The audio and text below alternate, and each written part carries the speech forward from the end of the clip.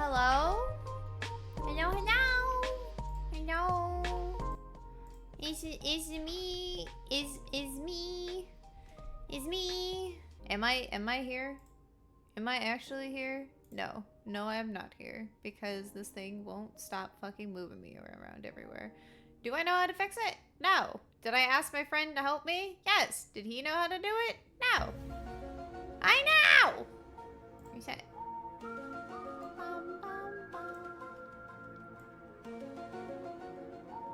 Here. Oh. Hi! I'm a spider again! Hello! Hello! Mwah. Mwah. Hi guys! What's up? What's up? What's up with you? What's up with me? What's up with everything? It's a spider time. It's a spider time. Mostly because I wanted to do a little something different today. We're going back to being a spider to celebrate Mose. I love her. But yes, we're going to do it in this way. We are going to be playing Zenless, and hopefully my fucking hopefully everything of mine doesn't break like last time, because that was not fucking fun. I gotta turn off or mute that real quick, and I gotta get this started because I need to log into the game real quick. How's everyone doing?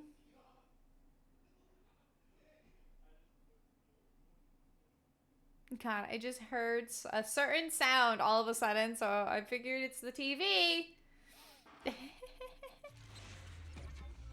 It's unless...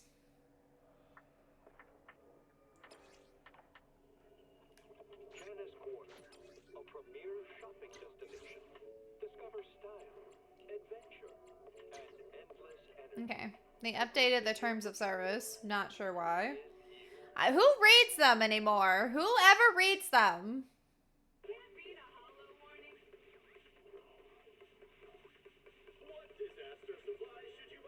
I think we're good. Boop. Here we go.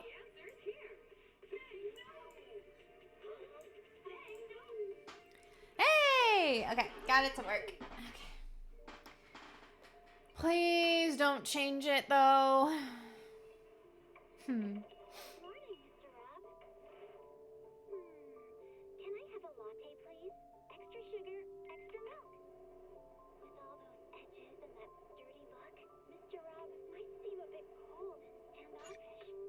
God damn it, I have to log in again. Alright, hold on. Here, I'll do this menu, so that way I don't have to keep readjusting myself. The only reason why I have to do this is because it pops up my email address. It's the only reason why I have to do it this way. There we go, we're good. Alright. That's all. If it said my first name, it wouldn't be as bad, because I have a very common first name, but it's definitely just because of the email address. It's not even like my proper, like, my adult one. No, it's my weeb one. I don't want people to know what the weeb one is. Alright. So this chick is officially out, which means I missed out in GUN. Again! But it's fine. It's fine. We do not care, because we are not going to be doing anything involving her, for we are after someone else. We are going to be going after Jane Doe. Jane Doe's back, baby! We gotta get her. I gotta fix the audio, though. There we go. Notices. Oh, they changed how it looks now. Interesting. Oh my god, they even give us a calendar? Oh, interesting. Oh, Lido's coming back! Fun! I, again, am going to be missing out on Astarion, because I don't really give a damn. It's cute. I really don't care about, their playstyle at all. She is cute, though. Don't get me wrong. But, I need her. Oh my god, that's so cute, Seth. Huh? Oh. Rabbit! He looks so distinguished. Says a distinguished gentleman. All right, we got events going. Say with the flowers. All right, let's see how she plays. Let's start. Good day, Lord Phaeton. She's cute. Let's see what the thing is. Oh. Ooh. The thing that upsets... oh my god, I just realized this model very much fits this vibe. That's hilarious. I just can't understand why. Why does there have to be a back exposed? Why? Why does it have to be exposed? I don't understand. I would never turn down Lord Phaeton. Her last name's Banshee? That's fucking sick, though. I actually like that. All right, let's try her out, though. Let's see how she plays.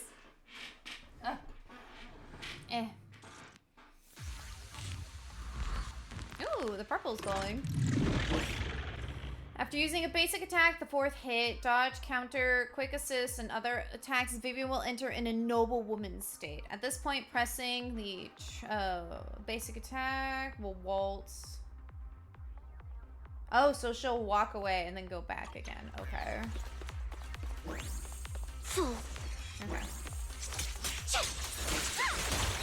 Worms belong in the dirt. Oh. Hey, there we go. Vivian will restore flight feather when she performs certain skills. Ooh! Ooh, I can fly away! That's fun. After performing any move that grants flight feathers, Vivian will automatically enter a fluttering state. At this point, pressing the trigger of the basic attacks. Okay.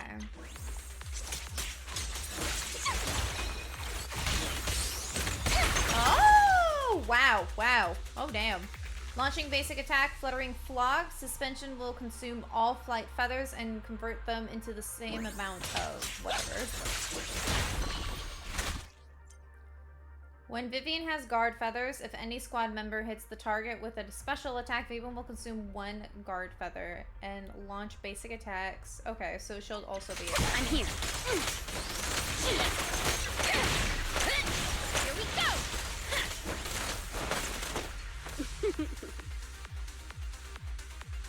I thought fucking Grace looks like a different person.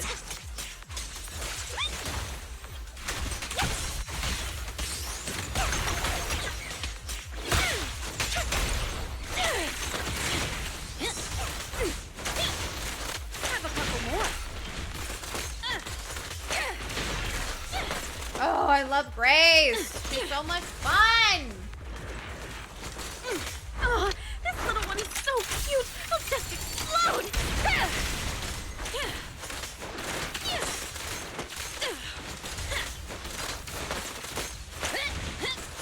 I just love that I don't need to be nearby. I love her so much. Bang on. Woody. A beautiful shooting star. Don't underestimate me. Notice me, Lord Phaeton. Oh my god.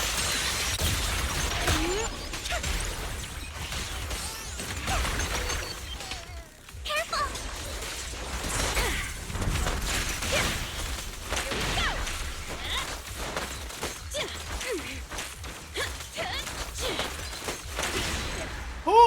Hell yeah. Hey! We did it. We did it. We did it. Did it. Did it. We did it. We did it. We did it. Did it. Did it. Next demo. Give me my mama. Give me my Jindo. Let's go. My queen. Ugh. Yeah, she do. Yeah, she do. Move it. Hey, big boy.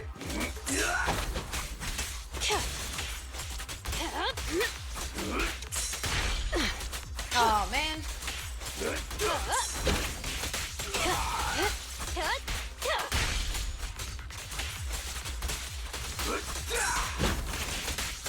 Almost make it painless. Oh, I love playing as her. Oh, I don't even need to look at that. Oh, I already know how to play her. I don't need to look at it. It's already perfect.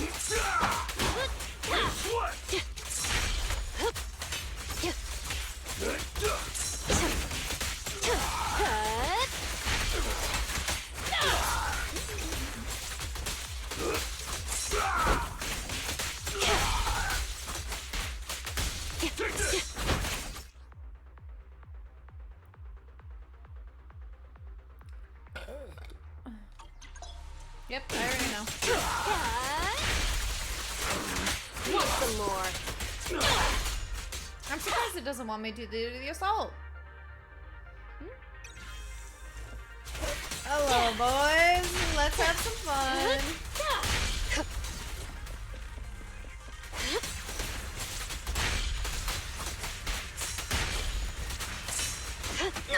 Oh, you gotta be fucking kidding me. You ruined my combo! Right, They're getting next? stronger. Now, You're the prey.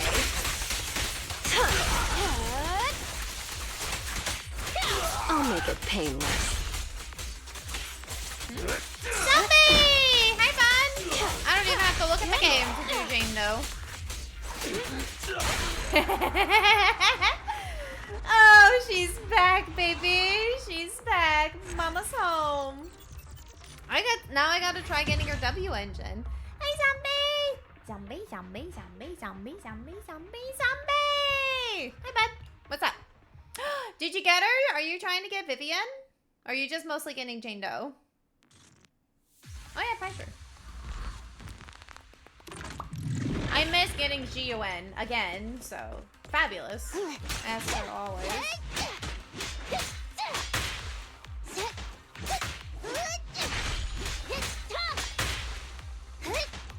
Oh my god.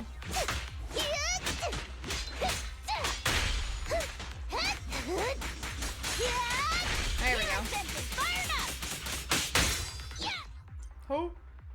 Who doesn't want the rat, honestly?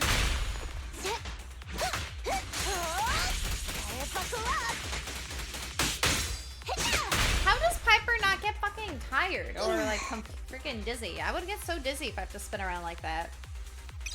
Oh.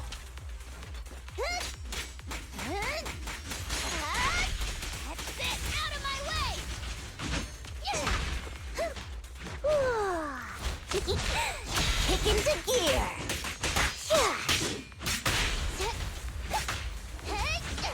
I'm running on fumes. Let's hurry up. In my sight. Yo, where you fuck? Try this. You know, I just want to Don't see. worry, everyone will get their share. Beyblade. Beyblade, Beyblade, let it rip.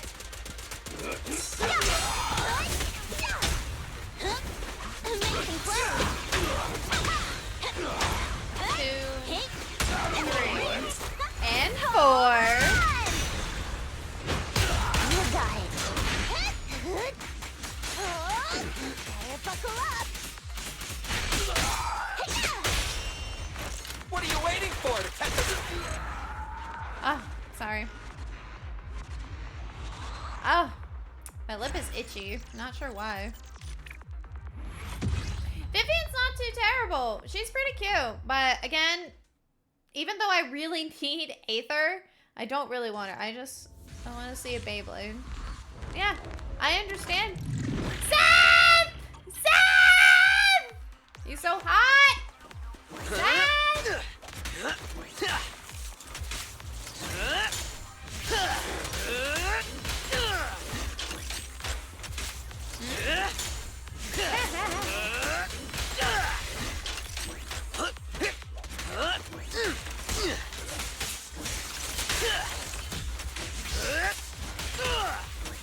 Surrender now. Aw, thank you. Thank you for the follow. Thank you. I see 6. I mean, yeah, fucking I did too. I think everyone and their mother ended up doing that now with Seth.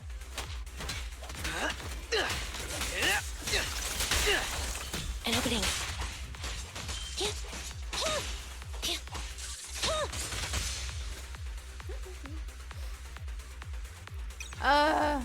More targets. Oh shit, hold on. Sorry, I have to focus now. Evade now. You're under arrest. They're exposed. You may remain silent. I'm not a loser. Lucy, no one called you a loser, honey. I would never call you that. Now we're just missing 3. Oh! You're under arrest. Oh, thank you. My screen was very filthy. I appreciate you keeping up the cleanliness. Thank you. Fracture. God, it's so funny to be playing as the old school You may Andy remain when I have her as There he is. Your crime won't be God, forgiven. Seth is so hot. But I'm waiting. They have to, right? Right? They have to, eventually. In Senza Zone Zero, Back up they're here. going to have an Oni boy, right? They just gotta. They just have to, right? Oh my god, zombie! Did you see the freaking trailer for the next content? You're under arrest. He is a hot twink, that's for damn. Well, no. Hold on.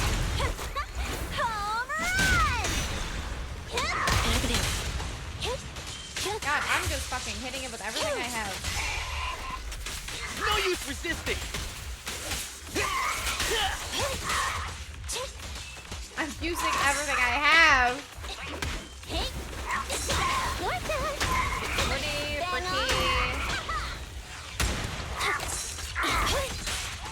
Be gone. You may remain silent. I'm not a loser. No one called you that, oh god, I love Lucy. No, Seth is not a twink. He is too muscular to be considered a twink. But he is attractive. I would say he has more of a Spider-Man build. Not the older Spider-Man, but the newer one, Spider-Man. Spider-Man. Otter. Ah. What do you mean otter? Oh! Okay. But yes. Vivian is pretty cool. So cute. It's been so long since someone triggered that. Oh, that's so nostalgic for me. Thank you. Vivian's very cute. I like her color scheme. I like her design. I do not appreciate that for some reason there's an open back on her. Why there's gonna have to be an open back on her, but that's besides the point. But I don't really need her. I'm not going to roll for her. I'm mostly going to be rolling for Jane. And I'm mostly going to be first rolling for that, which I don't have enough polychromes to even fucking do that, I don't think. I've been neglecting Zenless for so long. I have absolutely nothing to show for it now. Oh, the only one. Alright, let me see. Who's it? That's fucking Piper's engine. That's her W engine. Interesting. Great. Hi, Piper. But yeah. So we're going to be doing story just to try to catch up with everything. And we'll do our best to try to grind out so that way I could roll for her again. But we'll have to see.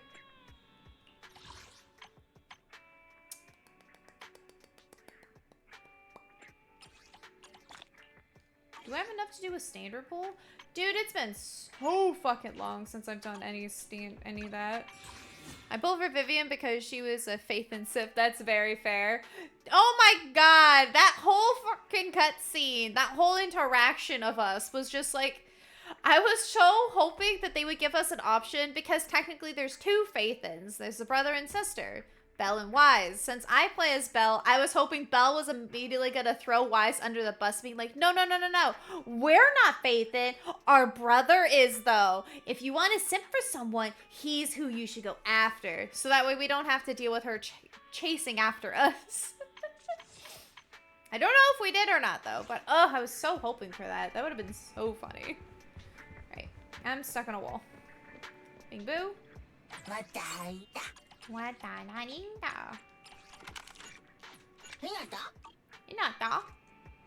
I sent you a chart. Did you?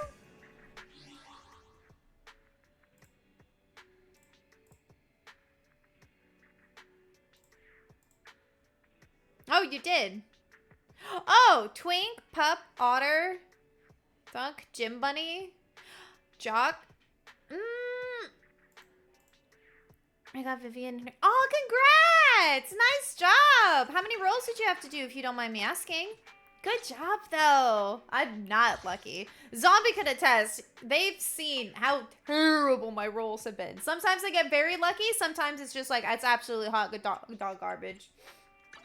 Yeah. 1, 2. 2. Yes. All accounted for. for. Yeah, Zombie. Fucking send your luck my way. How about that? How about you do that? Yes. Lore-wise, Seth is known as a jock. He's known as a gym bro. So much so where he keeps injuring himself that he has to keep going to the pharmacy to get freaking band-aids and stuff. You're thinking, oh, it's for you and the other people? No, it's just for Seth. He keeps injuring him. He keeps freaking just doing too much shit. I would consider Billy a twink, only because he's a robot. He is an android, and technically he's not, like, very muscular. He's an otaku through and through. I would consider him a twink. Who other? We're not considering, like, no, we're not considering Anton either, or Ben Bigger. Now, Haramasa. Haramasa is the twink. He is the legit twink of Zenless Zone Zero. I am going to attest to it here and now. He's the twink. Seth isn't the twink because he's too muscular. But this motherfucker is a sickly boy. Oh, but he's so cute too. But I don't really like his personality. It doesn't vibe well with me. So I haven't tried doing any of the dating aspects. And I do think it's really fucking funny. And like Ambi's whole backstory and shit like that. Like the spoilers, but one of the other robots of said Ambi was pissed off being like, it's not like we can go on dates or anything. It's like, the fuck? I have never gone on a date with anyone yet. I'm waiting for an Oni boy clone. Thank you. Sorry, I forgot what it was. I'm waiting for an Oni boy. Please. Did you call me? Oh, come on. You all know. You all know there has to be an Oni boy. If they gave us... Is it work time? Is food included?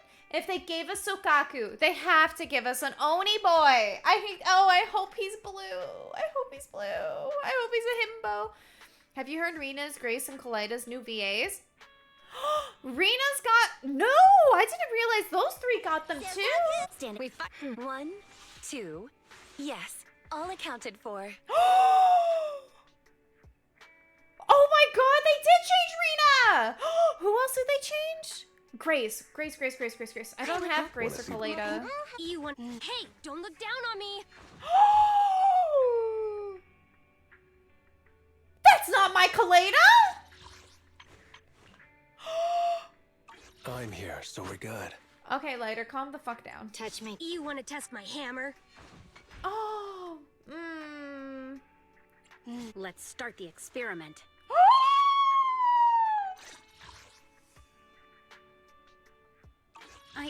Let's start the experiment. I only handle technical matters. Let's start the experiment.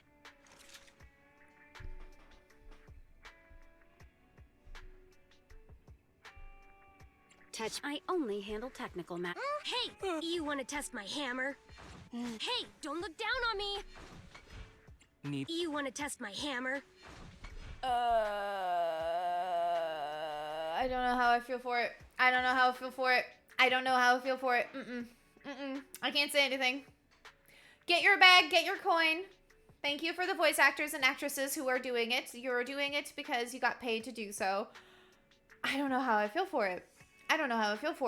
Lycon wasn't that too jarring. All three of them, those girls, it's a huge, stark difference. Grace's whole personality sounds completely different. And that's not any fault to the voice actress. Like, no fault to you. It's just so weird.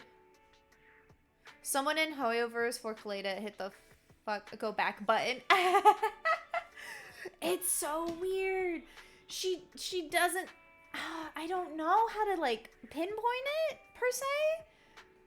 Hold on. I'm putting my hair into in a ponytail real quick. Hold on. Don't mind me. Ugh. So that way I don't have to deal with my hair being in my headset. We gotta go back. Had made huh?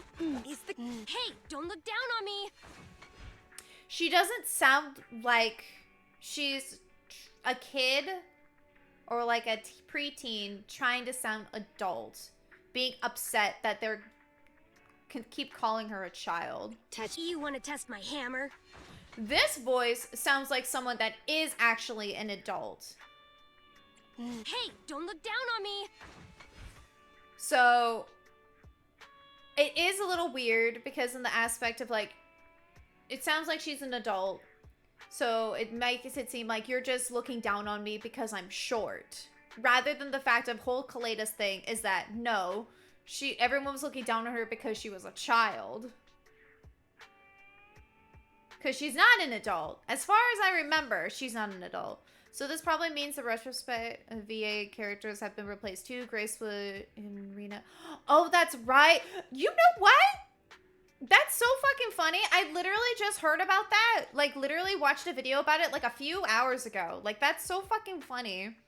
Dude, God, it sucks, dude. I always wanted to be a voice actress. Like, I still hope someday me and Quartermaster would really love to dip our toes in the voice actress industry. I think that's also why I switched back to between the spider model and then my original like gremlin model, is so that way I can try making it seem like I can have more depth in my voices. I don't think I can. I will be realistic, but I try my best. But it's just like, oh my god, like, it is very, very noticeable. Let's start the experiment. Like, Grace's whole personality is different now. From that tone, she sounds more reserved. She sounds more collected than the Grace that we knew during the story. In the sense of, like, she was freaking, like, tech crazy and stuff like that. Like, this is a person that is, like, very calm and collected. That's not gonna act insane. Which is not Grace. But again, no fault or blame to the voice actress. But all of the voice actresses that got their new VA, or new voices, or new characters, I should say, sorry. No fault to them. They're just doing it. They got their money. They got their bank. They're just doing their job. No worries on that front. You guys are doing an amazing job. It's just definitely a bunch of people got used to certain voices. So it's just a little jarring. Well, I don't blame Hoya for recasting them with Hoya's strike not being a proper strike. Honestly, God, it was crazy. I mean, fuck, a lot of the cutscenes that we had to deal with was like muted and stuff like that, which really sucked. Especially during the climax of like the last patch, like the last major patch or story-wise. And it just fucking pay your people. That's all it is. At the end of the day, motherfuckers, just pay them. It would be great if we live in a fucking world where we get all paid at least adequately, where we could make like a living paying rent and shit like that and bills and getting insurance and shit like that. But that's the thing. Hoyoverse in general is not specifically like America. I think it's in... Was it? I want to say China, but I don't think it's China. I don't think Japan either. Why do I want to think Korea? I don't think so. But it's not in like, at least for, it's not in America, it's not in Europe, it's not in Australia, that kind of thing. So their laws are a lot different than how it is over here and stuff like that. It's just weird, man. Sucks. But hopefully people don't be assholes. Hopefully VAs don't be crazy. It sucks, dude. I really liked, Paimon, the voice actress that does Paimon for Genshin. Apparently she went off the hinge on her TikTok. It's a shame. And I do love Genshin Impact, don't get me wrong. I absolutely love the game. I just don't go back to play it because they freaking don't. That's a whole other discussion. But enough about that. Let's start doing the actual story, shall we? It's time for us to go back into content where we are going to bury your tears with the past. We're going to do some story aspect of Vivian. I'm running into a wall. Also, I'm really shocked that a lot of my friends don't decorate their memory board. I love decorating this thing. Weavers have been trying to pay them. The V's have been trying to take advantage of the... Oh, is that the situation? Oh, no. Wow, that still sucks. Oh, gosh. Thank you for educating me. Like I said, I only watched like one video about it, so I'm not really familiar with everything about it. I appreciate it. But that's awful. There's always going to be sticklers like, oh... Oh my god, so you spin... No. I don't have enough room for that picture. I have room for that picture, though. What's a good picture to have there? No. No. No. God, I wish I could just shrink this. Here, maybe if I move this one... Damn it. Maybe if I move Inky over here, that way I can have space to put that. Hey, we're good. We're golden. I try my best to decorate this, but this is also not that great. Do I have a new one? No! Huh. It's okay. I've been dibbling my toes into it sometime with drama. Dude, I understand completely. Sometimes it's fun to get a little sneak peek of drama because it's not anywhere near you. I fully understand and no worries. I think it is amazing when she... Okay, can I get rid of one? Can I get rid of one? That one. Can I put it away? Do I have room now?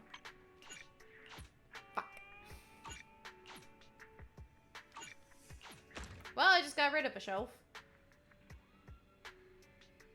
Damn it! I need more room. Okay, let me just turn it into morning.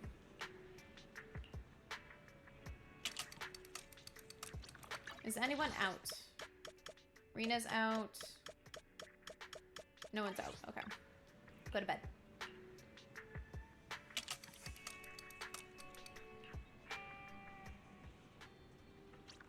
No, anyone out? Nicole and Evelyn, been bigger.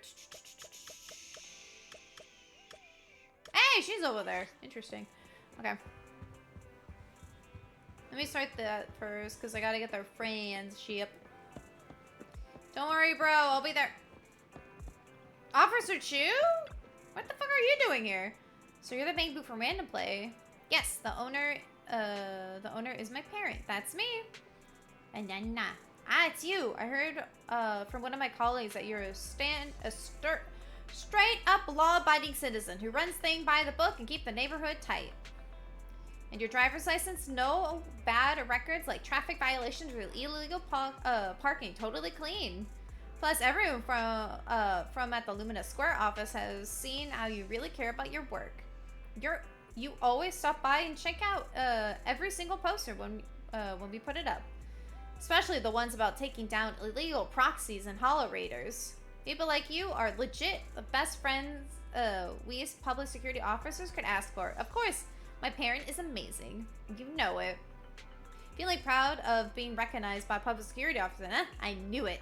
And by the way, I've got some questions I need to throw out your way. What's going on? We spotted some pretty sketchy folks hiding around the 6th Street a lot lately. No way, who are they? They look like some intelligent and contractors, plus some stage characters toting explosives. Long story short, there's a bunch of weird stuff going on around here, so if you ever feel... Oh my god, I totally understand. Oh, by the way, I know it sounds crazy, but if you and your buddies accidentally wander into the hollow, just reach out for me. I'll be there in a flash to help you out. That's so fucking funny. Thank you, Officer Chu. Evelyn! Ellen! Oh my god, it's Evelyn. Hold on, I'm gonna look up what to just say correctly. Give me a minute. Where is it? Where is it? There it is. I regret not getting Estrada, but I got Evelyn, and I have a lot of fun with her whenever I use her. Ugh.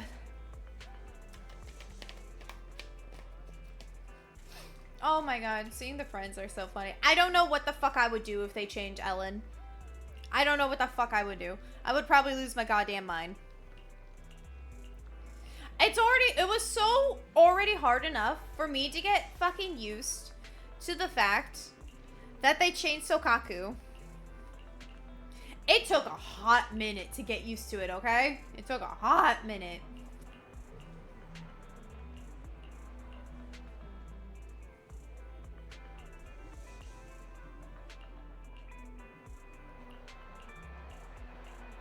I'm not reading this because I'm sure everyone have seen it.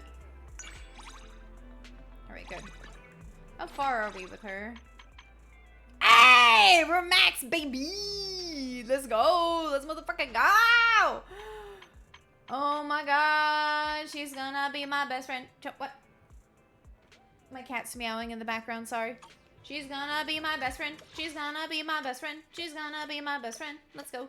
Let's go. She's gonna be my best friend. She's gonna be my best friend. And now I gotta go do this one. Do this one. Do this one. Alright, this bitch. We finally got a female furry.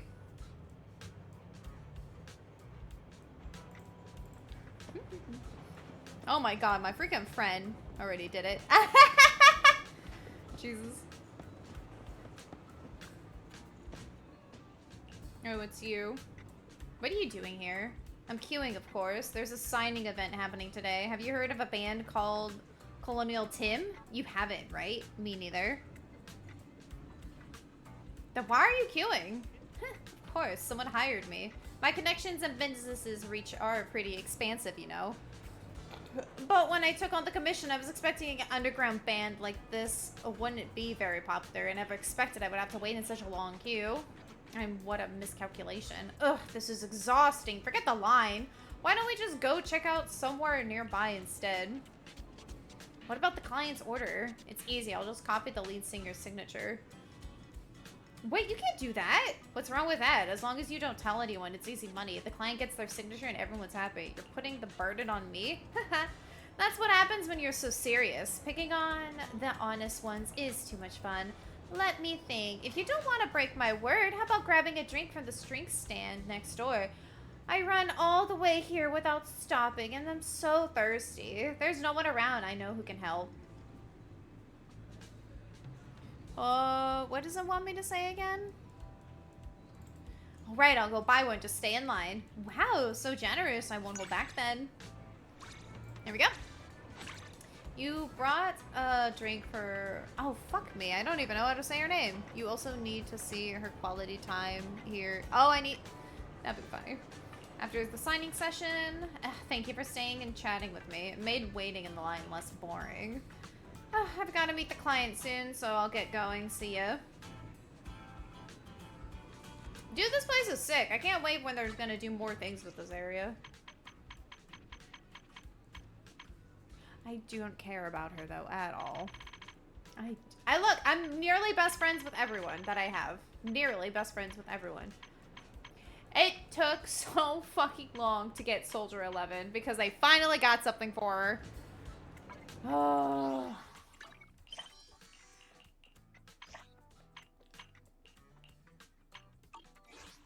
I'm so excited. I'm about to change that now.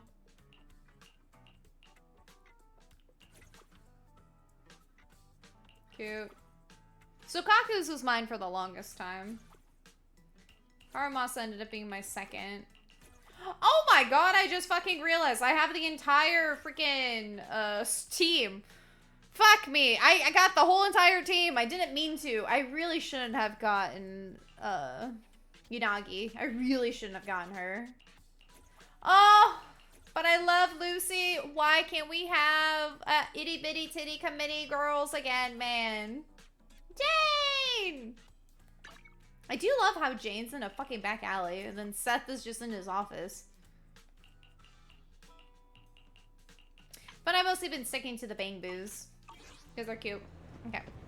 Back to the story. Apologies.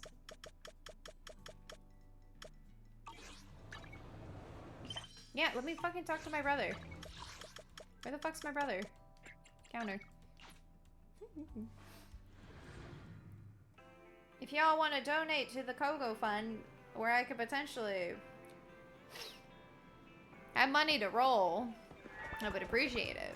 But you do not have to. It's not my fault that I have a gambling addiction, apparently.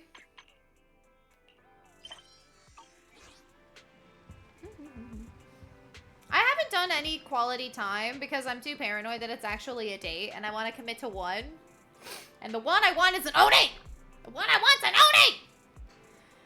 Vivian sent me a message. Seems like they made more progress on the sacrifice issue. I wonder how Vivian's been doing. After Hugo passed, she's been busy managing Mockingbird. We haven't talked to her in quite a while. Belle, do you want to arrange a time to meet up with her? Let's go meet up with her. Alright, I'll arrange a time with Vivian. You just rest and I'll tell you when. Why on the fucking couch? We have a whole ass bed. Let's rest on the couch.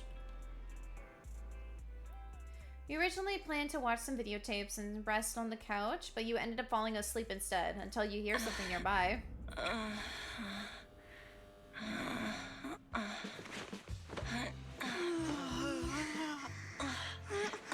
Lord Phaethon, this time let me. Vivian? Vivian?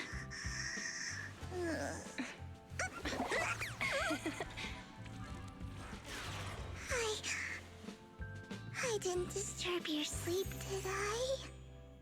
Vivian! No! No! Go after my brother! Oh, no. I don't want to yonder When I after got me. here, the other Lord Phaethon said you were resting on the couch and just let me in.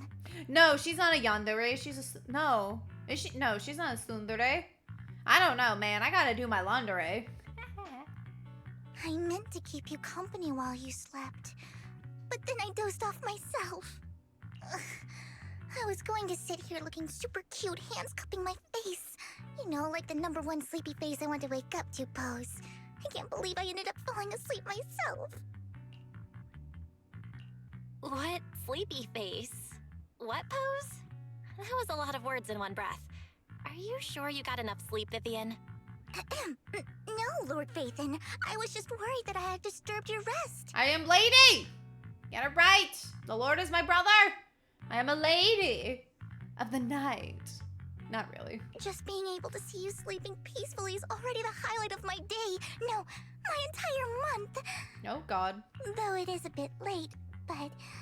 Good morning, Lord Phaethon. You're here super early today, Vivian. Is there something urgent? Mockingbird's death has stirred up quite the storm. I took some time to gather intel. It seems someone deliberately leaked the story that Hugo is an illegitimate child of the Ravenlock family, but I haven't found the source yet.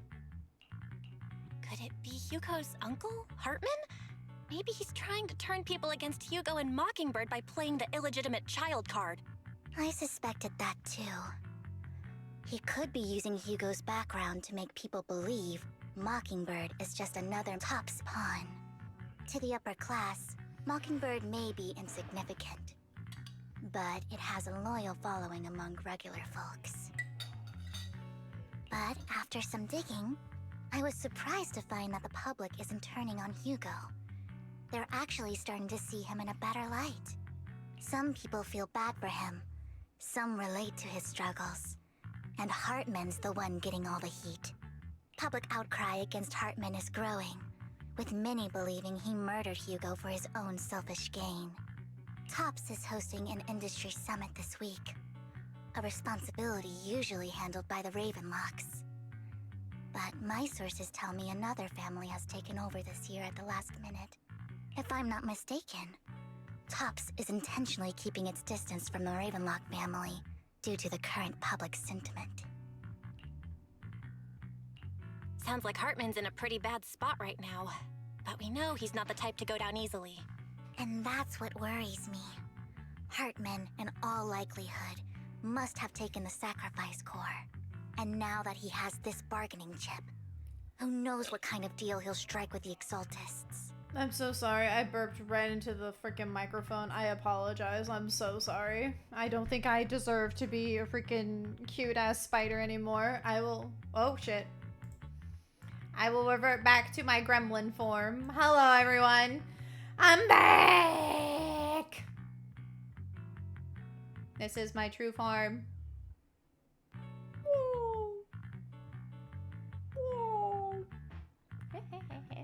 Alright, let's go. Sorry for interrupting, Vivian, but I need a quick word with Belle. Oh, no problem at all. I'm sure you have important faith in matters to discuss. Take your time. I'll just be waiting outside. We can't make our guest wait outside.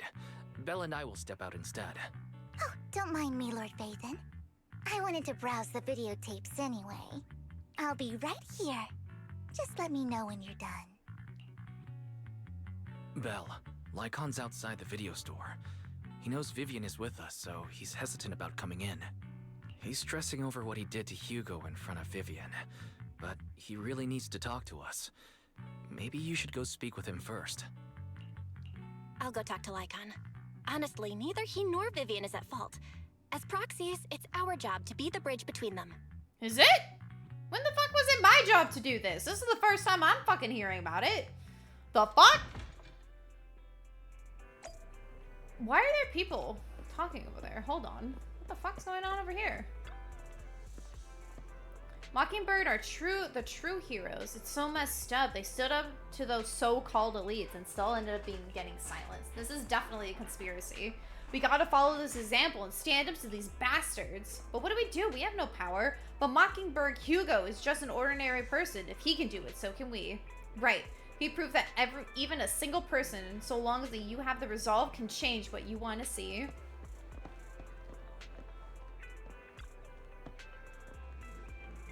Hartman must have murdered him to protect his own. Oh, thank you for the follow. Thank you.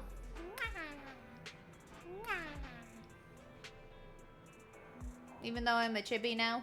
I'm a chibi. I'm a chibi. Chibi!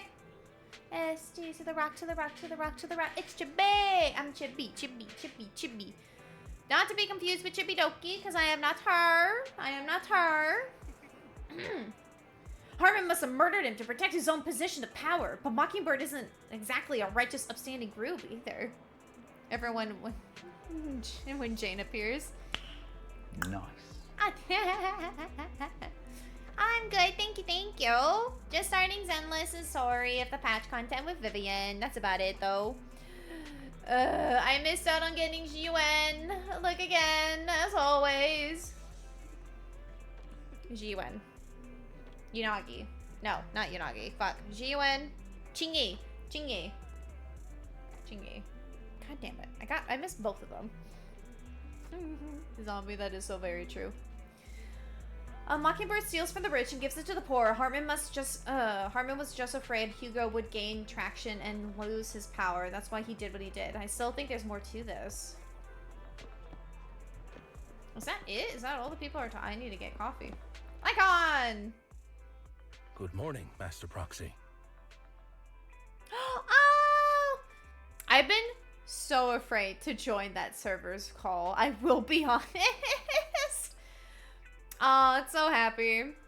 Yay! I'm excited to see who are the new members that are going to be joining the agency soon. Oh, I'm so excited. I can't wait for the designs. Oh, that's my favorite part whenever there's like an agency of like when they're hiring in-house is honestly looking at the awesome designs that they'll end up coming up with. I did try, but didn't get in. But it's okay. I'm still gonna keep trying to be a good streamer as an indie. Even though I don't have enough money, but what's besides the point? I'll try my best. It's all I can hope for, even. But welcome! Good morning, Lycon. Wise mentioned you wanted to talk to us and Vivian about something? Yes, it's an urgent request from the mayor, one that directly affects New Eridu's safety. I haven't joined in the voice call, but I voiced in MC. Oh, fun! Thank you. Very much appreciate it. Thank you. I'm gonna try my best. I believe in what I have the concept of is definitely just trying to make sure to save and get the pie? Yeah, that's the word I'm looking for. Buy commissions! Support artists! Buy artwork! Oh, the artwork! I just started trying to get, Alerts. Sorry. I don't know why I was staring at my phone to realize what the word was. I paid to potentially get some new alerts. And I'm excited about that. I have a friend that's going to help me doing some sound bites and stuff like that. In the sense of like my own audios and things. And maybe having my own like starting music and stuff like that. We're getting there. We're getting there. I have my friend that's also going to be doing emotes. But he doesn't want me to pay him because he'll feel pressured. So he's just doing it slowly, which I think is hilarious. However, before we get into the details, Yes. as a former member of Mockingbird, I'm concerned about Miss Vivian. Hugo made many mistakes and betrayed the principles of Mockingbird, but I'm certain he didn't intend to put Miss Vivian or you in danger. I don't know Miss Vivian very well, and I was the one who took her companion's life. I might not be the right person to comfort her, but I hope she doesn't regret the choices she made or lose faith in the path she chose. Vivian's doing just fine. She's actually been gathering intel and has a clear understanding of where things are headed. She might be tougher than you think. My nose is itchy. If you're really concerned, Eh. why not just talk to her directly? If you'd like to apologize, it should be face to face, right? That's reassuring to hear. I really love Belle's hairstyle. I've been so tempted to do that for so long, but I would have to get bangs again, and I'm really too scared to get bangs I again. trust your judgment. You've always had a sharp eye for people. Would you mind coming in with me? I'd like to apologize to Miss Vivian in person. No problem. But What? I'll be staying neutral. Everyone has their own stance on this, and I get where both of you are coming from. Oh my god, you know what I should do one day, CJ, is while you're doing that? What? What do you mean? That it?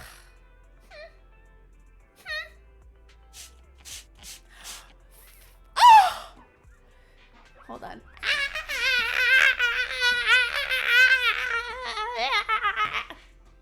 That's what I wanted to try to do, but my fucking second player, my chair over here, my squeaky ass motherfucking chair did not help the cause. Of just also joining in where the hands are. What? I thought it was funny. Was it not funny? I thought it was funny. Ow. It looks like I broke my neck. I just noticed.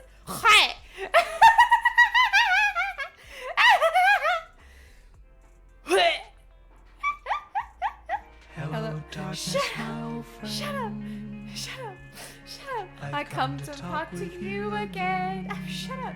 Shut up. Leave me alone. As a proxy, I'm just here to make sure you have an open conversation. I'm not taking sides. Why, thank you. Why, thank you. My goodness. My goodness. I try my best. If anything, everyone always says I'm a gremlin. So this chibi model that by the artist of Gloomy Maid made, and it fits me perfectly. Yes, CJ, I see you. God damn it. God damn it, motherfucker. I respect that. Thank you. You return to the video store with Lycon. Vivian doesn't seem to have much of a reaction to Lycon's arrival. Miss Vivian, I'm very sorry about Hugo. You don't have to explain anything. I'm also part of Mockingbird. Mockingbird stands on more than just game, so it won't fall when fortunes shift. Hugo had his fixations and ambitions. I also have things I must see through. I'm determined to get to the bottom of the Exaltus and the sacrifices. Miss Vivian, as a former member of Mockingbird, you have my deepest respect. You have my word, whatever comes next. I would never harm you or Master Proxy. As for Hugo, please accept my condolences. Condolences?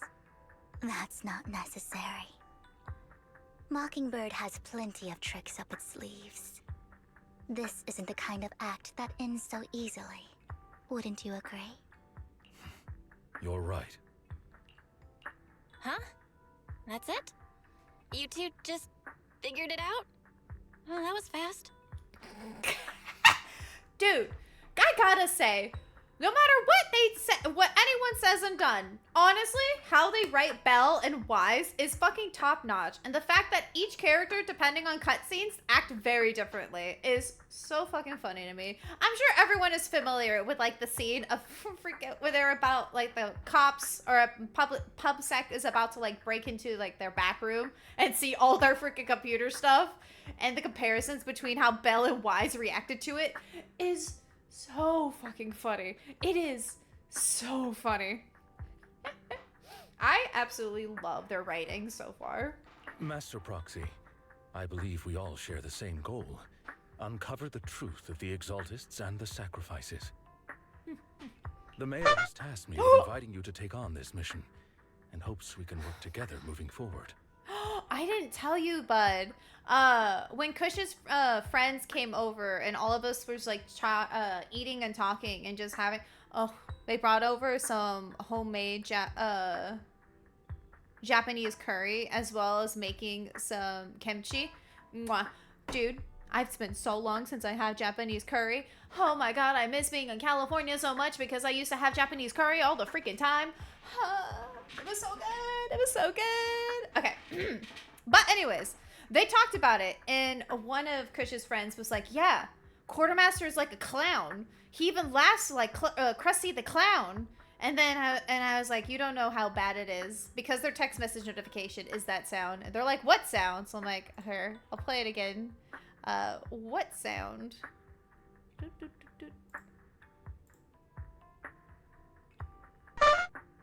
That sound. That's the sound notification of the Quartermaster. If anyone texts him, that's the sound. In the middle of the night, I could be peacefully sleeping, and you'll just hear randomly in the middle of the night. It was so fucking funny. The first couple of nights when I first had to deal with it, and then it got scary. But then it was fine because I got used to it. But it's so fucking jarring and funny sometimes. So like the perfect opportune moments when it happens is comedy gold. Comedy gold. But you doing that reminded me of that. And I thought that was funny. If the mayor wants to work with us, I trust he will demonstrate his sincerity and kind. Mockingbird will not serve as a pawn for the powerful. That will never change. Of course. While the mayor cannot handle this personally, he will make sure we have all the intel and support we need. Miss Vivian, I know you have your own intelligence network, but for some high-profile shady dealings, perhaps the mayor can provide you a different perspective. Please, take your time to discuss. If you're open to collaborating, I'll set up a call with the mayor so he can speak with you both directly. I need to discuss this with Wise and Vivian. With so many people involved in this, we need to be very careful. Of course, I completely understand. When you've made up your minds, you can find me at the Ballet Twins. Belle, what do you think about Lycon's suggestion to work with the mayor? The sacrifice are still a threat, true. At the moment, our only intel on the sacrifice is what Bringer left behind. We can get someone to help investigate, but it will take a significant amount of time, and time is something we can't afford to waste, so working with the mayor is the good option. What do you think, Vivian? Mockingbird has always gone against authority. Would it be against your values to work with the mayor? Mockingbird isn't just about going against authority. Mockingbird hopes that all people can be given equal opportunities and treatment. I don't exactly trust the mayor, but I believe he can be someone we can work with. At the moment, at least. Let's go talk to the mayor first.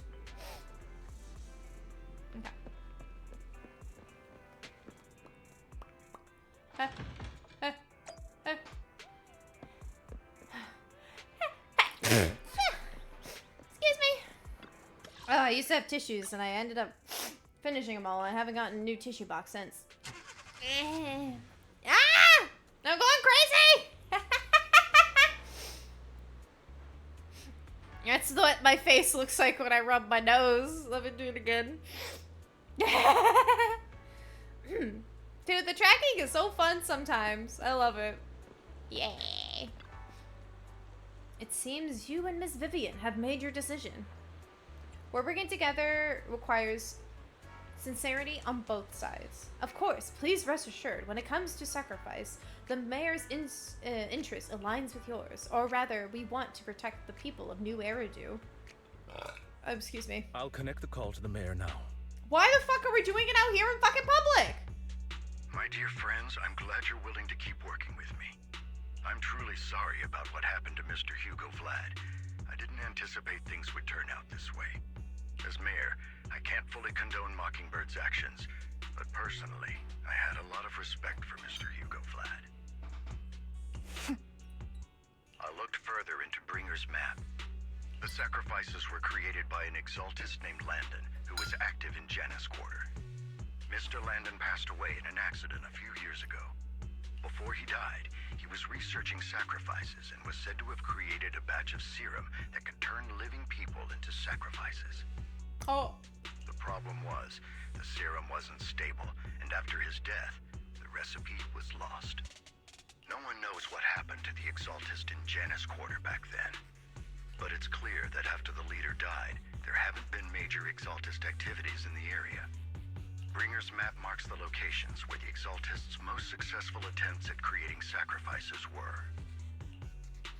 Since this person has already passed away, and the exaltists haven't been active around here for a while, then could it be that this is just Hartman acting on his own? Unfortunately, that's not the case. Hold on.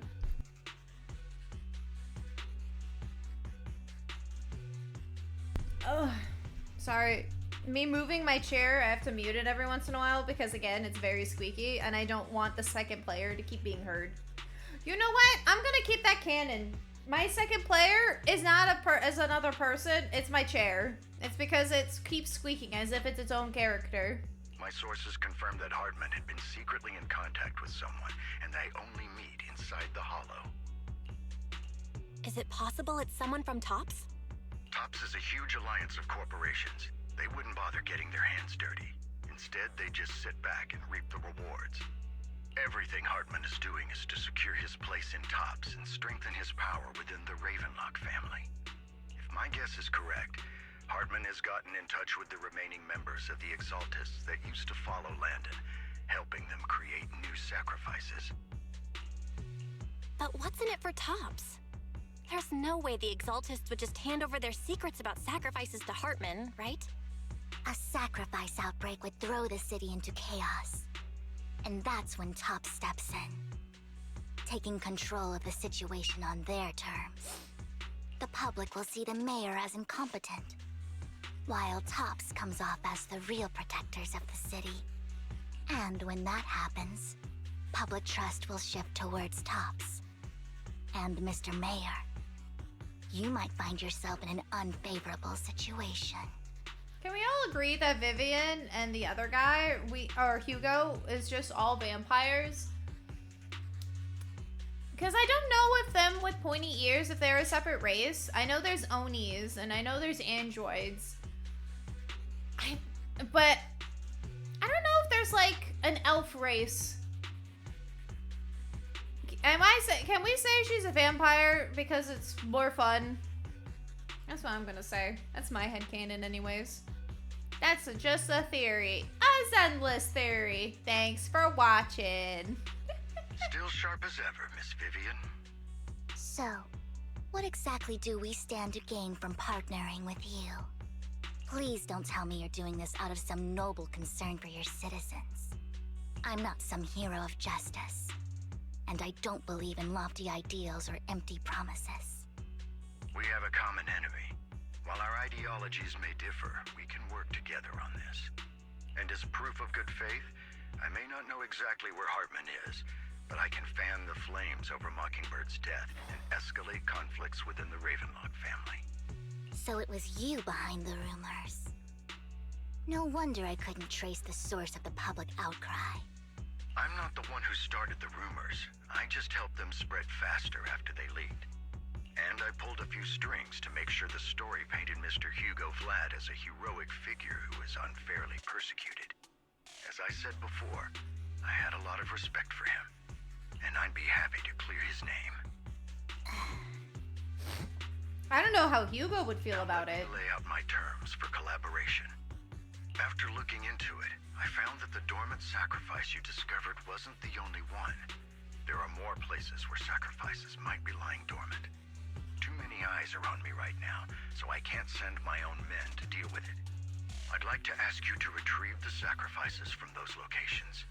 I'll make sure to dispose of them once you do, so no one will be able to use them again. On top of that, I've asked a friend to help monitor your physical condition, and maybe even uncover more of your potential. Her research overlaps with your teacher's work. You don't need to worry about her capabilities. She's a Void Hunter rank special investigator. You can't say that. I know so many of them. Really? A Void Hunter rank special investigator is going to be assisting us? And she's involved in our teacher's research? That's right. She's heading to Janna's quarter for some business. I wanted to set up a formal meeting, but she declined. She prefers to assess things on her own, and will reach out when the time is right. She'll let you know the details then. I bet it's Jane. I bet it's Jane Doe. So it looks like you both are on board with this commission and ready to help recover the sacrifices? Okay. God damn it, zombie! You were too good at that! Holy fuck, that scared the shit out of me! Oh my god! Oh my god! Ah! You son of a bitch! God damn you! God damn it! Why are you so good at that? I'm gonna make that be more expensive! We don't want new Eridu falling into chaos either. We'll do what we can. I know you won't let me down. Given our positions, we might not be friends, but we're definitely not enemies. I'll leave the rest to you then. I've got to go. Goodbye. I swear to God, zombie. God damn you. God damn you. I am glad the two of you have decided to continue working with us. With your help, we can be sure to successfully recover the sacrifice. I have other business to deal with, so please excuse me. If you require anything, please feel free to contact me anytime. Lycon leaves thereafter. Lord Phaethon, shall we head out now? Let's drop to the hollow. Alright, let's go. 1, 2, yes, all accounted for. No. Let's stir up some trouble. What? What? I mean, it's Jane Doe, so I don't have to worry. It's my favorite girl. She's the only one I have actually decent in. I just need her W engine. Oh, she is so cute. That. Why is it exposed? Yes, I already know. Lord Phaethon, thank you for trusting Mockingbird and me.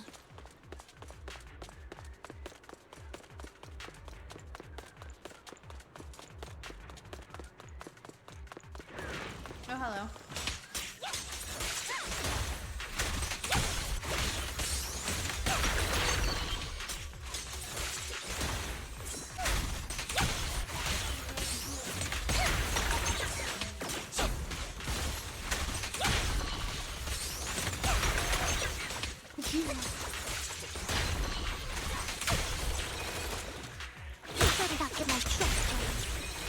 Whee! Dude, I fucking love that her special is just her upskirting herself and is just showing off the thing. Has someone already taken the dormant sacrifice from here? Or did the Exaltus decide to relocate it? No. If these dormant sacrifices aren't handled carefully, they could awaken and turn against anyone nearby. She wouldn't risk moving them unless it was absolutely necessary. Did she realize the mayor was looking into this? Just as Vivian is talking to herself, you hear another voice of someone debating. You don't know who it is, so you pull her aside to listen. Ooh. Did Hartman just make up this intel to get a shot working with us at Tops? I've been walking around forever and haven't found a thing. The Ravenlocks have always been a shady bunch. No surprise they've gone downhill over the years. I heard they were pretty loaded back in the day. What kind of business did they run? No clue. On the surface, their businesses seemed legit, but who knows what was happening behind the curtain. Human organs! I think that's what the implication was. Probably something with the sacrifices. I mean, How else would he know about the dormant ones left around here for years? And he was so sure that even if those original sacrifices didn't work out, he had a backup plan. Backup plan? What could that be? Well, that's beyond me. I just happened to overhear something while I was next to Mr. Edmund one day. What's Tops planning to do with all these sacrifices, huh? For research? Do you think we'll ever have a normal life in the Hollows? Don't ask questions you shouldn't be asking. All right. There's nothing here anyway. Let's leave the Hollow and report back on what we found. And we'll make it just in time to clock out for the fieldwork shift. Let's get out of here first. After the two Tops employees left, Vivian appears visibly unsettled. Hartman, that fool. He'll do anything to get into Tops. Even if it means playing with fire. Fire! She's an exaltist. Human lives have never mattered to her. The more people get dragged in, the greater the danger. Who is she you're talking about? Vivian, I've been dying to know. Who is this she you keep mentioning? I apologize for losing my composure. Please don't mind me. The she I'm referring to is with the exaltists. Someone I have a history with. That's why the moment I heard about the sacrifices, I felt compelled to uncover the truth. I wonder if you guys can hear them in the background, my roommate. I never meant to hide anything from you. It's just that, for me, the exaltists bring back painful memories. And I'm not ready to face them yet. So, Lord Phaethon, please give me a little more time. Once I've gathered my thoughts, I promise I'll tell you everything. Sure, I won't pry anymore. Everyone's got a past, and you don't have to dig up old wounds if you don't want to. I can see the Vivian I know now is super brave and kind. I believe you've really put in the work. Lord Phaethon, if we weren't in such a hurry, I'd spend 3 whole hours singing your praises. Jesus Christ. I'll make note of this and make sure to get it done before bedtime. Oh God. First things first, let's track down those dormant sacrifices. The exaltists have probably realized someone's after them by now. God damn it. I'm so fucking, like, I'm so brain dead. Because every time they keep saying dormant, I keep thinking doormat. So I'm just picturing a bunch of freaking sacrifices that are doormats. And it's making me laugh on the inside. And I know it isn't. Even Grace Ultimate sounds different. Oh, don't say that, zombie. No. I did notice. I did wonder. It sounded like a little lower when I was when I Wish did we the knew demo. what Hartman's backup plan is. I just can't shake the feeling that Oh, hello. something bad is about to happen. You can see the future, woman. You know it is. Where belong?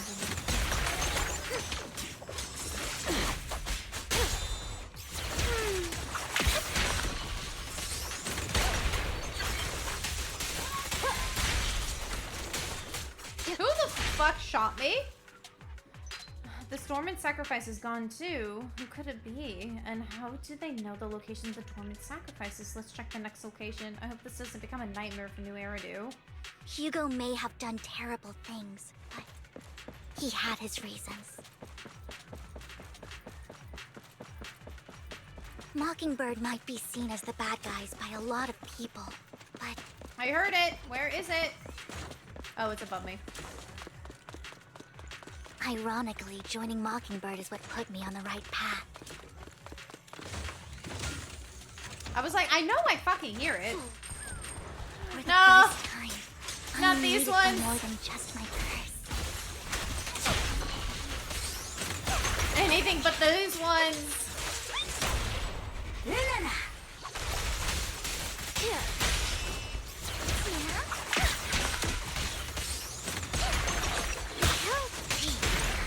Nothing here either. Oh, thank God. Are we too late? I hate those ones. I hate those ones so much. There's Someone ahead. Oh?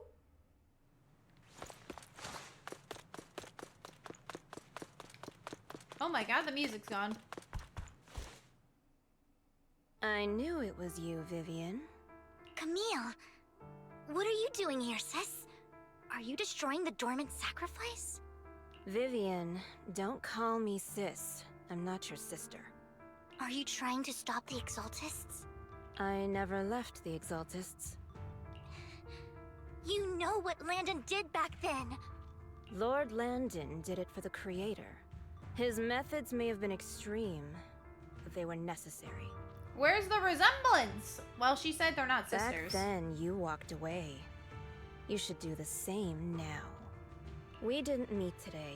Take your friends and leave. What's wrong? Are you being forced into this? I can help you. Help me? Like how you helped her? Vivian, you're crying. You see me, don't you? No, You haven't changed a bit, Vivian. No need to hide your tears. I know exactly what's ahead for me. You've made your choice, and I've made mine. One last piece of advice. Stay out of this. She loathes you. I won't tell her we met today. Don't show yourself around us again. Camille!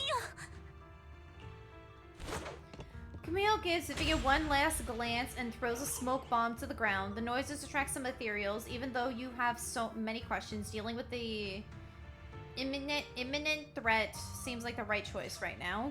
Lord Nathan, watch out! I'll tell you what that was about later.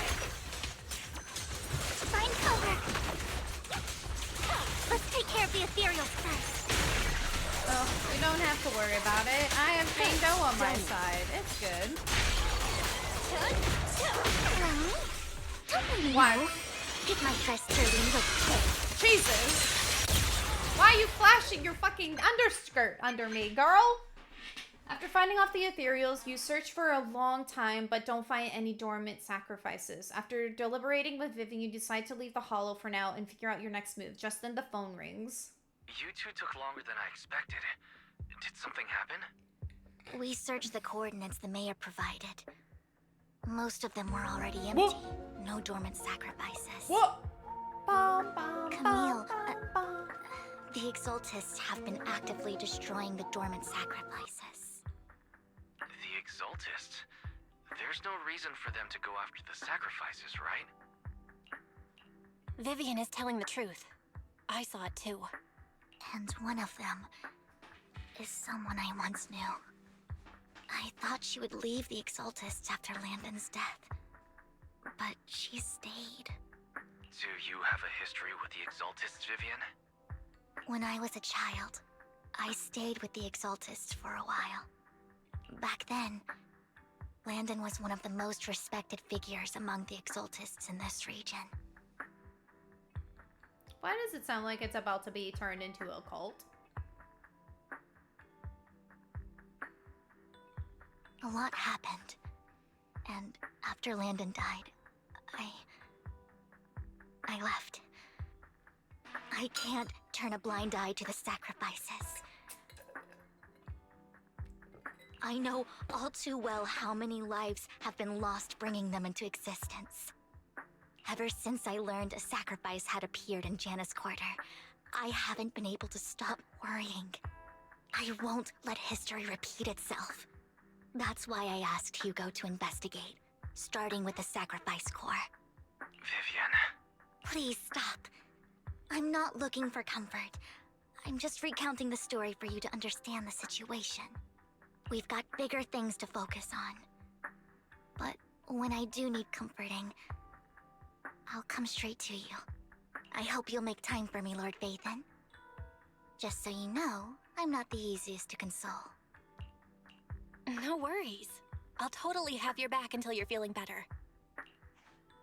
Okay. Back to the matter at hand. That conversation between those two TOPS employees back in the Hollow is still bothering me. They said Hartman had a backup plan, and that got me thinking about some news that was quietly swept under the rug. Lately, there have been mining accidents in Ravenlock-controlled areas. Many workers have died.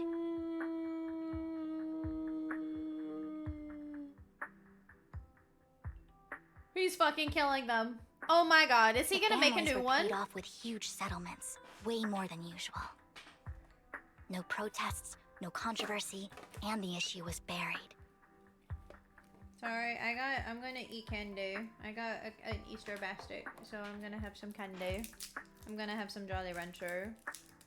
Green apple. There we go. Very sticky. But considering the Ravenlock's financial position, why would they be so generous with payouts? That sounds sketchy. Are you saying they made up the accidents and the workers' deaths? Precisely. I don't think those workers died in mining accidents. I'm planning to reach out to some old friends, see if they've heard anything about this. Do you have time, Lord Phaethon? My contacts are just near 6th Street. Care to join me? Okay. I'm in. Let's go together. Mm-hmm.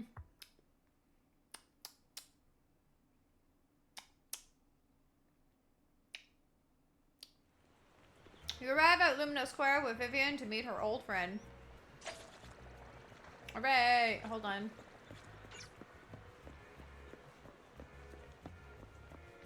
I'm gonna do this real quick.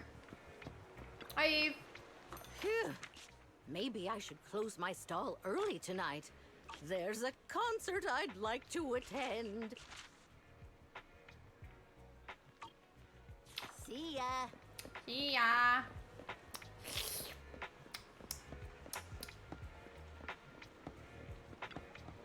Oh, the afternoon is the perfect time.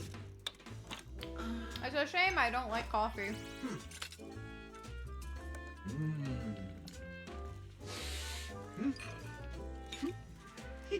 I can't have coffee too. Quartermaster's allergic to it. Please take your time to savor my creation. In the sense that coffee can't be allowed in the house is what I mean. But again, it doesn't affect me at all. I never liked coffee to begin with. Hi, Vivian. Lord Phaethon, let's head out as soon as we're ready. Go now. An old friend of mine said she has some new intel. Why are all the females taller She's like a than mentor me? to me. Rain! I learned a lot about data scraping on internet thanks to her. Rain! Rain! Rain! Long time no see. Rain! Yeah, it's been a while. Rain! Rain? You two knew each other? Yeah, Phaethon. Long time no see. Rain, you actually know that Lord Phaethon is Lord Phaethon? No, I mean, you actually know Belle is Lord Phaethon. I'm not though. I'm not. It's being wise. Don't keep leaving my brother out of this. I didn't know right away. One time, I needed a favor from Nicole. I only found out after meeting them. I mean, who would expect a legendary proxy to be running a video store for a living? Oh, by the way, your idol... Rain, let's not bring up old stuff. Lord Phaethon wouldn't be interested in that. Why are you all tense? Right! Lord Phaethon lives on 6th Street too, and might know your idol. Remember when you traced that post on Internet to 6th Street and actually went to check it out? And you came back all bummed, spouting nonsense. Like there was only a black cat at the location, and maybe your idol is actually a talking cat. Or something like that. I know that black cat. I'm always sneaking at snacks. Lord Phaethon, please, let's drop this topic. Come on, Vivian. It's been years and you still won't say who your idol is. If you'd just let me, I'd have tracked them down ages ago. I get it. You want to find the person who's important to you on your own. But you've tried so hard already. It's okay to lean on me a little, you know. I'm sure your idol won't hold it against you. I shouldn't have come to see you. Huh?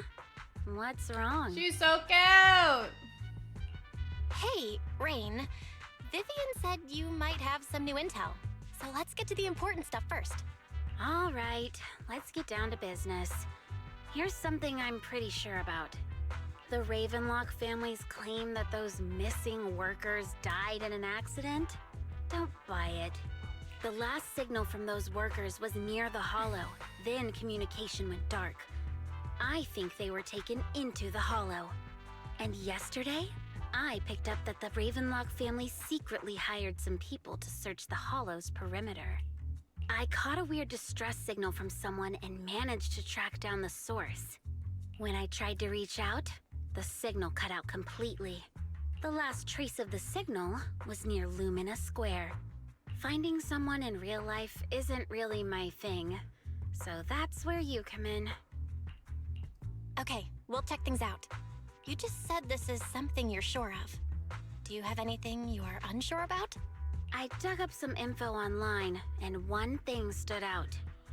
A few days ago, there were some creepy sounds coming from an abandoned warehouse by the port. Of course, it's an abandoned warehouse. The place was locked up, so no one could see what was happening inside. Not sure if it's related to your search. If you don't find anything useful around here, it might be worth checking out. Well, that's all I have for you. Thank you, Rain. Don't get all emotional on me now. I'm just helping out a friend. This one's on the house. Consider it payback for the favor you did me last time. But if you still want to find your idol, hit me up. I've been curious for what... Alright, don't worry about it. I'll manage it myself. Stop being so nosy, Rain. Nosy? Nah, just professionally curious. What kind of person is worth all this searching, huh? I want to know who it is. But honestly, whoever they are in real life, they've become a part of you. You've come a long way in this search, Vivian. I much prefer the person you are now. So if you find this person, don't chicken out. Go meet them. People will appreciate you for who you are. Rain. I might not care about the real world or what it'll be like, but I hope everyone I know can live a good life. I'm counting on you to save the world, guys. All right, I have other business to take care of, so I'll leave the rest to you. Rain waves goodbye and leaves. Vivian mentions she knows someone who's really skilled at finding people in real life, so you follow her and continue on your way. Lord Phaethon, please pay no mind to what Rain said. Dude, Rain knows everyone too. It's so funny. Rain knows Evelyn. She knows a bunch of people. That big guy's up ahead. Let's hurry. No. No, not the one Denny Boo. Are you kidding me? Anana, long time no see. You seem to be doing well, little one. Yep, I made an awesome friend since the last time we met. My friend got ill before, but it was the manager who healed them. I didn't realize you two knew each other. Then, the next thing I heard, head to the manager's place. Will I get to see you too? You know each other? Yep. This little guy is Lucky Boo, my old boss at my previous workplace. Bought it at a discount store at clearance price. He was a terrible boss. Not only did he shrink on paying wages, he didn't even take care of his bamboo either. Yeah, that guy, really terrible. Then his little guy had a malfunction and the boss threw him away threw it because he didn't want to spend the money on repairs. Really, I could have been fixed with just a simple battery change. Vivian's the best. Vivian changed my battery, the bestest ever. All I did was change your battery for you. It was you who earned the money to buy it. Yeah, I'm amazing too. I earned 100 dennies, just enough to buy a battery. So that's what that 100 denny bamboo battery came from. Honestly, you got plenty of energy. But I told you before, I need you to be more tactful. Haven't you learned anything? I learned. Pat one Benny Boo, give Denny. Wow, you found your way to make a living, huh? Amazing. So that's how it learned that. Did you need me for something? I'm super happy to help. I love you. I know you love exploring all kinds of places, so tell me, have you come across anyone strange these past 2 days? Strange? You mean someone who looks hurt, scared, and kind of trying to hide where there aren't many people around? Let me see. I think I got it. I saw someone like that in the in the desert today. Something super similar. Gonna meet the outer ring. I don't think one being Denny Boo can make it that far. Desert probably refers to the sand pit up ahead. Lord Phaethon, let's go take a look. Did it help? You were super helpful. Yay! I'm so happy. I want to keep helping. You should go and do whatever is important stuff you need to do. Let's get together soon. Excuse me. One Denny Boo is just too cute, right? I didn't know you helped it too. I knew Lord Phaethon was the best in the whole world.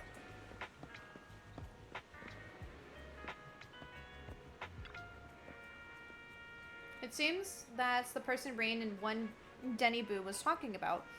Lord Phaethon, please step back. I cannot be certain he'll do something extreme concerning his mental state. I'm afraid he might hurt you. Fuck, Final Fantasy streaming. Getting flashbacks to the Miyabi simp? Oh my god, yeah. That was so funny. Vivian walks towards and taps the cowering man on the shoulder. Don't take me back, please. I was wrong. I know I messed up. I don't want your money anymore. Please, no. Calm down. Who are you? I won't say anything. Just let me go. I don't know anything. I swear, I know nothing. We are not PubSec, the HIA, or the Ravenlock family. We're just two random girls. We won't force you into anything. There's no need to be afraid. What do you want from me then? Answers! We simply want to know where the Ravenlock family took you and what they made you do. I can't say. I can't tell you. I have a family. They'll hurt them. You never saw me. Please, just stop asking. Don't you wish to see your family? I don't deserve to see them. What the fuck did you do? It's my fault. I was greedy. I did this to myself. What did you do? But your family must miss you dearly. I'm sure they won't blame you. No, it's my fault. It's all on me. I don't want to drag them into this. If the whole ship is sinking, no one on board can escape. I'm just a nobody. And right now, there's nothing I can do to change anything. If you care about your family and friends, now is your chance to stop the disaster before it's too late. Even a butterfly flapping its wings can send a tsunami surging across the ocean. No one knows how this will turn out. But if you do nothing now, the only thing waiting for you at the end will be regret. We're not here to turn you in, and we won't force you to confront them. You'll be safe with us. I'll help you return to your family, but you must tell us precisely what happened.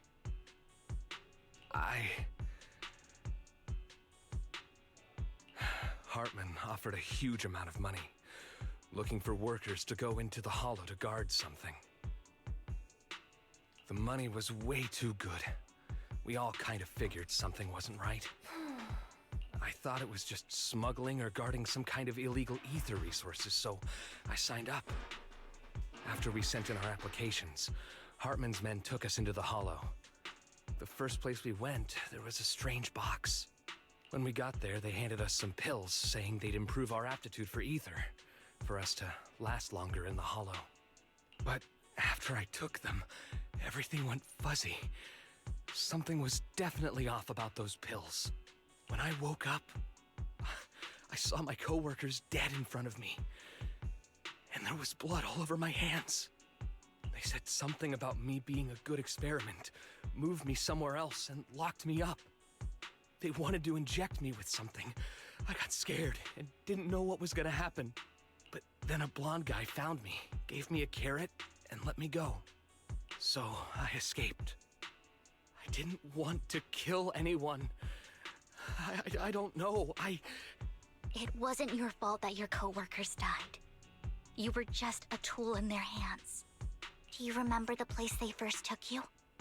Do you know what was in that box? What's in the box? I only remember the first place was like a rooftop. I think it was on top of a tall building. The ballot tower? What exactly was in that box? I can't remember. Why is everything in the fucking tower? I'm not lying. Those pills they gave us, they make you hallucinate. I took just one and my mind felt like it wasn't my own. My memories turned into a blur. I'm telling the truth. I'm not trying to run from my mistakes. I just really can't remember what happened. I know you're not lying. We'll arrange for your protection. You can rest easy and recover, and your family won't be dragged into this. Once this is all over, you will be able to reunite with them. You immediate contact Lycon. The mayor representing a Victorian housing company agrees to protect the worker and will keep his identity confidential. Soon, Rena arrives and takes the man away. Mentioning the mayor will contact the confirm the location based on his description. I've been meaning to say this for a while, Vivian. You're just so calm and decisive when things get tough. I am not that at all. Totally different from the impression you gave me at first. Actually, I wasn't always like this. I used to run away when things got tough. There was even a point where I just wanted to disappear. As if my very existence was the source of suffering. I wondered. Perhaps leaving it all behind could put an end to the pain. Whoa. It's hard to imagine you like that. I mean, you had this super intimidating vibe when we first met. Well, I was on a mission at the auction when we first met. And just as Rain said, I've come a long way from who I used to be. Speaking of Rain, it's still wild to me. I never thought you and I would have mutual friends. And you even know one Denny Boo. Can you believe we might have passed each other so many times without even realizing it? Enough about me. Tell me more about you, Lord Phaethon. Where have you been? And what have you experienced? Looking back, I feel like I've been through a lot lately. My brother and I even lost our Phaethon account. Oh, everything started when the Cunning Hares took something from the Red Fang gang. As you walk along the river by Lumina Square with Vivi, you start sharing your stories. Although she wasn't part of them, she's been to the places where they took place. She's been to the Chaotic Hollow of the Camillio Golden Week. She has her favorite sandwich at Cheesetopia, and she even received a star sticker from Officer Mew Mew for rescuing Bang Boo. You are amazed at the coincidences of life in New Eridu and how your paths might have crossed so many times without you realizing it. After a long chat, it's time for a meal.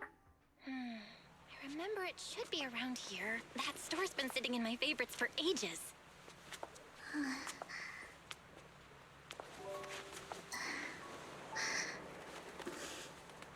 Lord Phaethon! Huh? What's up? I've seen that black cat on 6th Street. That harmonica in the outer ring you mentioned. I've heard it before, too. It's I've like... even been to the monument outside Hollow Zero. But none of that was a coincidence. It was me.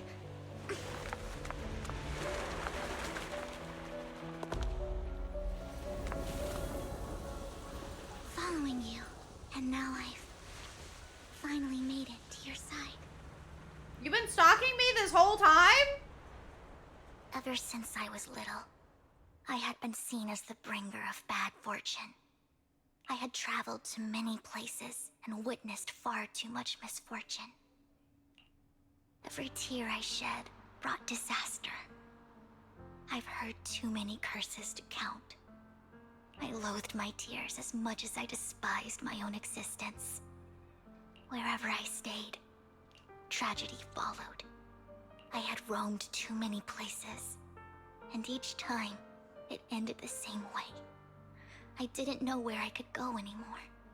One night, I stumbled upon a post discussing me, whether they knew me or not. Everyone seemed convinced that I was the source of the curse. Some mocked me with cruel intent. Some wished I would vanish, and others speculated maliciously. It really seemed that my very existence was a disaster. In that moment, as darkness enveloped the city, I saw lights flickering to life all around New Eridu. So many lights.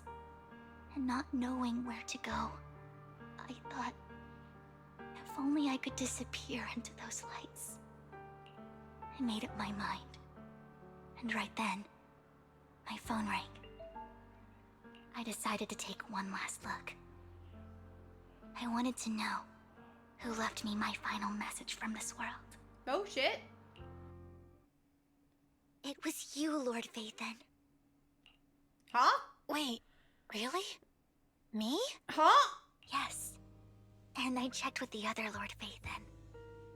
You were the one using the account at that time. Huh? But I know you probably don't remember it. After all, it was just an ordinary day, with an ordinary post and meaningless comments on mine. But for me, it was the night I finally realized where I could go. I wanted to walk the paths you had walked, see the sights you had seen. And then, one day, share it all with you, face to face. What the fuck did I post? What did I even say in that comment? I can't remember off the top of my head. Well, you'll have to figure it out for yourself. I'm not telling you. Boo, bitch! Damn it! Huh? No! So, Lord Vathan, thank you. Not only for that comment you made that day. God damn it. Which was a silver lining for me, but also... Oh no. Yeah, it is a stalker fucking vampire GF. Jesus. For giving me the courage to become who I am today. The Vivian standing right in front of you now. It's a shame that you're stuck as Belle in this game. Lord Vathan. Sucks to suck, man. I truly like who I've become. The wind skims across the surface of the water, lifting Vivian's hair and brushing it against her cheek. And the lights reflected in her eyes dance and flicker, as if eager to share the stories of the past, both the good and the bad, the happy and the sad. Emotions intertwine with the narratives, and you feel as though you're witnessing the path she has traveled. Lycon just sent a message. There's an update. Let's head back to the video store and go over the details together. Are you gonna go with me? Okay, she's not going with me. I guess she's not following me. Okay.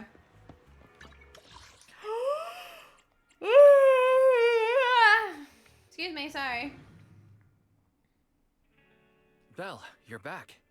Lycon told me he wanted to meet up with us online to discuss things when you returned. I'll call him now. Master Proxy, Miss Vivian.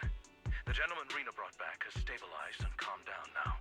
Based on his account, we've identified where Hartman is hiding the core. He also mentioned that Hartman plans to trade the core with a group of people. We suspect that this group consists of members from the Exaltists. I knew it. Now that we have the location, it would be splendid if we could seize the sacrifice core before they do. Precisely. We hope you can head to the location as soon as possible to secure the sacrifice core. We've got this. I have other matters to attend to, so I'll leave the retrieval of the sacrifice core in your capable hands. The mayor's friend that he mentioned before will also be assisting you this time. Yes! The target coordinates. Please! And she'll meet you there. It's Jane, I know it! Ensure your safety. I know it is! All the best. Please! Is it? Lord Faithy, we'll head out as soon as you're ready. We must obtain the sacrifice core before... Yes, let's get going now. Headmaid Rena, which alias should I use this time? I know it's Jane! It's Jane! I know it! Come on! Come on, come on, come on, come on, come on, come on, come on, come on, come on. I know it. I know it's her.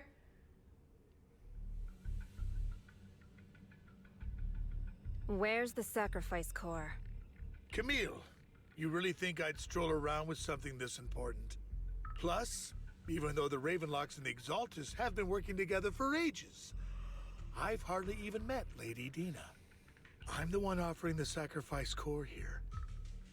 I'm curious what Lady Dina's got lined up for me in return? I'm just here to verify that the core you mentioned is real. Once that's sorted, Lady Dina will give you a proper response. Our partnership isn't just talk.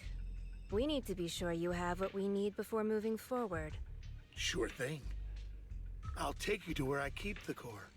Once you verify it's legit, have Lady Dina come over. We'll lay everything on the table face to face. All right, lead the way. It seems Hartman is trying to bargain for more. What a greedy and insatiable man. It's just that... why would they only send Camille for something as important as the sacrifice core? And I can't shake the feeling that Camille doesn't want Hartman and Dina to meet. Why is that? Who's this Dina he just mentioned? Is she the leader of the Exaltists? Kind of. Lord Vathan, I really think we should hurry. We must get to where Hartman keeps the core before anyone else does. I've got a shortcut planned, but there are gonna be ethereals along the way. I'll let you handle them, Vivian. Don't worry, Lord Vathan. You're in capable hands. I'll ensure your safety. What? I thought it was gonna be Jane. That was gonna help me. This sucks. I was so excited. Ethereal! Stay away from Lord Vathan! Jesus, bitch. Calm down.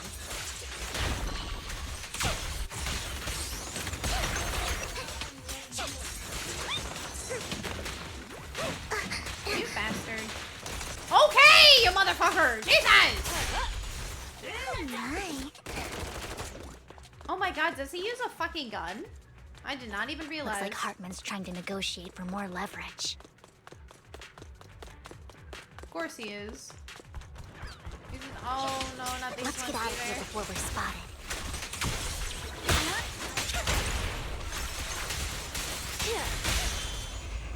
Let's keep moving, Lord Vathan. Whee!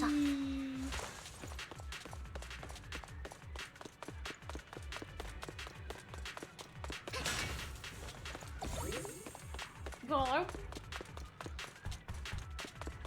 Leave the enemies to me, Lord Vathan. I'm gonna. Don't worry, girl. I would not do that to myself.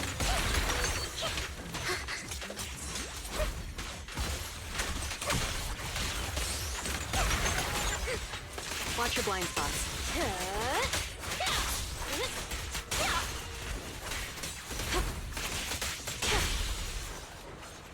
Oh my god.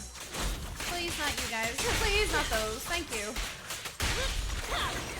I fucking hate these ones. They're so still over annoying. there. Looks like they're arguing. Hold on, I want to see. This is our chance. Let's hurry. Oh, they're right there. Oh, cool. We get to see them. Okay. Come on, bitch.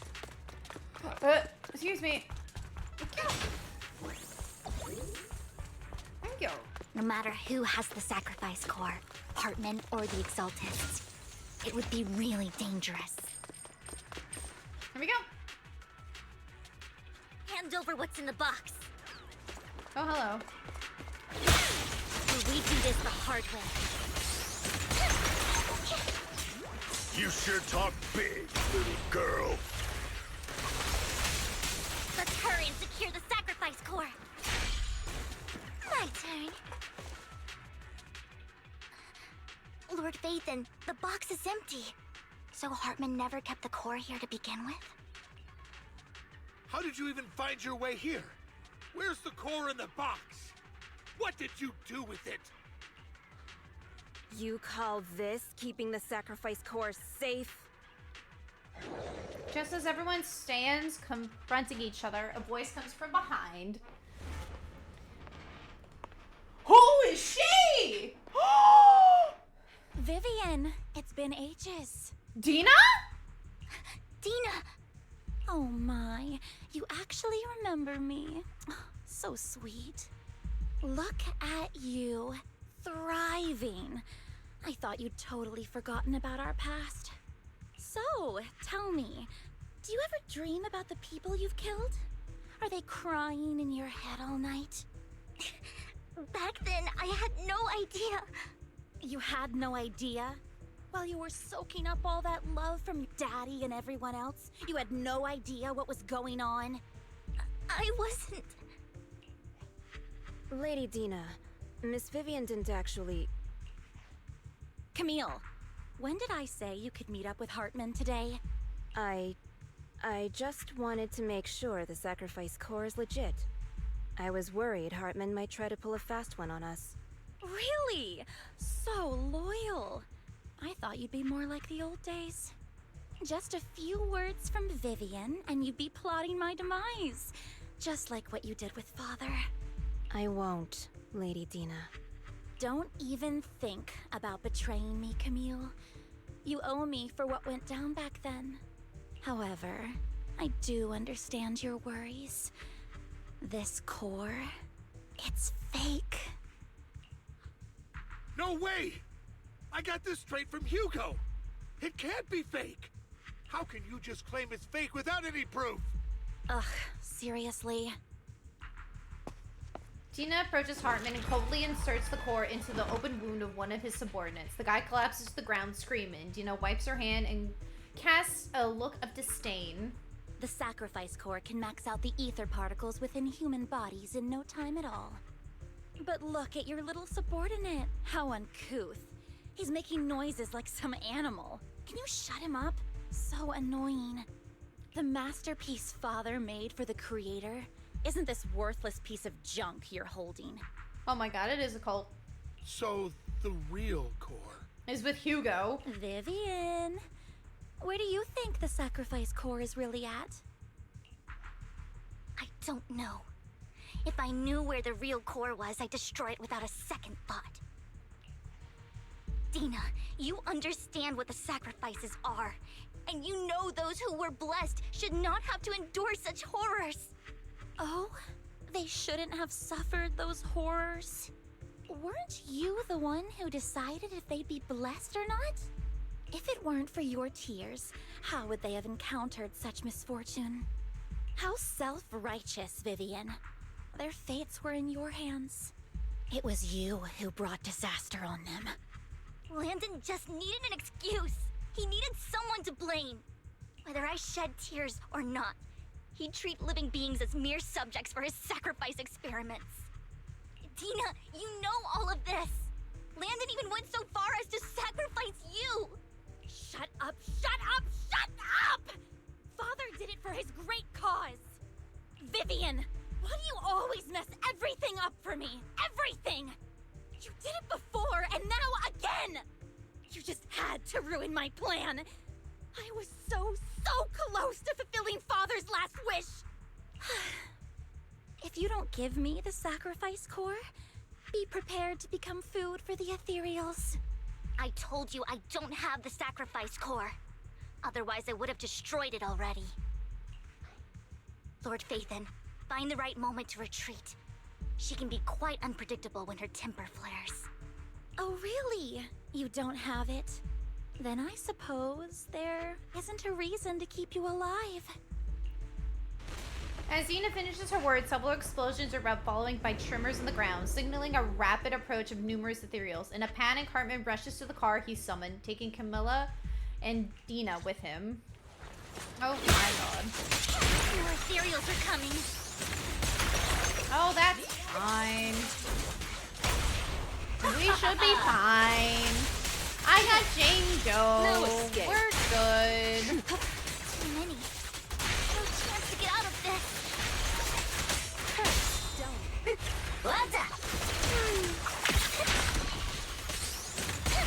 I'm fine. You guys need to calm down. Who dares get between me and Lord Phaethon?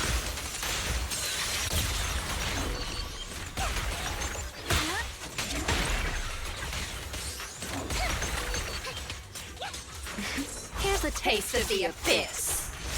Please. Stay away from Lord Phaethon! Oh, hello. Oh! There are so many.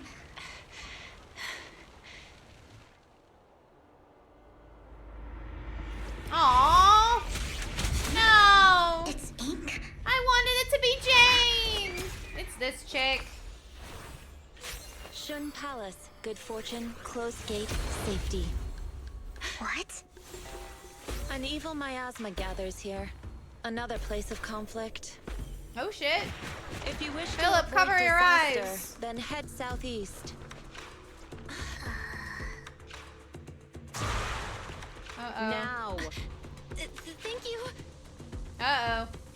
Philip, keep your wallet close. Close your wallet. What eyes? You gotta be kidding me! The titty shake! The titty shake! Oh. Oh no, I lost my friend. Oh fuck. Finally, peace and quiet. Oh my god, it's a fat bird! Uh-oh. You Uh-oh. must be Belle, right? Uh-oh. Uh-oh. Everyone, we need a moment of silence to pray for our wallets. Let us mutually close our eyes and pray to the gacha gods that they will bless us with getting the characters we want first try without having to do 90 pulls. Let us pray. The paper is burning like my dog.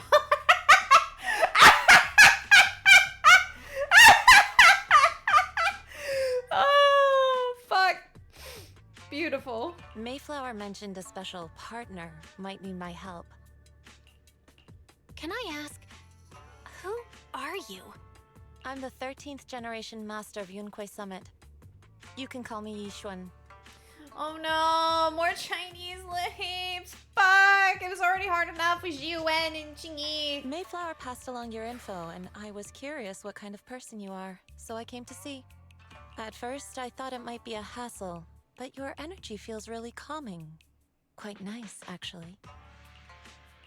Oh, so you're the investigator the mayor talked about. Yes, he also asked me to be your temporary teacher and offer you a bit of guidance. Guidance? What exactly does that mean? Is Belle gonna be a freaking investigator? Am I gonna be able to fight as Belle? Unfortunately, this isn't the right time or place to talk. I have some investigation work to catch up on, and it seems you've got quite a lot on your hands, so let's part ways for now. I'll find a good time to visit you soon. I'm not. Oh my god, it's gonna take me fucking 20 years to fucking pronounce her name correctly. She leaves after saying this while Vivian appears lost in thought, looking distracted. I'm so sorry, Lord Vathan. I'm just not feeling very well. I think I'll head back for now. I'll investigate the sacrifice core and reach out once I find something. You definitely need some rest. Let's get out of the hollow.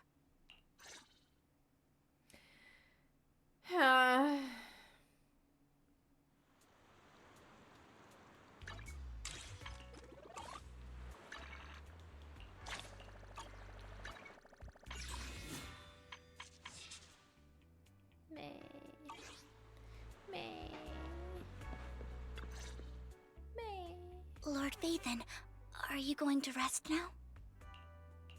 I'm not in a hurry to get back. You've been kind of off since we got out, and it's got me worried. If something's bugging you, just spill it if you want to. I'm a pretty good listener, you know. I didn't mean to keep my past from you, Lord Vathan. When I was little, people thought I brought misfortune, so no matter where I went, no one wanted me around for long. Then, one day, Landon adopted me and brought me to the Exaltists. There, I met Dina, who was so kind to me, treating me like a dear sister. She told me her father, Landon, was a great man who'd one day make everyone stop fearing the Hollows, so all life could live freely inside and outside of them. Dina helped Landon pick people for the blessing, and everyone in the Exaltists respected her greatly. Those who received the blessing would have a better ether aptitude, allowing them to enter the Hollow freely without fear of sudden disaster. Back then, Dina would chat with me every day, always about the Exaltists and her father. But things between us shifted when Landon asked me to step in for Dina. Landon told me I didn't only bring misfortune, and that if I listened to him, I could actually help people. After that, He'd take me to meet people, and if I shed tears, he'd give them a blessing medicine. Those who got the blessing could dodge calamities. At first, I was ecstatic, thinking I could help others. I shared my joy with Dina, but that was when she started to pull away from me. Oh, she got jealous, baby. The blessing medicine. Please tell me that wasn't the sacrifice serum Bringer had? Yes. To be precise, it was an early version of the sacrifice serum. Landon's medicine wasn't stable. The medicine Landon developed could boost abilities quickly, but also sped up the development of ether corruption. In the end, most people turned into ethereals, and a few became sacrifices, losing all human consciousness. The ethereals were killed while the sacrifices were given to the higher-ups of the Exaltists.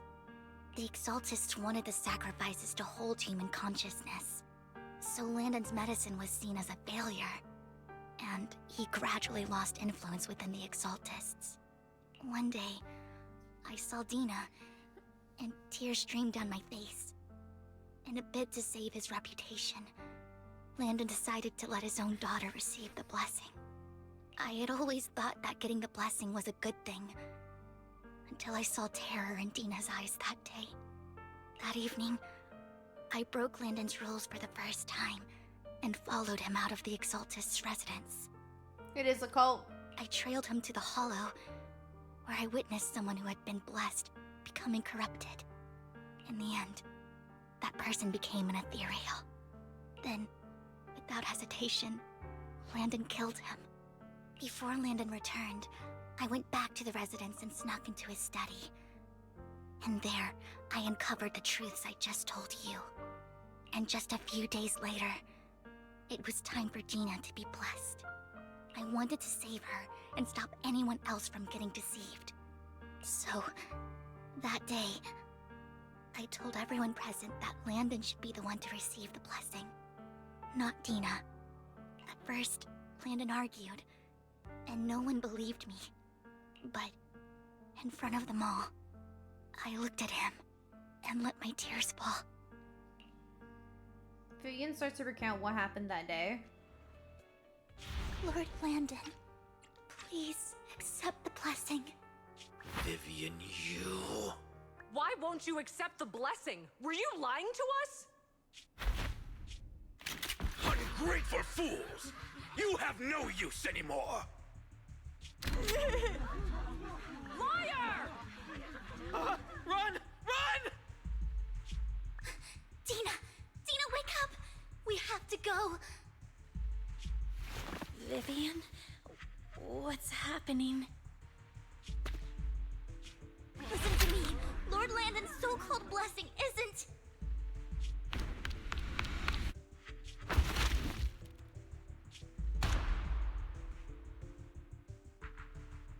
Father! Oh shit! No, I was just... Mom, I want to go home. It's got nothing to do with us. This is just what happens when you don't accept the blessing. Vivian, was this you? Dina, I just didn't want you to accept the blessing. Everyone who does ends up... I just don't want to lose my father. You knew? If you knew what he's done, you... He's my father. He's all I have. Not anymore. Stop being self-righteous, Vivian. You only ever bring misfortune. Her voice trembles as she shares her past stories. I thought once Landon was gone, Dina would leave the Exaltists. I never expected her to continue his research, or that Camille would stay. Camille lost her entire family in a hollow disaster, so she's always supported the Exaltists. She's not a bad person. She's just someone searching for hope. She joined the Exaltists very early on, and even watched Dina grow up. That day, She was just so desperate to save Dina that all these years she's been following Dina, taking care of everything out of guilt, I think. But I didn't just fail to save Dina. I trapped her. I see misfortune approaching, but I can never change its course or avoid the bad ending. Maybe I really am a bringer of misfortune. No way. You're not the one bringing bad luck. Whatever went down with the Exaltists, Landon used you. As for Dina and Camille, they know the truth, and they just made their choices. The Hollows and the disasters they caused took more than just their loved ones. But not all survivors cling to obsession and hatred like they do. Lord Phaethon. You need to believe in yourself. You're currently resolving the sacrifice crisis with your own effort. I remember you saying you really like yourself now. So what's changed? Yes, that'll always be true. Thank you for listening to my story today. Years have gone by, but I've never had the courage to face all this. Maybe Dina and I were meant to meet today, so I could finally spill it all out. It lightens my heart a little. Lord Phaethon, you truly are a wonderful listener. Whenever you're feeling down, don't hesitate to come to me. Other people, do not do this to me. Do not trauma dump to me. I'm very bad at that. I've had to deal with it in the past. I am a good listener, and I will let you vent to me. But do not trauma dump me, please. I do not handle it well. I will then start being sad, and I will cry. I will. It's been such a long day. You must be exhausted. I'll track down the location of the sacrifice core and let you know what I find. Good night, Lord Phaethon. After bidding farewell to Vivian, you head back to the video store. You see the collectible she gifted you on the table, and it stirs a flood of memories. You've been through so much lately. You hope the sacrifice crisis can be resolved smoothly. Pondering the whereabouts of the real sacrifice core, weariness sets in, and before you notice, you drift off to sleep. When you wake up, it's almost noon. Belle, Vivian was in the store just now, but you weren't here. Did you need something? It was about the sacrifice core. The first time the sacrifice core appeared was at the auction, so she decided to try and find the security footage from after that day. It's possible more happened afterwards, and we're simply unaware of it. So we need to get the footage.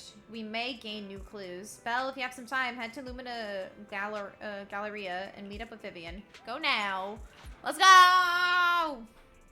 Let's go!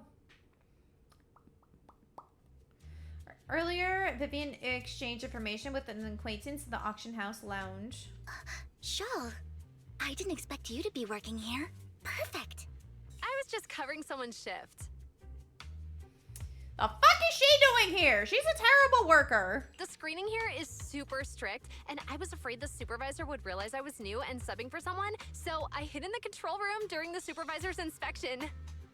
So I happened to bump into this guy, a blonde man wearing a hat, and I think he was checking some footage. Then he logged that footage into the tape he brought. Later, I found that part of the footage had been wiped. Blonde, wearing a hat. Could it be Hugo? Do you know him? I think it's him. If it were Hugo... I think I know where he would hide the tape.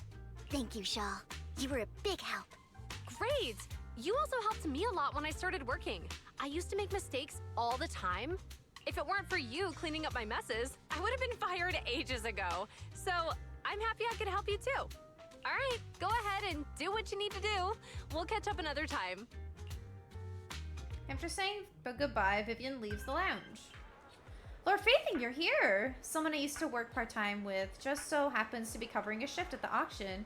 I learned from here that Hugo once took some footage away with him. I think Hugo was planning something, so he hid the security footage. But once I know when Hugo came here, I should be able to guess where he put the videotape. Huh? We are Mockingbird, after all. It shouldn't be surprising. We have subtle ways of communicating information, should it?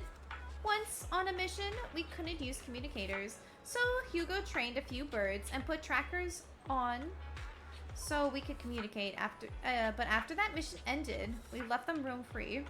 but I just checked their trackers, and one of those birds flew near the auction venue on the day Hugo took the footage. It still flies around here from time to time. The tracker only gives a broad area, but I believe this might be something Hugo left for us to find. If I'm not mistaken, the videotape is hidden wherever the bird is. I can't be sure which bird Hugo used this time, but all the birds he originally trained had at least some black feathers.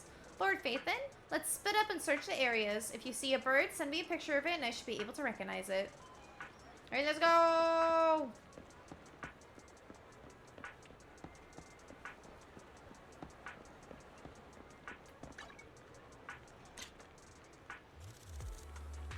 Is it that one?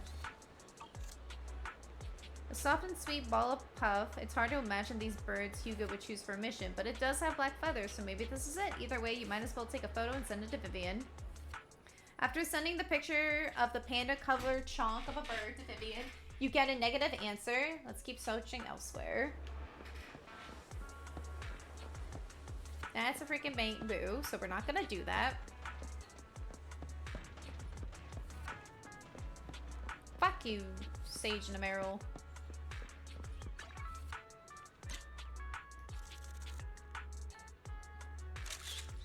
Here we go.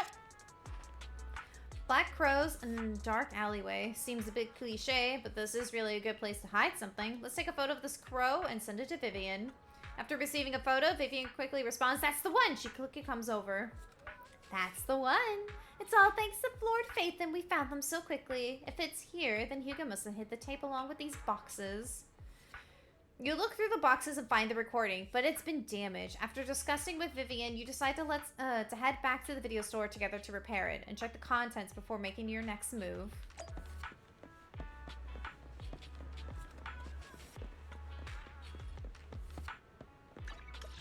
I was trying to freaking interact with the fucking car and it wouldn't let me.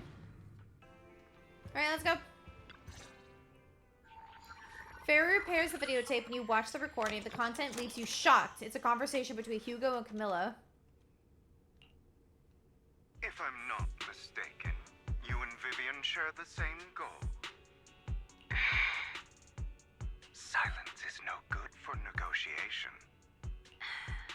I just don't want Dina to reach a point of no return. Hasn't she already reached that point with what she's doing? The formula for the Landon serum was lost, but a batch survived, and Dina was able to develop a substance that can be used for mind control. She's trying to combine the two to make sacrifices that would obey human commands. That's dumb. If the dormant sacrifice and the remaining Landon serum are destroyed, we can put an end to this. Dina's concoction can't create sacrifices on its own. And the sacrifice core? That belongs to the creator, not her. Although I find Landon's methods despicable, I can't deny that the Exaltists and the creator are leading us in the right direction. I just don't want Dina to spend her life trapped by her father's mistakes. I mean, no offense, but I find your protectiveness rather weird. I will confirm the location of the dormant sacrifice and find the chance to relay the information to you. I do not want any of my people to be going into danger. As for the sacrifice core, I can only guarantee that it will not fall into her hands. As for how things will ultimately play out, the creator will guide me. The video abruptly comes to an end. Oh. Camille was actually destroying the dormant sacrifice? Now Camille's actions make sense. But why did Hugo never tell us? Hugo... Belle, Lycon said there's something urgent he needs to discuss with us right now. All right, let's patch him in. Master Proxy, I apologize for disturbing you. We have just learned that the Ravenlock family will host a banquet tonight. Oh no. This banquet is rather special, as they're allowing members of their family to invite business partners to attend. With Hartman at the center of controversy, There are many members of the family who are eager to use this opportunity to replace him. The mayor has been spreading rumors of a young tycoon who inherited a sizable fortune and is looking to partner with a person from an old and influential family. This information has lured a young man named Burton from the Ravenlock family. So, you want me to pose as this tycoon and use Burton to infiltrate the banquet? Correct. And Hartman's study is also located within the venue. I see. Hartman's study might hold valuable information. So, what should I do? You can attend as her +1. +1? Lord Phaethon, please go with me! Master Proxy, it seems Miss Vivian requires your presence, so... Am I gonna wear an outfit? Yes, just your presence will help me immensely. Am I gonna wear an outfit? All right, then let's go together. He's gonna know! Time and place for the meeting with Burton. He's already seen If you me. encounter any danger, please evacuate immediately or contact me for backup. Will do. I hope everything goes well for you tonight. You get into contact with Burton. He said he'll come into 6th Street later to escort us to the banquet. Excuse me, no, you can go fuck off. You can go fuck yourself. No, thank you. You are banned. Go die. Thank you. I'm a bit nervous. Don't worry, Lord Phaethon. Just leave the socializing to me. I won't let any evildoers get close to you. But since you still have some time before we go, should we watch an introductional videotape on formal diner etiquette together? I learned everything from videotapes when I first went undercover at the banquet for mission 2. Though such a method isn't significant to master it, it's enough to deal with the one, so let's watch it. Yep. Okay. You do last-minute studying on etiquette expected at the formal banquet for your mission that night. Before you know it, evening has arrived. Lord Phaethon, send his location. Are you ready to join me for the banquet? So let's meet up with him first and be sure he's not tampered with the car. Lord Phaethon, please wait 5 minutes before joining me. It's safer this way. When Vivian heads off first, after 5 minutes, she sends you the message saying it's all clear. Let's have meet up.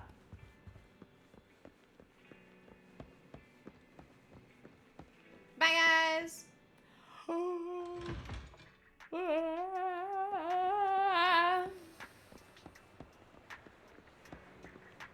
Oh, God. Miss Banshee, this is... Is something the matter? What I mean is, this person doesn't look like your bodyguard. The Ravenlock can protect me, no? If that's true, why should I bring a bodyguard? This is my escort for the night. She heard the Ravenclocks are throwing a true feast for the centuries, with plenty of delicacies not available anywhere else, and she wanted to try some. You aren't so stingy as to not even allow your guests a +1, are you? Of course not. You were an important companion of Miss Vivian's. You would be an honored guest. Let's be off. My chauffeur shall take you to the port, and from there, we will take a speedboat to the manor. About an hour later, you arrive at the Ravenlock Manor. With Brighton's guidance, you go through numerous security checks before finally arriving at the banquet hall. Miss Banshee, I believe I've shown you my sincerity. Now how about you? Sincerity? My presence here is a show of sincerity. If we're to work together, Miss Banshee, you should drop your pretentious act. I am well aware of the ways of the Ravenlock family. If I were to come empty-handed, I probably wouldn't even be able to make it out the front door tonight. Since I agreed to come with you, and even brought along my most precious companion, does that not show my deepest sincerity? No need for such an off-color joke. Our door is always open for those coming or going. We both know what's what, so let's cut the small talk. I know far more about how the Ravenlock family made their fortune than most here. I am also well aware of why Hartman, despite such a massive scandal, still remains in power. Oh? Do tell. Exaltists, blessing, sacrifice, Landon. Where would you like me to start? How did you know that? No, who are you? Don't be so tense. If I'm not mistaken, it's about time the banquet began. My companion and I are practically famished. Is this how you treat your guests? By letting them starve? God, I loved how she said that. That was awesome. Starved. Perhaps when we've had our fill, we'll remember where the sacrifice is hidden. You know where the sacrifice is? So, can we go get something to eat now? And I'm also looking forward to receiving a special dessert from you. We can discuss what you wish to know while we enjoy dessert. Of course. I wouldn't let such an important guest discuss matters on an empty stomach. As for dessert, I will prepare it myself, and I guarantee it will satisfy you. It's gonna be poison. I'll come find you later. I wish you a pleasant evening. Brenton hurriedly leaves, and Vivian seems to breathe a sigh of relief. These kinds of people are exhausting to deal with. I really don't know how Hugo used to put up with it. Wow, you were so cool just now. Like a powerful, noble lady. You sent Burton packing with just a few words. It's just some techniques Hugo taught me. Like that dessert I mentioned. It means I want them to offer more if they want to come to an accord. Fortunately, that old fox Hartman is terrified of losing power. He's definitely keeping the destruction of the sacrifice and the fact that the sacrifice core is fake hidden from the other family members. Otherwise, Burton wouldn't have been so willing to raise his offer. Lord Phaethon, let's find Hartman's study when the banquet is at its busiest. How the fuck are we gonna leave? All right, I've already taken note of the surrounding terrain. Once more people arrive, we'll enter the garden through the door in the corner of the banquet hall. Wherever you go, I'll follow, Lord Phaethon. Okay, calm down, killer. In accordance with the plan, you head deep into the manor after sneaking out of the banquet hall with Vivian. It doesn't take you long to reach Hartman's study, and with a gentle push, a door apparently opens. Isn't this going a bit too well? The security around the manor is really strict, but inside might be more lax. But just in case, let's tell Lycon. Right. Having some backup would be safer. Let's check Hartman's recent correspondences for clues. I still have concerns about the sacrifice core. Right. Though the core he gave Dina was fake, Hartman might have left a trick up his sleeve and hid the real one. Then let's split up. You and Vivian search through Hartman's office for a while, but find nothing. Just then, footsteps suddenly come from outside. In a moment of panic, you hide behind the desk. Esteemed guests, is the catering at the Ravenlock family banquet not to your satisfaction? Oh, fuck. So much so that these two distinguished guests felt the need to come to my humble office to scavenge for food. Don't want to come out? Well, after all, you don't have long left. Burton, that greedy idiot, fell for the mayor's trap. But I never expected that he would bring you into my territory. I suppose I should thank him.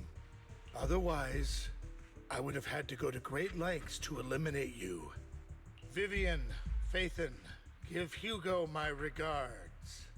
Tell him I shall be taking the wealth and power of the Ravenlock family for myself. Hartman raises his gun, aiming at his desk, yet there's no gunshot. With a click of metal, a familiar voice comes. Bullet. How? Hugo! Dear uncle, why must we be so distant with one another? You can just tell me what you want to say directly. Hugo! Impossible! You're... Uncle, you must know a Ravenlock will never stop until they get what they want. Did you really think I would be defeated so soon? When I have yet to trample you into the dirt. You filthy bastard! You only know how to resort to these petty tricks! It works! Petty tricks? That's fucking rich coming from him. Perhaps you'd like to know what I managed to accomplish using this faked death of mine. My dear uncle. Oh. Do I get to play as him? Shortly before. Faking my own death. Hope it's all worth the theatrics in the end. Oh my god. I did not mean to do that. It was just to keep Hartman off my back, but maybe I went a little overboard. The manager must be pretty shaken up. I should apologize at some point. Hello? What about... Not fuck me. What about Vivian, you bitch? Shouldn't you care about her?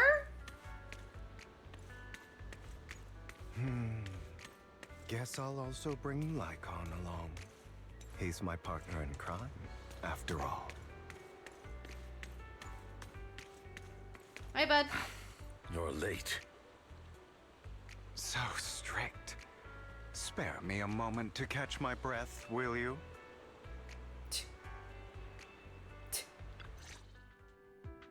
You're taking longer to rest than I expected.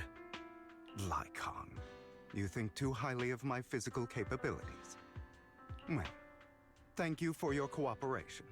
I must say, if nothing else, at least your acting skills have improved. Hey! Why do you look so angry? You should be happy. We pulled that off together with flawless teamwork and managed to fool everyone. Drop your foolish facade. I'm glad you still remember the code we set all those years ago. And thank you for ensuring your sleight of hand didn't deteriorate. Oh, right. I should also thank the blood bag hidden in my clothes and our other props. Do you remember when we last used this trick? It was probably ages ago. Okay, my guy. Sometimes I really don't understand you. Yeah, fucking shit. What about Vivian? Hello? Have you never thought about what the consequences would be if I didn't understand your code? If I decided against helping you? Or if I just couldn't control my strength properly? You'd understand it. Of course, if things really did go awry, I had alternative plans. You wouldn't be so arrogant as to think I'd bet everything on you, would you? You're insane. Aw, I'm flattered. That's not the right word. So what exactly is the purpose behind all this? Surely after going to such great lengths to erase your own existence, you don't just plan to hide here and reminisce about the past with me. Don't try to brush this off. I've already helped you enact your plan. Tell me the truth. Don't get your tail in a twist. I have more plans that require your assistance, so naturally I would not hide anything from you. Simply put, as things stand, whether as Hugo Vlad or as Mockingbird, I am doomed to die. Seems you've made quite a few enemies. As a member of the Ravenlock family, I negotiated with Edmund and managed to obtain resources from Tops for my future plans.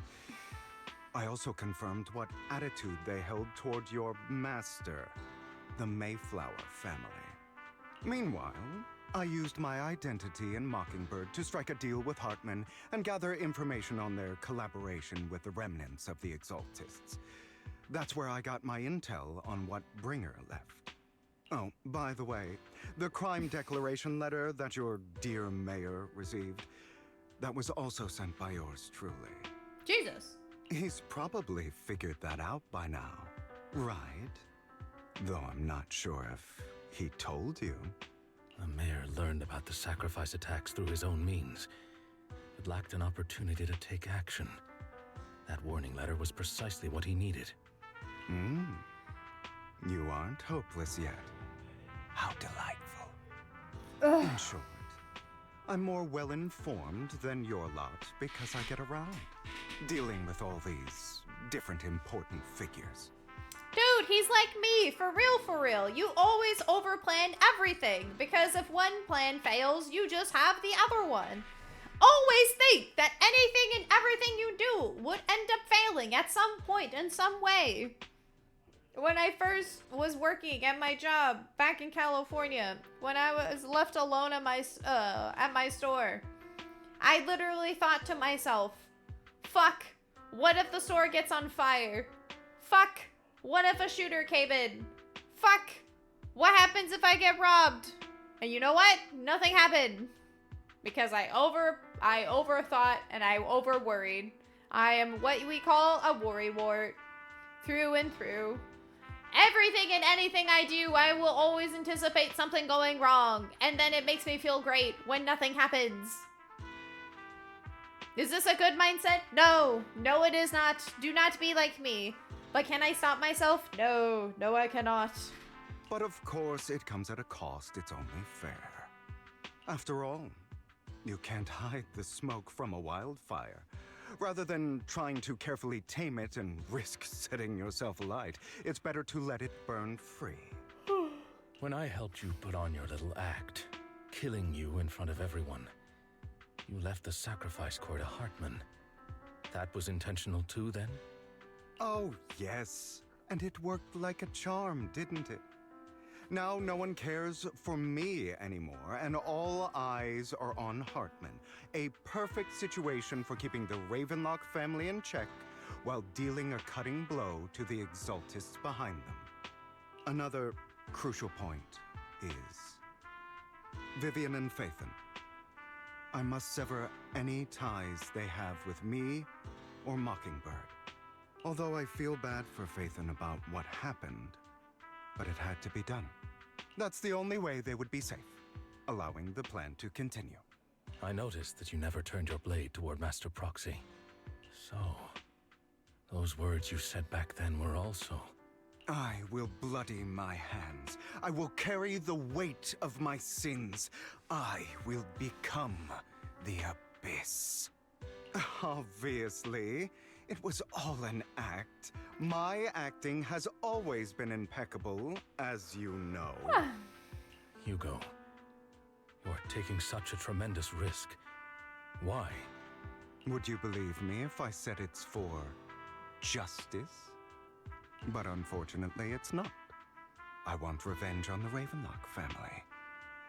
And I will make sure that despicable excuse for a human being, Hartman, suffers a slow, torturous end. Of course. I also promised Vivian that I would help her investigate the whole thing with the Exaltists. That's all. I like how Vivian was an afterthought. Thanks, Hugo. You don't look too good. Is it your wounds? No.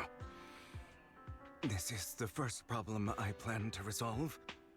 Lycon, do you have a place that is sufficiently discreet, quiet, and can take a lot of damage?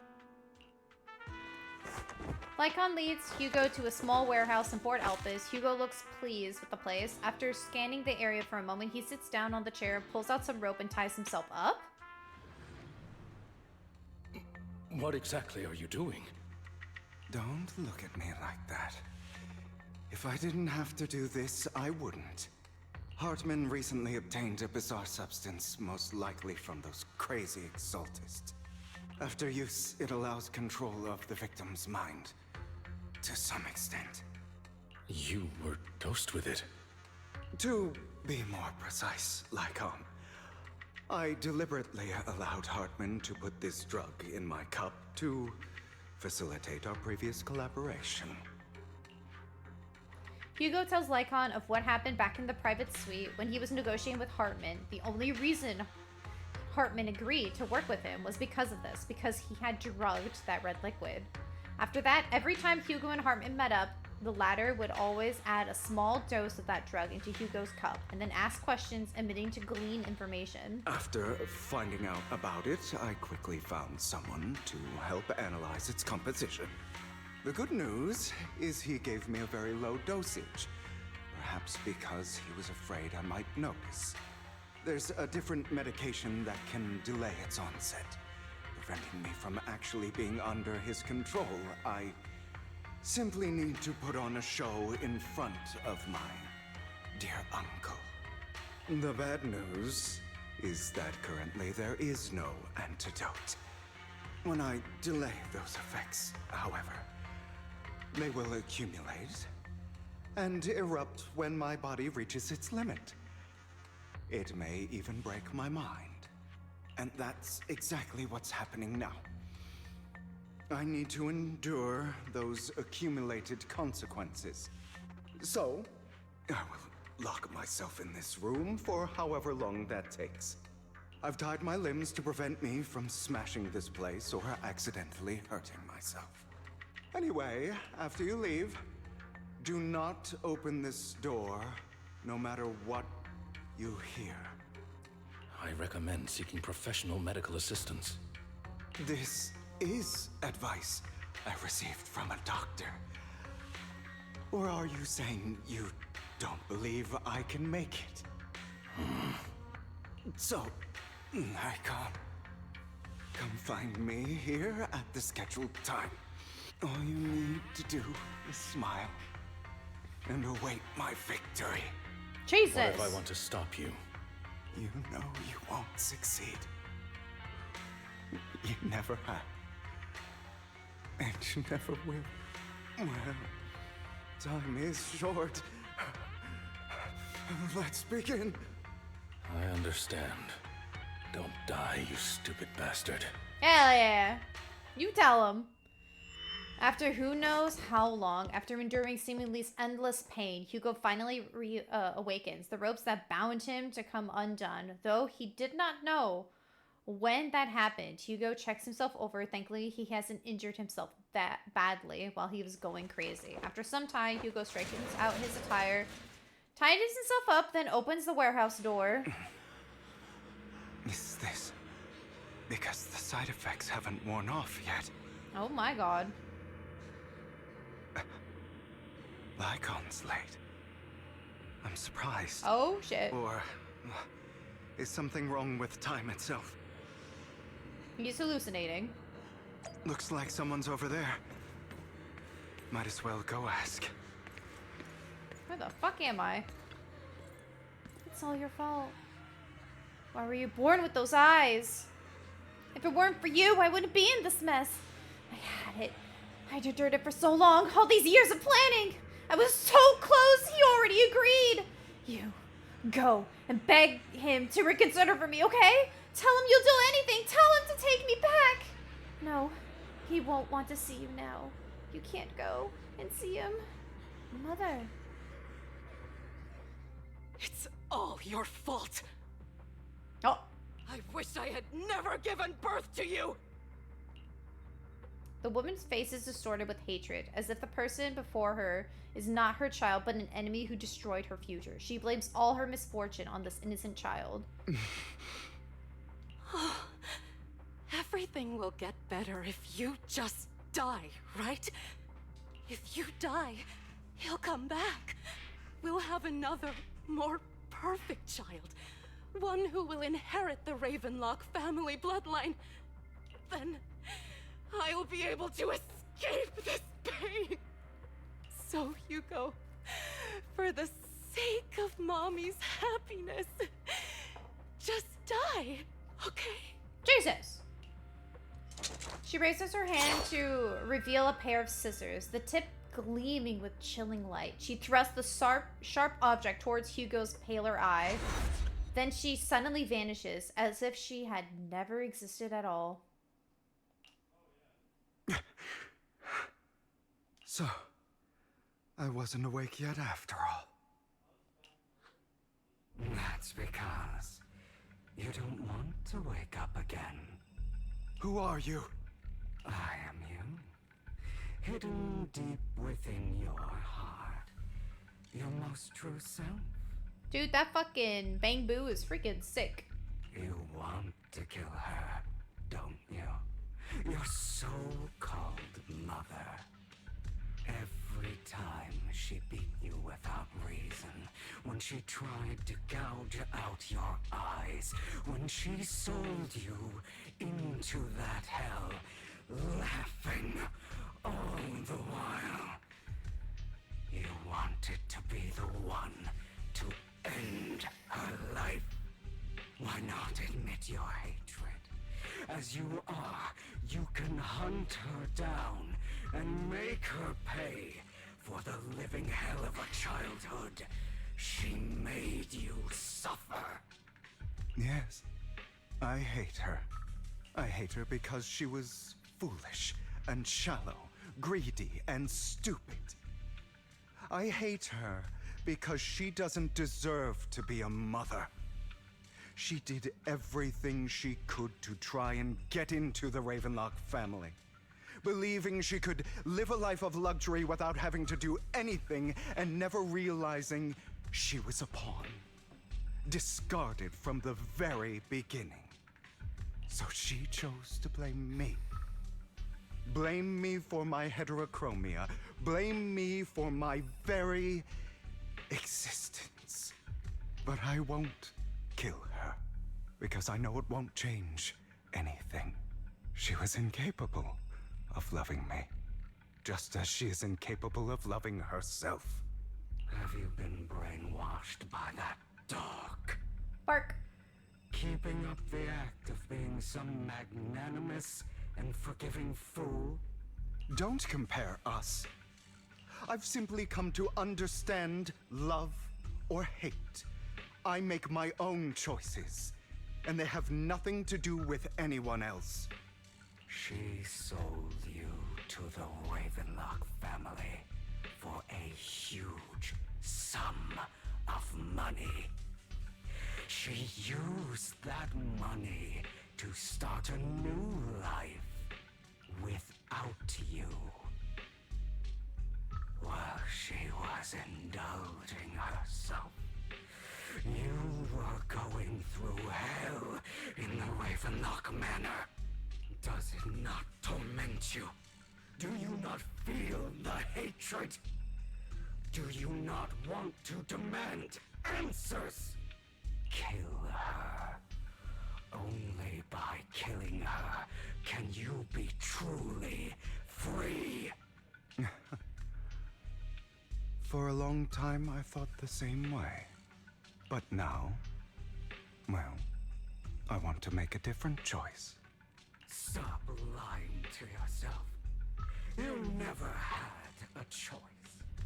This weak-minded thinking will only lead you to failure. Like before, you'll be nothing but a worm, trampled into the dirt by those so-called elites. Do you still not get it? This is how the world is, and always has been.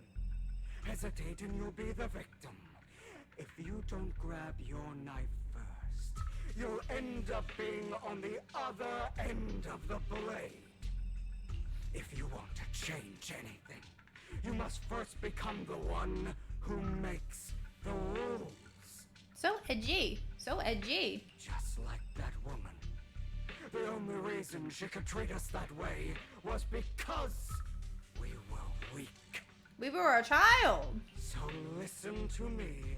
Find that woman, kill her, and prove to this world your strength.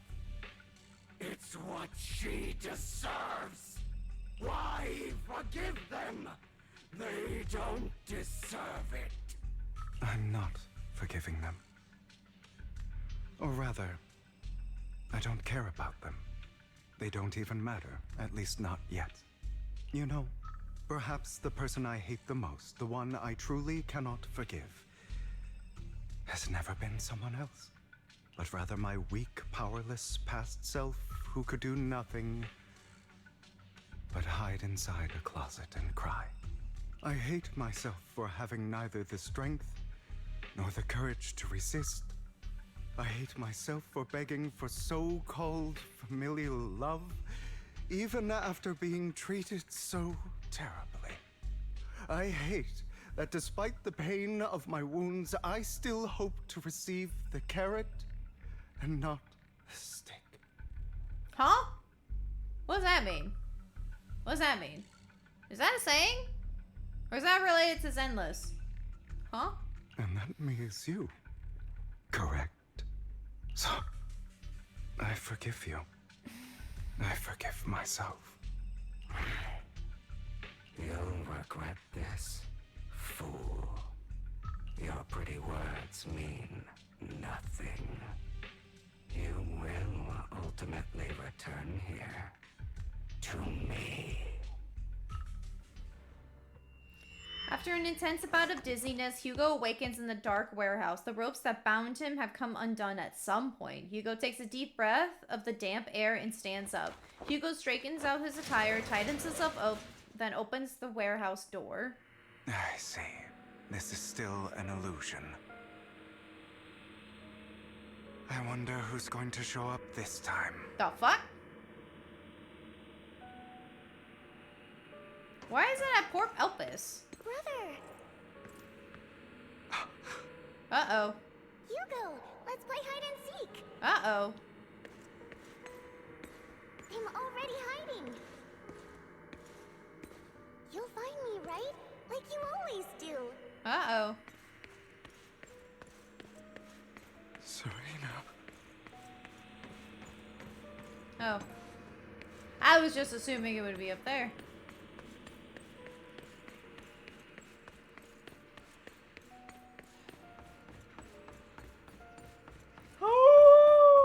Oh, fuck. You're looking in the wrong place.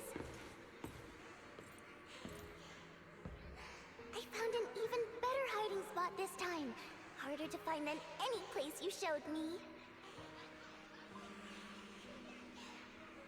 A lot of people are streaming now. Jesus. Hey, Hugo. Do you ever wonder why I had to die? It was because of me. That's right. It was because of you. It's all your fault.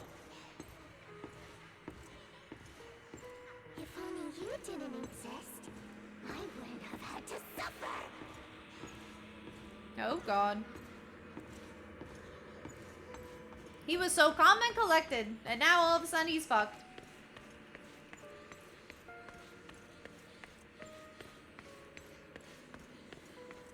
Hello? Still looking in the wrong spot.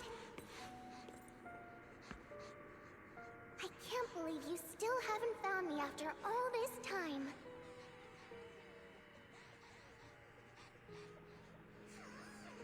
Have you forgotten about me?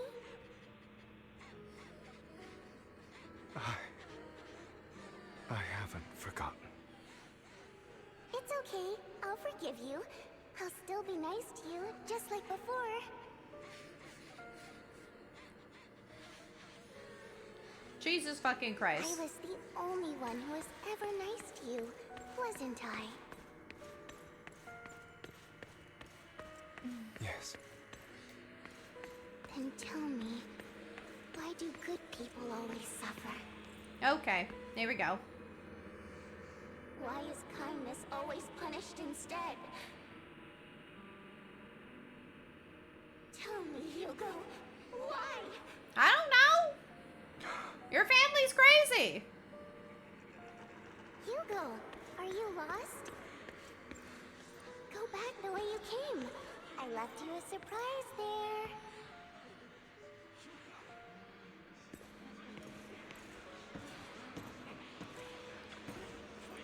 What a cruel bastard. As expected of a disgusting bastard.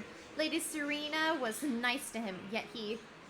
How does he still have the nerve to stay in this house? They shouldn't have left him in here from the start. Filthy low blood. Curses and insults circles Hugo, piercing his skin like frozen knives. A mockery of rage from a wave that crushes through him, threatened to drown him. Then, as the catastrophe reaches its peak, it goes silent.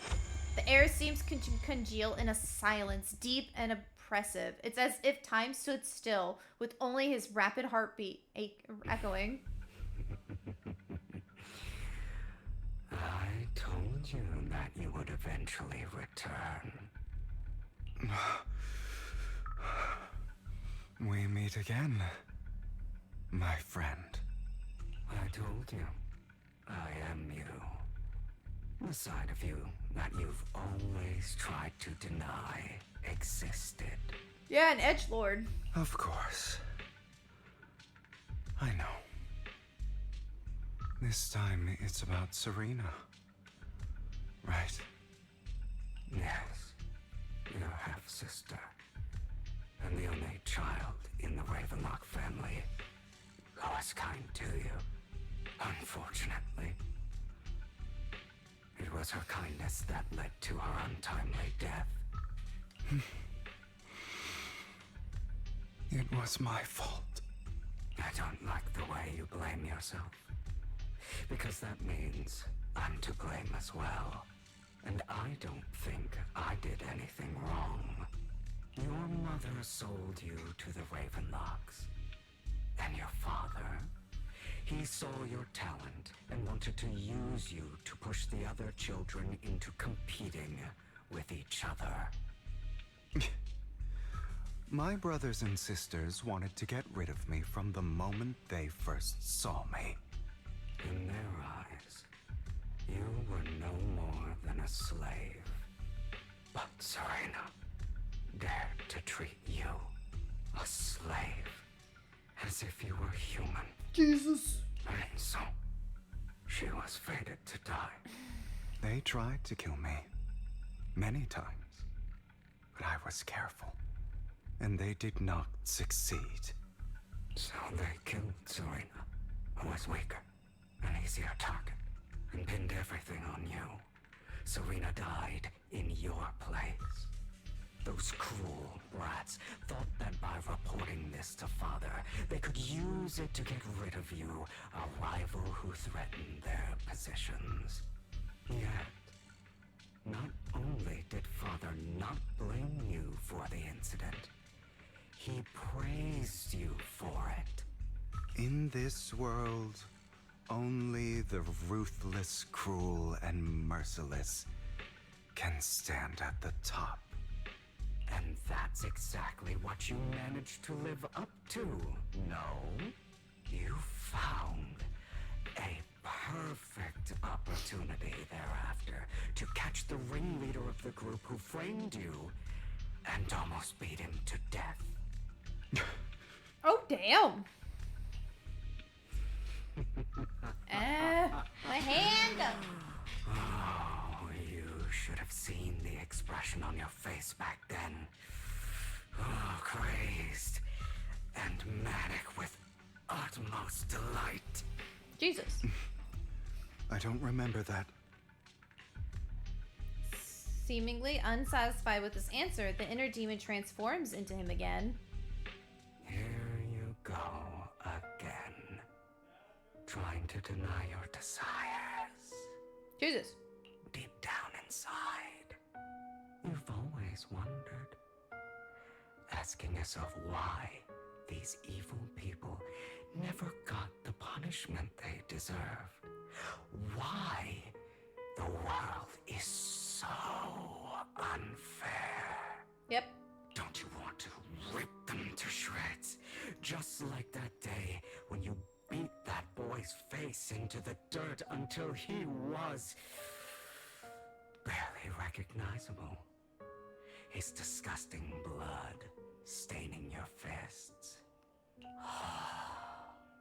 Recall your exhilaration, your cathartic release of rage, that outpour of hatred. That victory belongs to you. You deserve it. Those brothers and sisters of mine are all dead. I cannot take revenge against the long deceased. They died by Hartman's hand. Dying in the power struggle to become the Ravenlock family's heir, rather than by our scythe. Boring. Boring? I find it hilariously ironic. Children who would murder their own kin for scraps of power dead at the hand of their uncle who followed their example. God damn it. God damn it. I just want this candy. I was trying to be stealthy about it so that way I didn't interrupt the cutscene, but I couldn't. Give me this candy! No! Give me this candy! Is that not karma? At its finest. Power struggles, pitting kin against each other, betrayal, suspicion, and hatred between people of the same blood. It's like a curse, written into the Ravenlock family's genes. laughably stupid. Don't forget, my dear, that the same blood flows through your veins. As if to prove his words, the inner demon transforms into Hartman. Oh. That's right, my dear nephew. No matter how much you deny it, the blood of the Ravenlock family flows through your veins. Survival of the fittest. Only the strongest deserve to live. Only the strongest deserve to rule. This is the path of success that has led the Ravenlock family to victory countless times. A blessing and a curse etched into your flesh and blood. As long as you live, you'll never escape the mark of family. You are destined to one day become someone like me, like your father.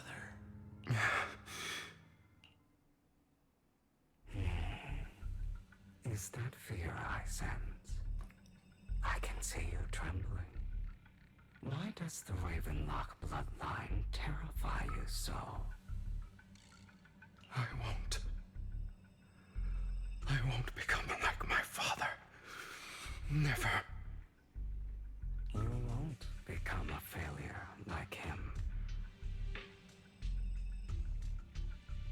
So relax. Our power eclipses him, and so does our ambition.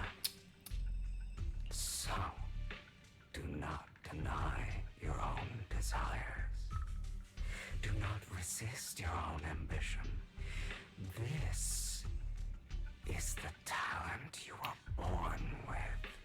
The best gift fate has ever given you.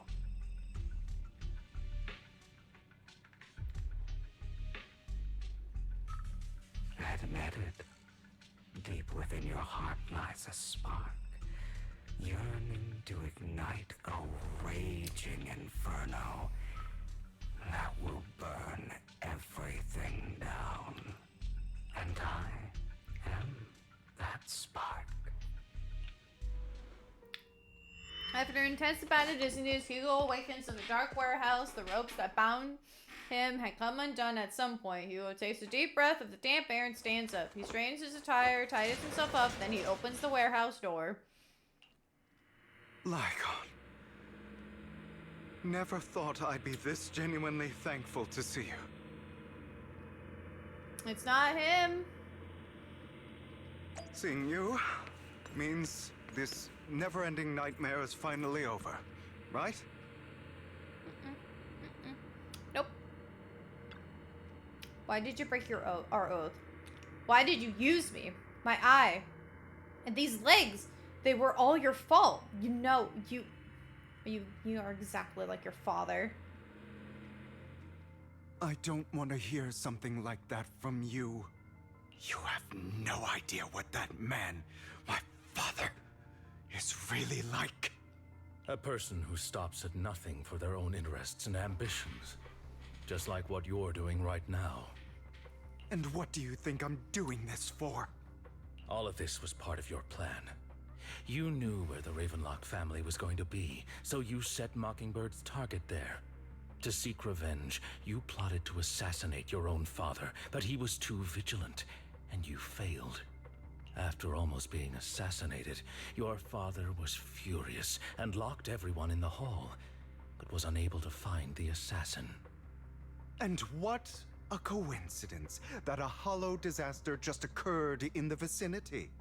So he used it to eliminate all the unfamiliar faces there, turning them into victims of the hollow, an easy feat for the Ravenlock family. So, the one who killed innocents was my father, not me. You knew what choice an extremist like him would make. And you used the chaos to once again attempt an assassination. This time you succeeded. You killed your own father at the cost of innocent lives. Admit it, Hugo. You don't care about anyone else. The only thing you care about is your revenge. How is that any different from your father? Enough. I'm tired. I may hate him for betraying me, but he wouldn't say something like that. What? You aren't Lycon. You're the other me, hidden deep within my heart. Hugo takes a deep breath and slowly opens his eyes. Lycon is gone, and in his place is that familiar figure. Without a doubt, he is still within the illusion. I've been waiting for you, my dear. It seems you've already grown accustomed to this place, even turning the tables on me. Just as you said, you are me, and I am you. There's no such thing as having an advantage over oneself. We are ultimately one and the same, forever inseparable. Then you should know what I want to say. When you and Lycon split, you didn't even try to clear up the misunderstanding, didn't deny or argue against what he said. Because you realized that deep down, he was right about you. You just hadn't acted on it yet.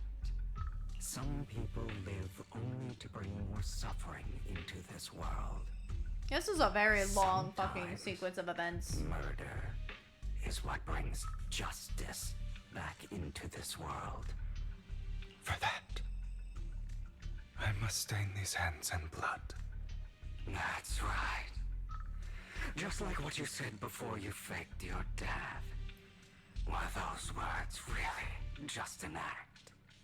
To slay the dragon, you must first become one with sharp claws, rending fangs, and strength enough to destroy anything. You know the truth better than anyone. If you hadn't hesitated and instead seized the first opportunity to kill your father, none of what followed would have happened. Innocent civilians wouldn't have died. Your partner wouldn't have lost an eye and both legs trying to save people. And Mockingbird would have never gotten to that point. You can save more people. Save good people. Save more lives than the evil ones you take. How did Lycon walk away? Because he walked away. How the fuck did he walk away? Both his legs were gone. I've spent countless hours in regret over that incident. So why not submit to your true nature? You want to be the judge, jury, and executioner of this world. And you can. I wasn't responsible for Father's death. The true mastermind is my uncle, Hartman. His schemes to kill the head of the family were all so he could take control. Mockingbird was simply unlucky enough to get caught up in it. So, for a behemoth like the Ravenlock family, with its roots so deep, a single person's death, regardless of who that person is, wouldn't change anything. Of course, whether it's Tops, the Mayflower family, or even the entire world, it's actually all the same. I refuse to be dragged down by pointless hatred any longer. You foolish, Stubborn idiot. Do you understand the power of hatred? Have we not come this far precisely because of it? Or are you going to follow Lycon and Jack's twisted logic? Come on. You don't actually trust anyone? Otherwise, why would you hide this whole scheme of faking your death from them?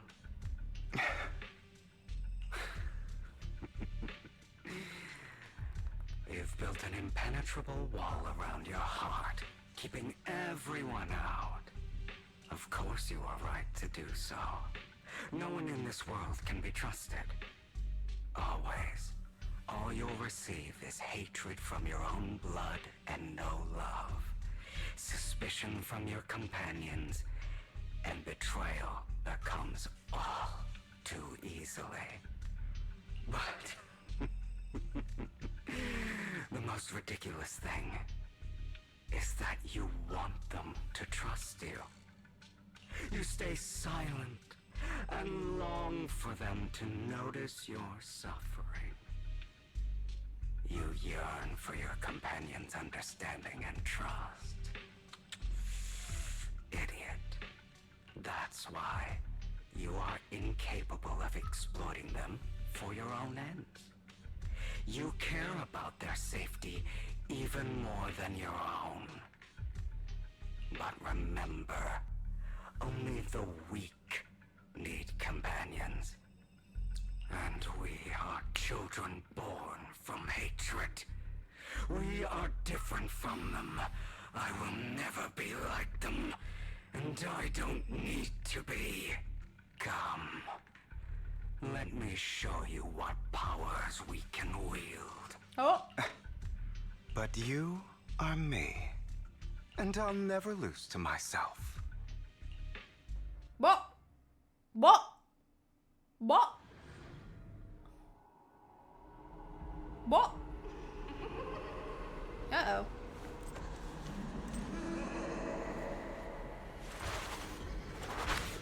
I get to be Hugo?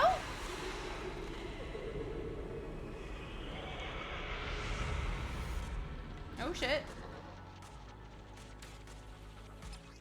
Oh! When an special attack or ultimate hits a stun enemy, it triggers an effect. The skills multiplied. It hits them in the dance. All the injustice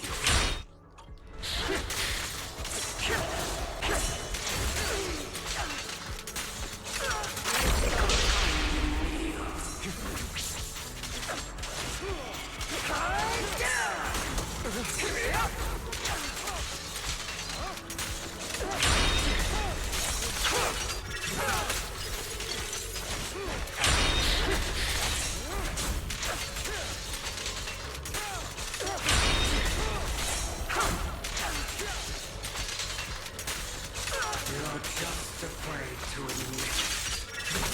You're too scared to face your true self and what you truly desire.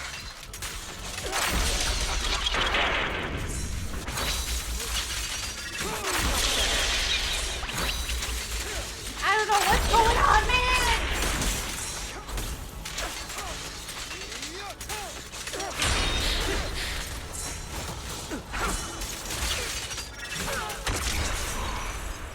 Are you trying to kill me? You think you can just get rid of me? No. I gotta beat you down. Without me, you are nothing. Where'd he go? For what it's worth, thank you. Don't be afraid. You and I are inseparable. You're part of me, just as I am part of you. Fancy words won't change anything. No. It's not just platitudes. I finally understand now. Some pain only fades when it's seen. When it's accepted. Should I just stand still? So I won't fight you anymore. I won't hate myself anymore. I keep fighting him then. Weakness, hatred, malice. Strength, forgiveness, justice.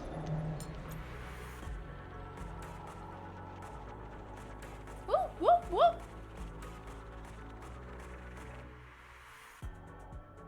Finally, it's time to meet up with Lycon.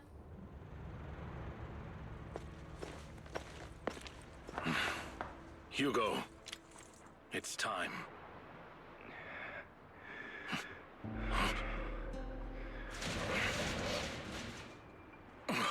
Hugo.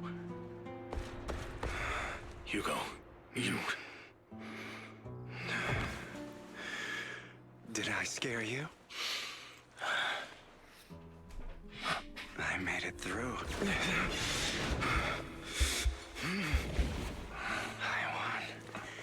No praise for me, my dearest partner. That would have been so funny if he just burned to a crisp because of the sun. He's not a vampire, but I like saying he's a vampire. It would have been so fucking funny. This is just like what I saw in my dream. Except there's people. I guess there are still some lingering side effects.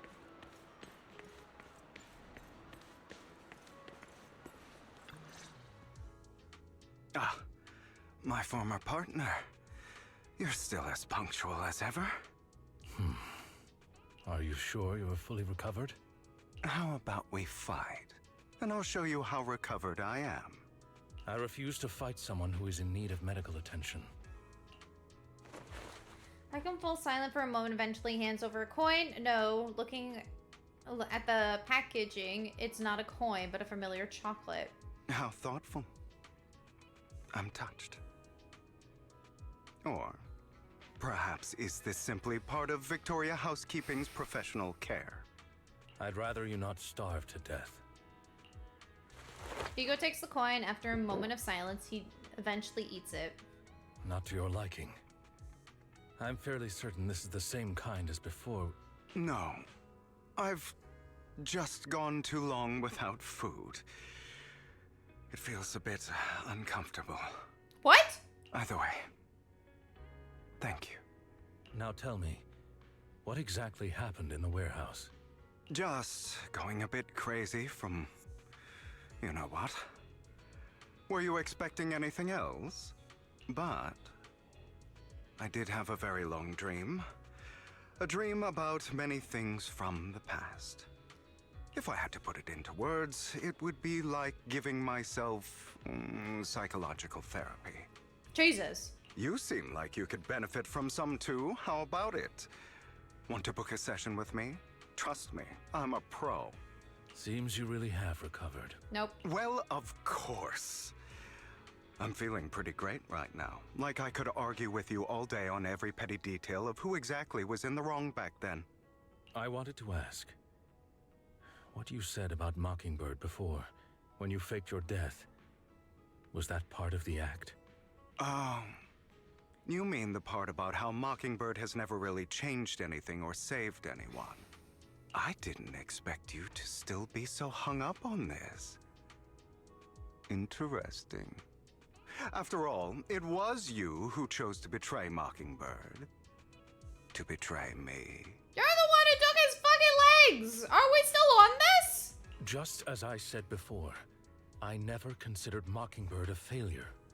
Perhaps Mockingbird deviated from its origins, but it has its value. You shouldn't reject the things you've done. Or Mockingbird. I have contemplated this before. Yes. Mockingbird has helped some people and has genuinely managed to cause trouble for those who abuse their positions of power for evil. Yet those in high positions still possess immense resources, and the people we helped remain destitute and suffering, willing to become slaves to those in power for scraps. But just as you said, even if what we did was childishly idealistic and flawed, as little as we actually achieved, even the slightest change is by no means meaningless. Nothing holds more value to me than Mockingbird. Hugo stares at the ocean. A gentle breeze lifts his golden locks. The sunlight glazes off both of his eyes. All right, let's catch up later. I still have things to do and need to wrap up my plan. I thought you would rest up first. As much as I would prefer that. My dear uncle and the Exaltus fanatics likely would not give me such an opportunity. If all has gone to plan, the fish will have taken the bait already. And if everything goes very well, I'll soon have solid evidence of the Ravenlock family's crimes. Well then, thank you for your assistance, former partner. Let's part ways here. I'll go with you. Lycon, surely you don't think that because I just recovered, I'm too weak to deal with those useless fools. Hartman's actions will disturb the safety of New Eridu. As I serve the mayor, I should intervene. Very well, whatever. Let's go. And don't slow me down. Before that, don't you have something to tell me? What do you mean? Don't play coy with me. I know you're not spilling your whole plan. So you kicked things off by approaching Edmund from the top's big shots. How did you manage to sweet talk with him? I'm a bit of an illegitimate child, but I still have that Ravenlock family blood running through my veins. Funny enough, the Lord Edmund thinks direct lineage is way more noble than the side branches, which is absolutely laughable. So I played his ignorance to my advantage. And let's be real, I had some juicy intel to swap with those high royals, but that's Mockingbird's secret, so I can't let any outsiders in on it. Was the sacrifice core for the mayor's lab your handiwork? You could say that. The security there is no joke, so I had to leverage Tops for some extra intel after all. As you know, there are plenty of moles planted next to your mayor. And it was you who threw the sacrifice core up for auction to lure the Exaltas. You knew they'd be all over it. Yep. I am embedded the sacrifice core right into the robe of heroes. They actually matched pretty nicely, don't you think? Classic you. I heard that after the auction they found a stash of counterfeit Denny's. But feel free to take a wild guesses, but honestly I think those Denny's would have been rather be out in the wild than sitting in those atrocity accountants. Then you found Hartman and talked him into a partnership, getting your hands on the more intel on the sacrifice and the Exaltus. After that, you shot the crime warning letter to the mayor, giving the city a legitimate reason to spring into action. Yep, that was spot on. Look at you, real genius over here. In the end, you faked your own death to pull yourself out of the mess, and use the whole show to redirect everyone's attention to Hartman and the Ravenlocks, keeping the Exaltus on their toes. Hang on a second. If that's there it is, then why'd you let Hartman slip you the drug? I mean, you have a way to dodge that kind of thing. Lycon, I got something I've been keeping under wraps. Actually, I've teamed up with your beloved mayor. What? When it comes to stopping the Exaltus, the mayor and I are in the same wavelength, so we can totally collaborate. What you should be wondering is why he didn't clue you in on this. The mayor must have his own reasons. If you can convince yourself that, more power to you. Just know that if you want to swing back to Mockingbird, you can come beg. I'll make sure to turn you down gently. Gracefully, even. Alright, enough chit-chat. We got bigger things to deal with. Are we gonna go back to me and almost being shot at? That'd be great. That'd be very great. Never mind.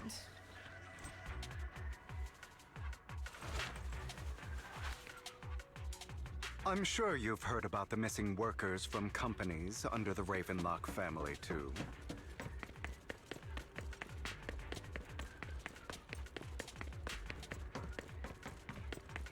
I know where.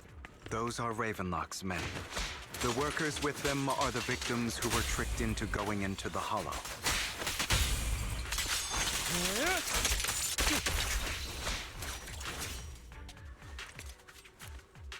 Come on, let's get them out of here. You untied the workers. Thank goodness someone's here to save us. Thank you. You're welcome. So could you tell us what those Ravenlocks did before they ran off? They're a bunch of liars. They tricked us into this hollow. They said that they had a high-paying job for us, but they kept avoiding the topic after we got here. Something didn't seem right, so I wanted to leave. But then they showed their true colors. They tied us all up and showed us they were gonna ship us off somewhere. They didn't make you take any weird drugs, did they? Medicine? No. But it wasn't just that they tricked us. Another group went that way. I see. Here, take this carrot. There's an exit nearby. You should be able to get out of here as soon as possible. I can't thank you enough. Let's go, Hugo. We have to get the rest of them. You sure are eager.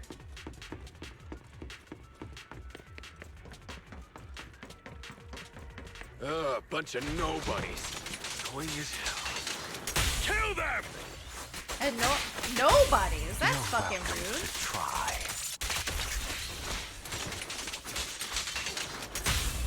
I'm not nobody.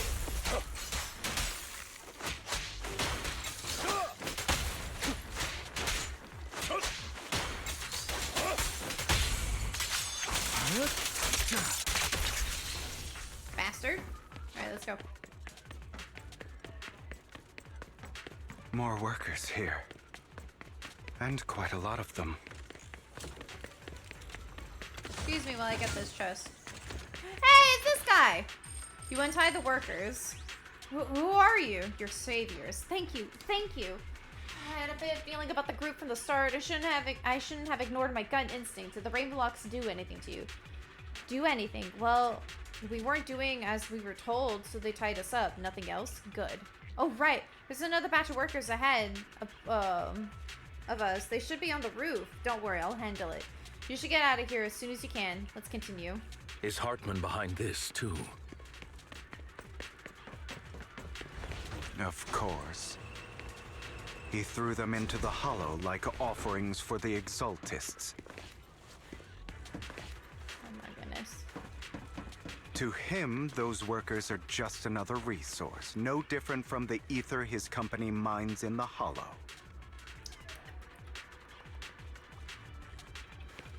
Come on. Come on. Come on. Using it to say anything? Okay. There's more over there. Let's hurry. It's different this time. Don't rush in. Let's listen in on what they're saying first. Good. I still need more direct evidence to ensure the plan is absolutely foolproof. The compensation you promised. It's all real, right? All we have to do is follow you into the hollow for some simple tasks, and you'll give us a huge sum of dennies. It sounds real suspicious. Yeah, it do. Shut your trap. You keep yapping and asking questions. If this is all so suspicious, why were you so eager to sign up for it? Because I don't have a choice. My daughter was previously caught in the hollow disaster and suffered severe corruption. The treatment costs have completely drained our family's savings. So that's why... It's the same for me. A serious illness at a senior age. I need the money. Who would risk taking a job like this unless they were desperate? I'll do it. No matter how suspicious. As long as I can get paid, I'll do anything. Even risk my life.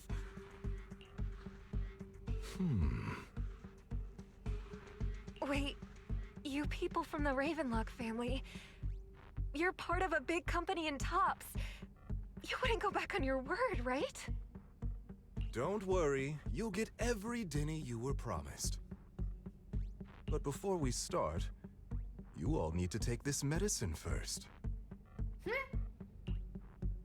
The fierce man brings out a bunch of white pills and gives one to each of the workers. Another Ravenclaw family member seems a bit doubtful, leans in to whisper. Bro, should we really be doing this already? These workers keep talking. We're wasting time like this. And the sooner they take it, the sooner it'll be over. Consider it an early release for them. What? You didn't say anything about having to take pills before. Look, this is good stuff, all right? It'll increase your ether aptitude. There's tons of people who'd kill for something like this.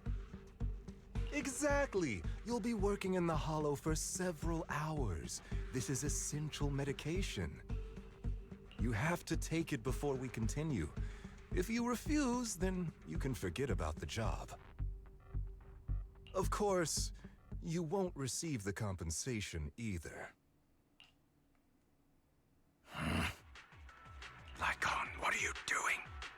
Rescuing those workers, of course. There's clearly something off about those pills. We can't let them take them. Now is not the right time. As I said, we need more evidence to ensure the plan works. And as I said many years ago, you can't exploit innocence to achieve your goal. So that's how you see it. If that's not what you want me to think, then explain everything to me. All right. It's a little complicated, but simply put, these workers will be fine. Of course, it's your choice to trust me or not.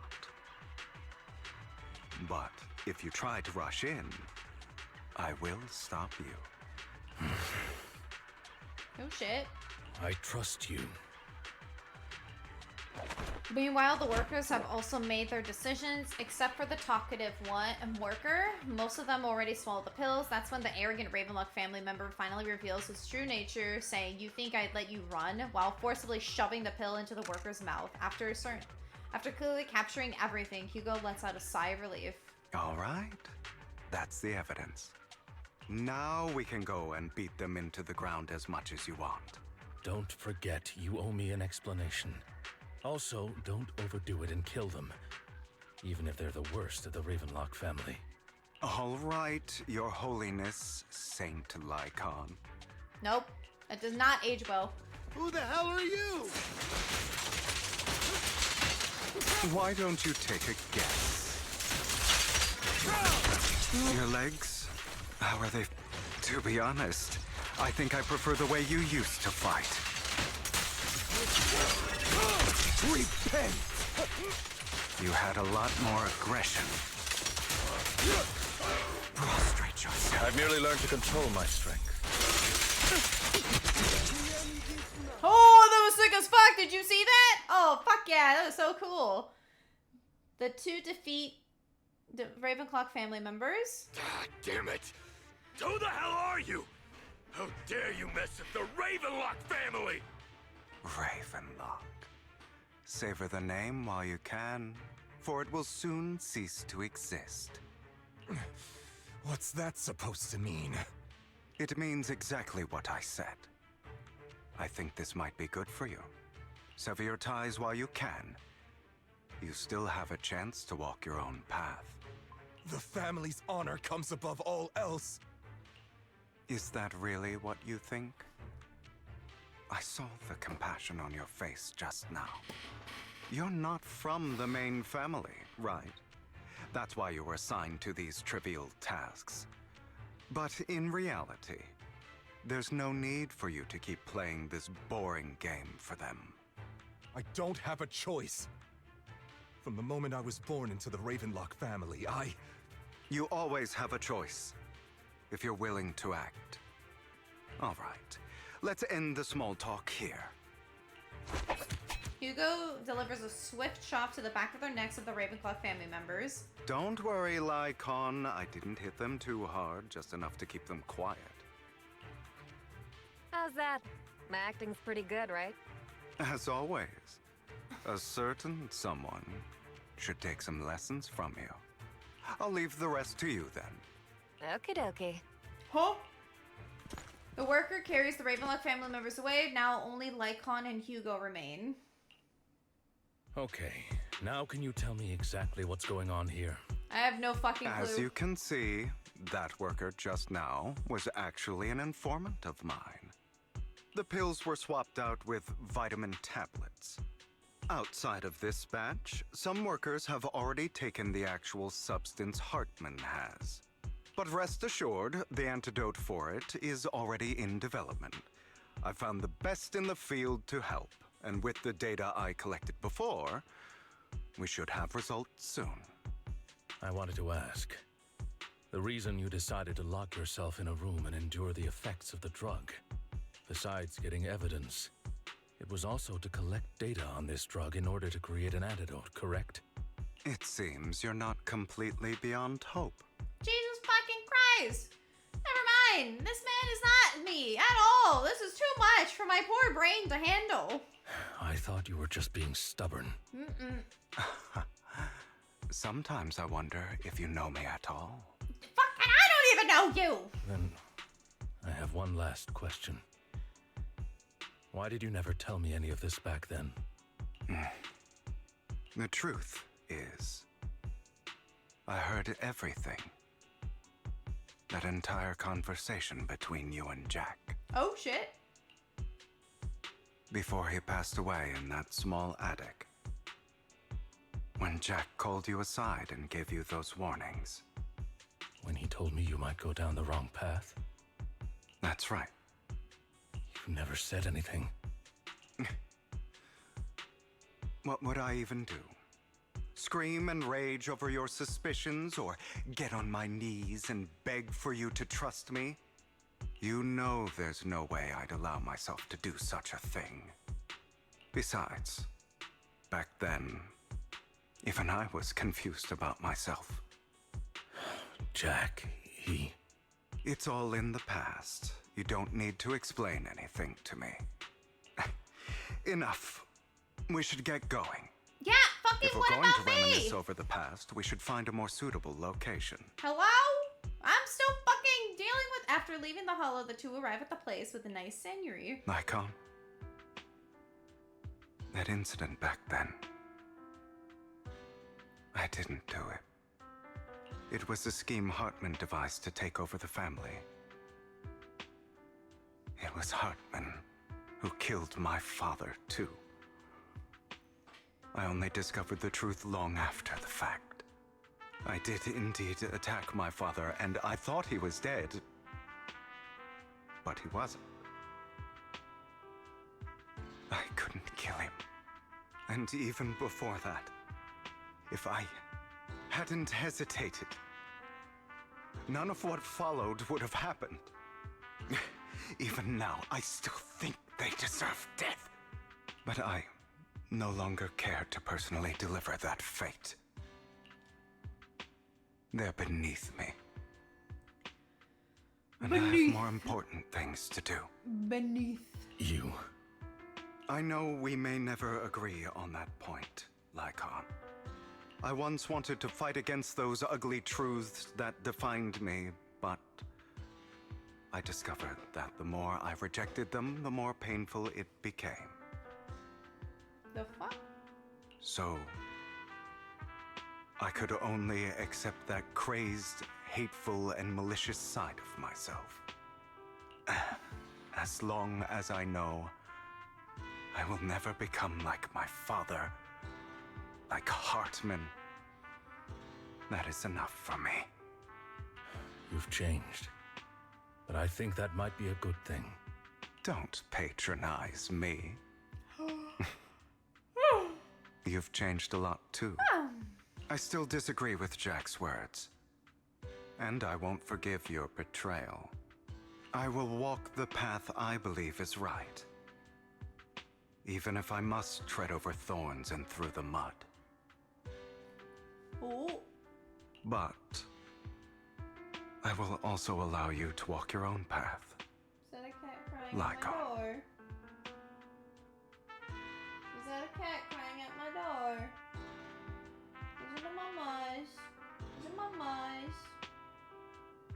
Even the cat's crying at the door. Okay. She's not crying anymore, so I don't know for sure. Should I say thank you? You're welcome. Come to think of it, we haven't talked about your legs and eye. It was just an accident. Not your fault. I'm doing well now.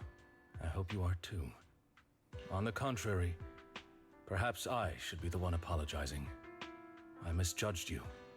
I used to think you wanted power, that everything you did was for your own ambitions. I thought you wanted the power to pass judgment on all in this world like a god. I am a god. I am my own god. Oh, red flag. Red flag. Or you could say that in this world, everyone is their own god. Red flag! There are many things that we are powerless to change. But there are also many choices we can make. Just as I said before, I am the only one who can kill me or save me. I'm glad you think that way. Let's go. It's I still not have time one last yet. thing to do. To witness the end of Ravenlock. Oh, are we finally getting back to me? As Hugo recounts the progress of gathering evidence, Hartman, unable to listen any longer, slams the table. You really think you can take my place if I die? Never, you filthy bastard! Your little tricks mean nothing. As long as the Ravenlock family stands, I can still get back on my feet. You still don't get it, do you? This was never about avenging my father. And I don't care about taking your place. I didn't come this far just to kill you. That'd be pathetic. Right on cue. Why don't you take a look at this, Uncle? On behalf of TOPS, I'd like to clarify that we had no involvement in the Ravenlock family's actions. TOPS is officially terminating all partnerships with the Ravenlock family, effective immediately. We will have no further affiliation with them. Are you crazy? What the hell do you get out of ruining the Ravenlocks? You want to be a petty thief forever? Thief? Oh, Uncle. Allow me to reintroduce myself. I'm the name people whisper about. The one who robs the rich and gives to the poor. Robin Hood. I'm the master con artist who can fool anyone, anytime. I'm the leader of Mockingbird. The one who turns every headline into my own stage. I have friends who'd catch me if I fall, partners who'd shed tears for me, and allies who always have my back. I am Hewwoooo Vlad. You're the one who needs the Ravenlock name. I never did. You ungrateful bastard! You should have never been born. You flatter me. Same goes for you, Uncle. You leave the Ravenlock Manor on Hugo's speedboat. After reaching Port Elpis, you all wait for Lycon to arrive. You've done well, Vivian. You had better give me an explanation. And here I thought this would be a touching reunion. What's with all the anger?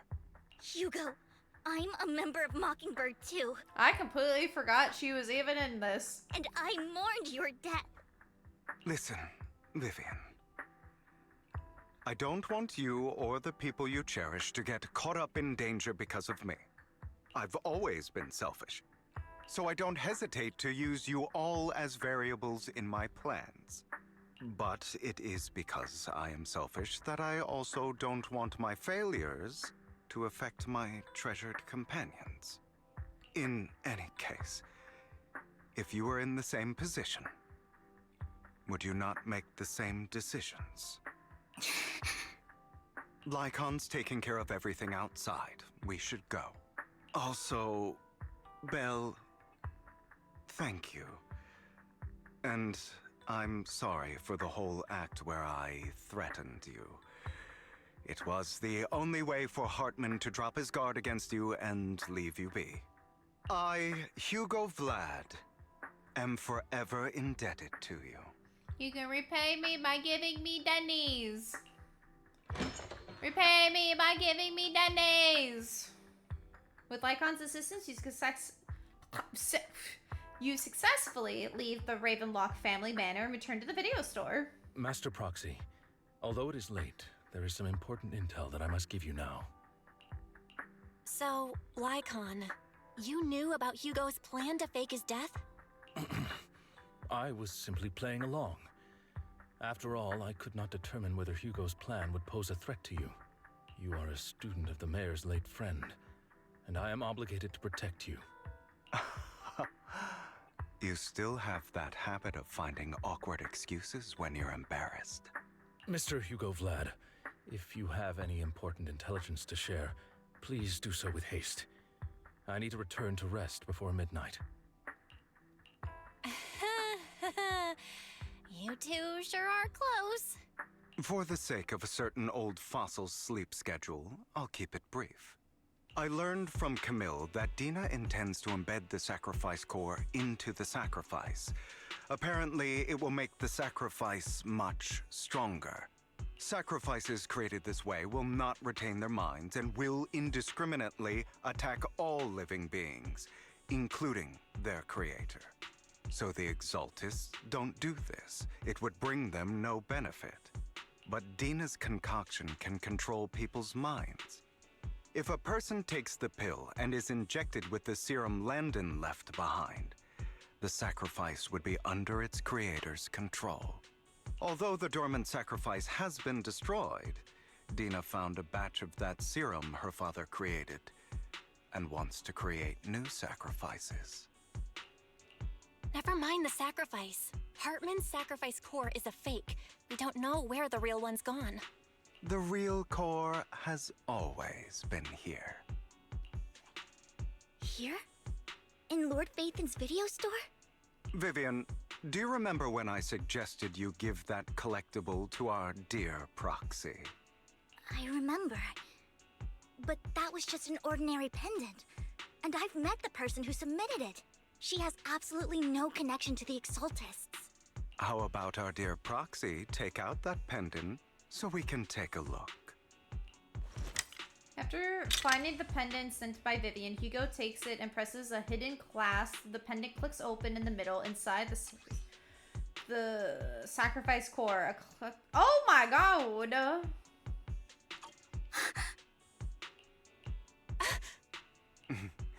I'll take your surprised expressions as a compliment for my little trick. I will hand over this core to the mayor as agreed, since he fulfilled his promise to protect Vivian and the manager while I was pretending to be dead. I won't go back on my promises. No wonder the mayor would promote rhetoric favorable to Mockingbird. I can't believe I thought he was actually being sincere. Since we have the sacrifice core, all we have to do now is stop Dina from using innocent people to make more sacrifices. Yes, and we need to destroy the last batch of Landon's serum. Hopefully with no options left, Dina will give up her obsession. All right, that's the important stuff. I'm going to go and confirm where Landon's serum's been stashed. I'll contact you again once I have something. Yes. What's wrong, Lycon? Weren't you in a rush to get back and rest? You act like you're going to turn into a werewolf after midnight or something. How are you feeling now? Relax, I'm not kicking the bucket just yet. But if you look a little bit more run down than before, you're just getting over something nasty, that's all. Risking your neck like that wasn't exactly smart. Maybe you should have. Lycon, remember what I said back then when I faked my own death?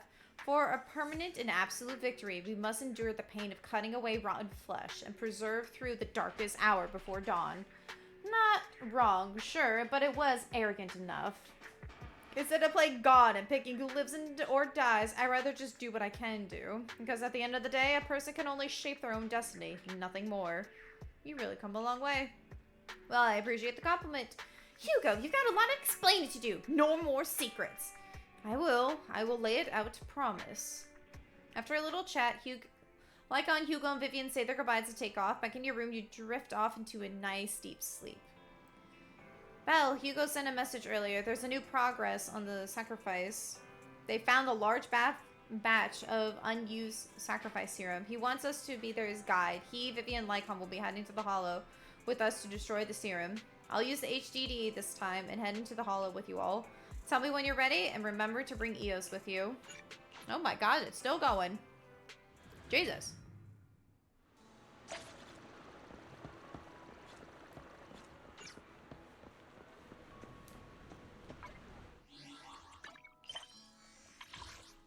Hey, leveled up-o! Do I have enough to roll? I do not have enough to roll. Hello. Dear managers, you're here. Having two Lord Phaethons leading the way for me must be the luckiest person alive. We'll be counting on you two, as according to my intel, it's quite a large batch of serum. My guess is that Dina wouldn't put all of her serum in one place. We need to split up. Just be safe. We'll be counting on both of you to guide us. Once we're both ready, let's head into the Hollow. Ah, it's still going. This is a long patch. Oh, man.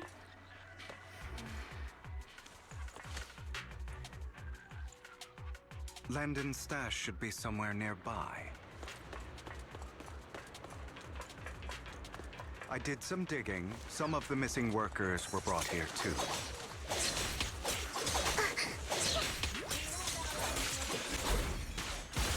Dina's getting ready to make her move. Don't worry, we'll clear them out.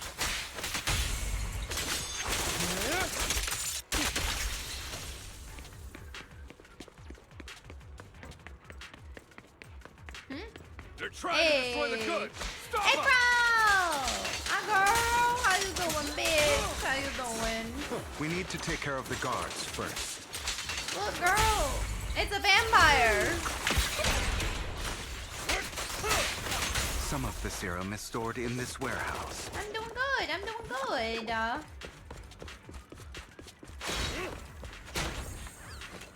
You're not taking anything from here. Move, Look, a vampire! Wait, can I pause and show you him? I don't think I can. No, I can't. I'm sorry. I would if I could, girl. No, there's a reason why. Do you recognize his voice when he talks? You You should. just stepped into your own grave.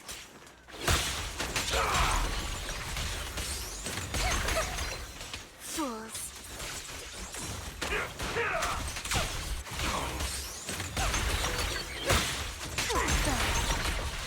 In position.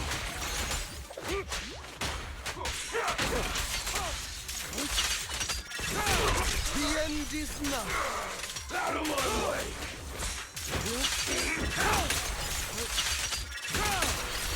Prepare to kneel before me. Do you recognize him? I played this one the first year. What? You got bored? It's a fun beat 'em up. How is it boring? Who dares get between me and Lord Satan? Stay calm. Tales for the dawn that sets the world alight. Do you recognize his voice? When I play these games, I get bored easily. I mean, he sounds familiar, but I can't remember who. He's your favorite boar in Baldur's Gate 3. Who happens to also look like a vampire. More of Landon's serum survives than expected. Yeah! The voice actor of Hugo, his English voice actor, is the same voice actor who voices Astarion. It's hilarious. He's another vampire. Fortunately, since they're still here, it means Dina hasn't executed the final step of her plan. There's likely a lot more stashed around here, and we have yet to locate the missing people. Our actions here won't go unnoticed. Perhaps they're making plans to deal with us on their side.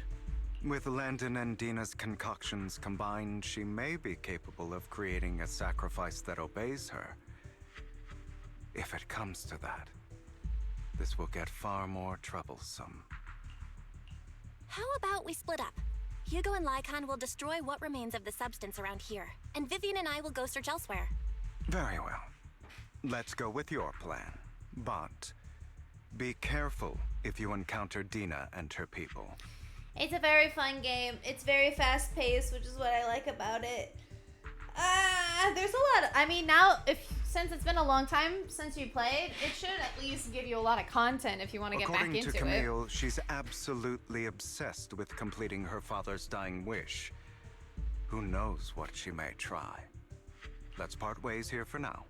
And perhaps the other manager could use Eos to guide us. Sure. I've been feeling better these past few days, so just follow me. It's only now that I realize how fortunate we are to have two Lord Faithins. Although, I feel like our work's doubled.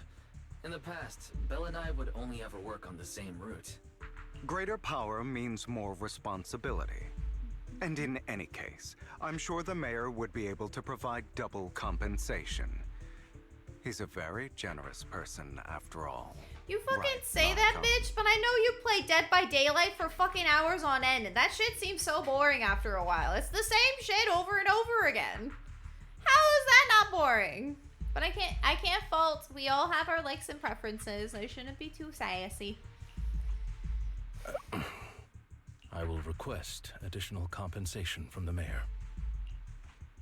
Compensation is just one aspect. It's one thing with Belle being in the Hollow in person, but now with us working on separate routes, I can't help but worry even more for her safety. Oh, but I trust in your abilities. I'm just not quite used to this. I mean, you never really go against anyone or have the same people, and everyone plays different.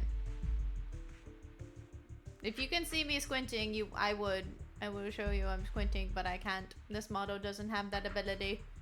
As they talk, Vivian stands behind them and suddenly sheds tears as she gazes out to one of them. She turns and quickly approaches the area where Landon's serum is stored. Vivian recalls the tears she shed when looking at Phaethon and the destiny she saw then. This is the future I saw. Lord Phaethon. Vivian closes her eyes as if making a decision, then she grabs a vial of Landon's serum. If a tragedy is inevitable, then let the misfortune fall upon me. I'm sorry. This time, I will make sure the future I saw does not come to pass. I don't want to bring you misfortune. That's all I wish for. Vivian, no! You dumb bitch! You dumb bitch! Why? Leave this to me, Lord Phaethon.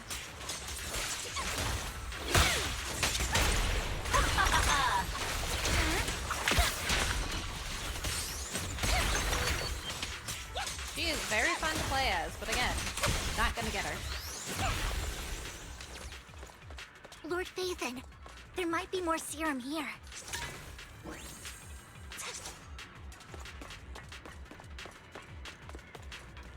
How dare you steal from Lady Dina! I'll try to go easy on you. No promises.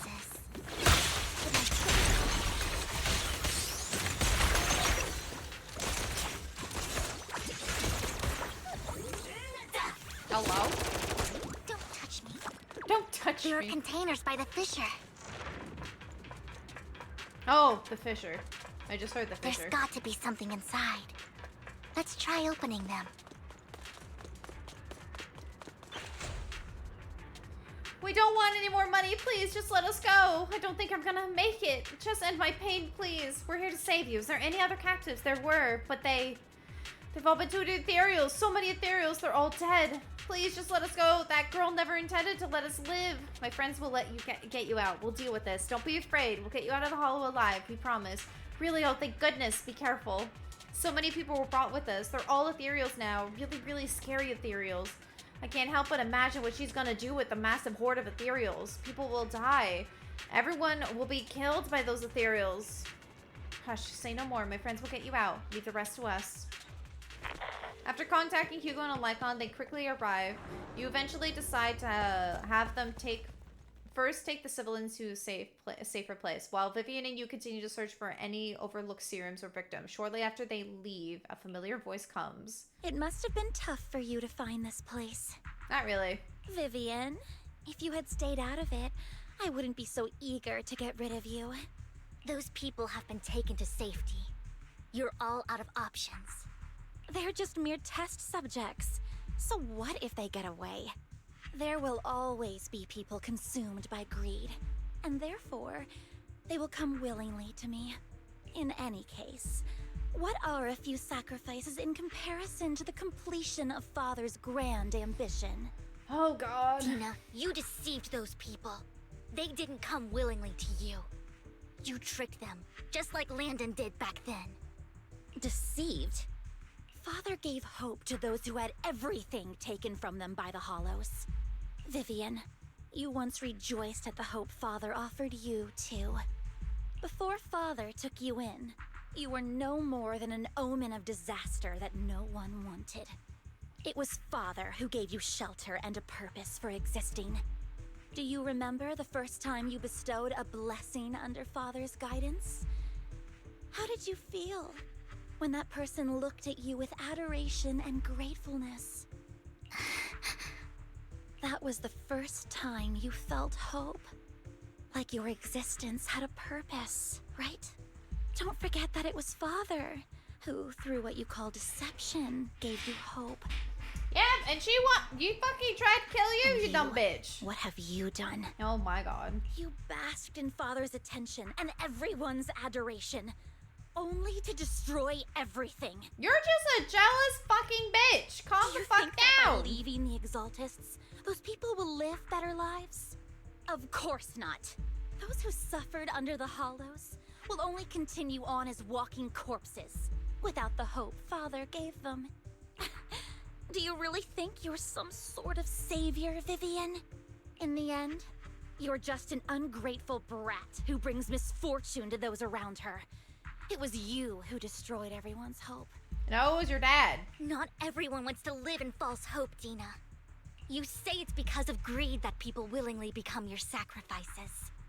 Perhaps those people aren't entirely virtuous. But that greed is just wanting to live a better life beyond the Hollows. What you and Landon have done was never about giving people hope, but exploiting it. Stop lying to yourself. Deep down, you know what Landon did was cruel. No. Back then, when Landon wanted to inject you with the serum, the fear in your face was as plain as day. I saw it all clearly. If all of this is as righteous as you claim, then why did you make such an expression, Dina? Don't look at me with such pity! Father did nothing wrong. All of this is to make something of the Hollows other than disaster. That's everyone's only hope. This bitch is psycho. Dina, it's not too late to stop.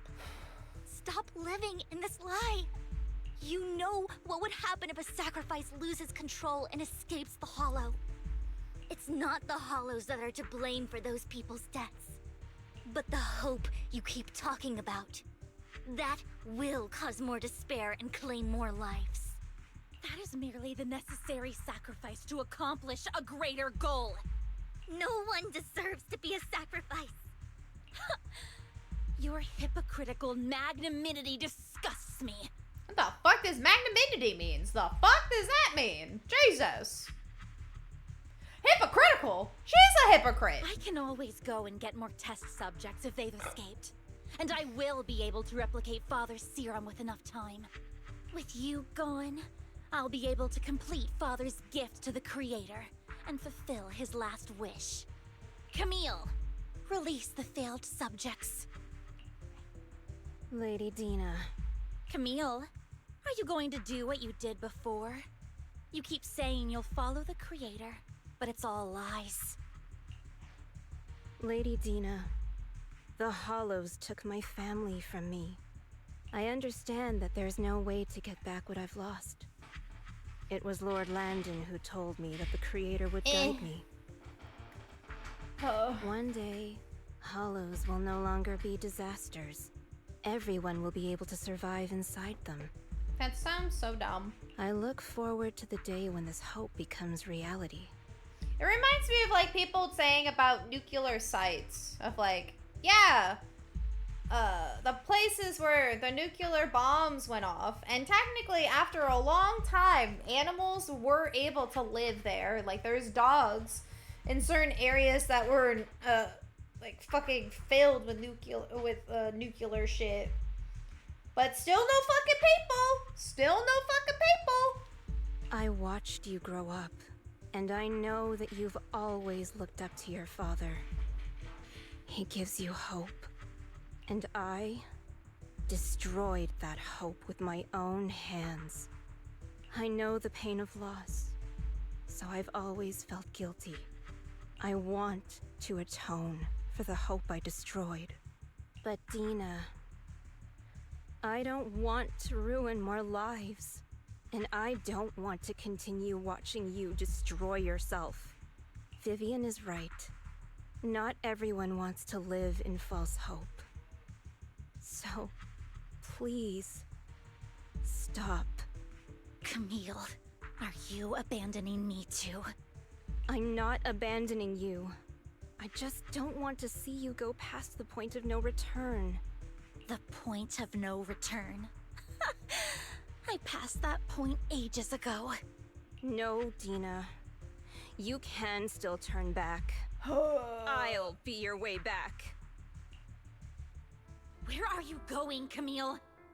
I made a deal with Hewwoooo and the mayor. If someone needs to take the fall for this, let it be me. I did it. All of it. I've been forcing Landon's only daughter, Dina, to research how to create sacrifices. I colluded with the Ravenlock family for my own gain. Everything Dina did was under duress. Since I've kept her captive for so long, she doesn't have the skills to survive as an independent member of society. She'll need a caretaker and teacher. Someone who will look after her and educate her. No! I refuse, Camille! I refuse to accept this! Dina, I'm going to dispose of those failed subjects. I won't allow it! You'll die! I won't allow it! You can't leave me. I command you! You've always followed my orders, and you will follow them now! Jesus. It wasn't your orders that I've been following. My younger sister, who was stolen from me by the Hollows, also had such beautiful red hair. When Landon told me the Creator could bring me hope, you were standing there, right behind him. I was certain, then and there, that this was the hope the Creator had given me. Start over, Dina. You still have so long, so much time. You'll make friends, find people who love you, and make many beautiful memories.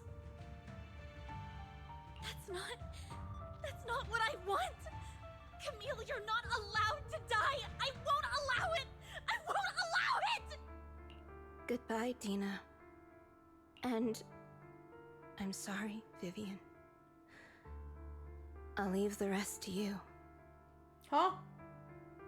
Huh? Camille resortly walks towards the fissure as Dina stares after her disappearing figure. After a moment, she also walks forward. Vivian's about to stop her, but Dina uses control to open the container door. Ethereals surge out, blocking the path. Take out these ethereals first. We can't let Camille's efforts go to waste.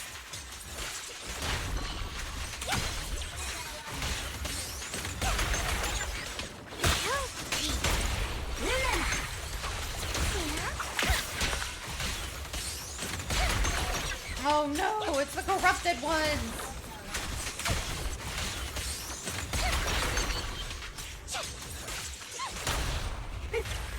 Whee!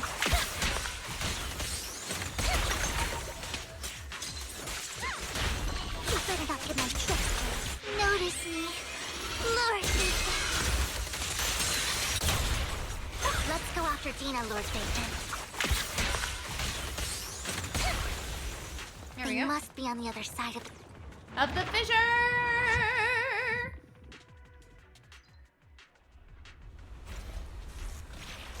Oh shit.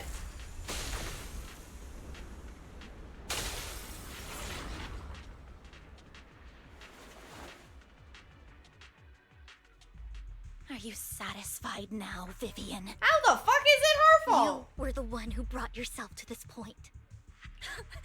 You're saying this is all my fault? Losing my father, losing Camille. I wish you had never come into my life.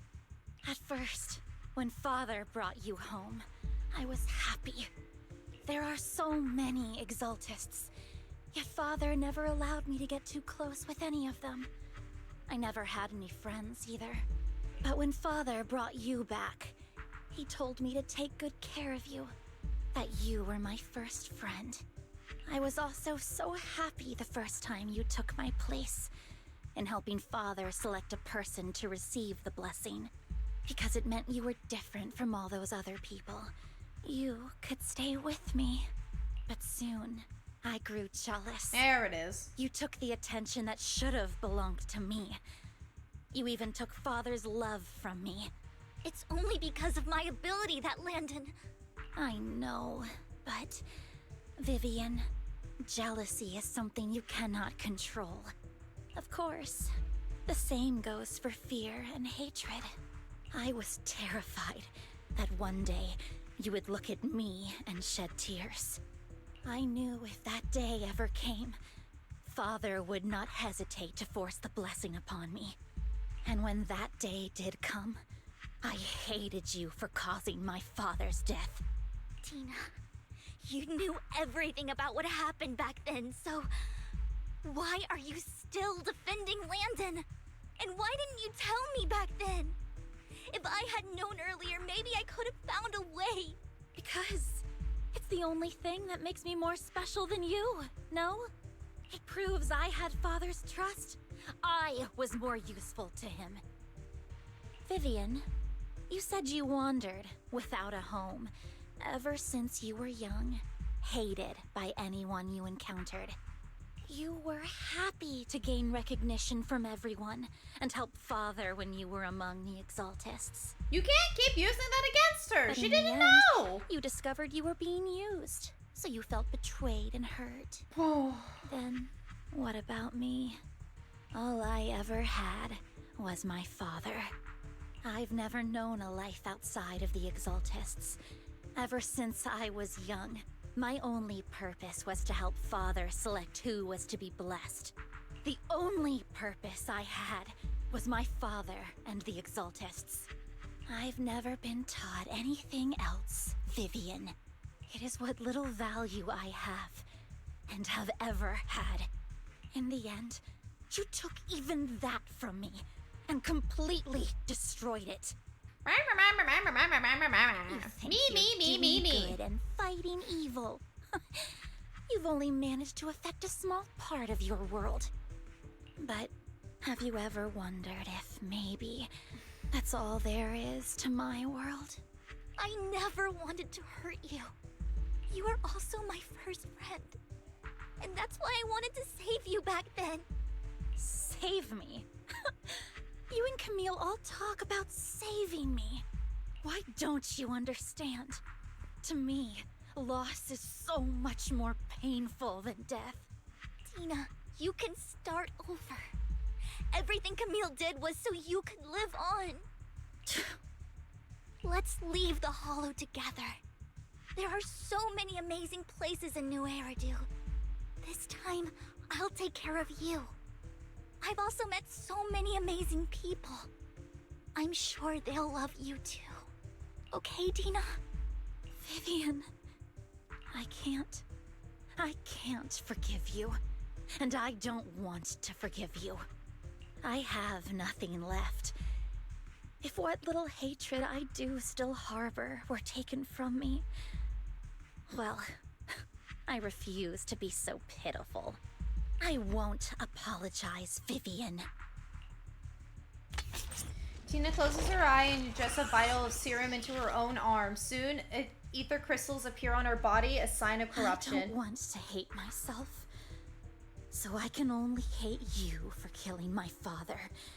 And hate Camille for leaving me. She didn't even fucking kill him! Camille did!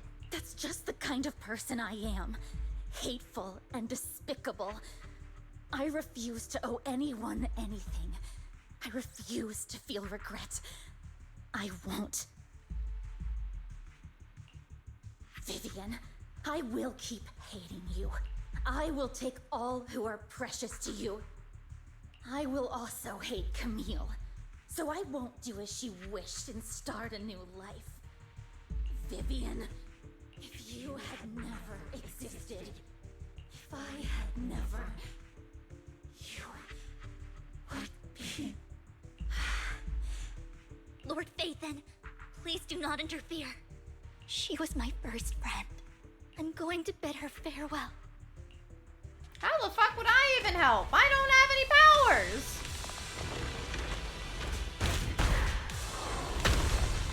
What the fuck kind of ethereal did she turn into?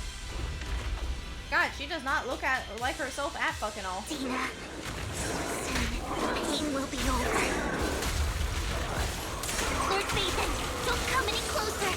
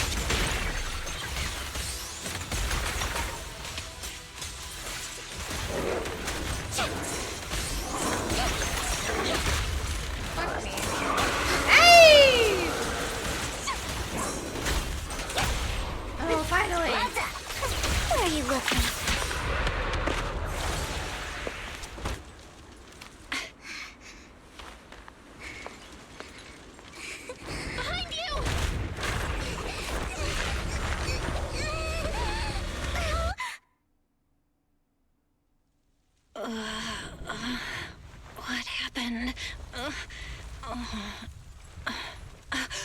What the?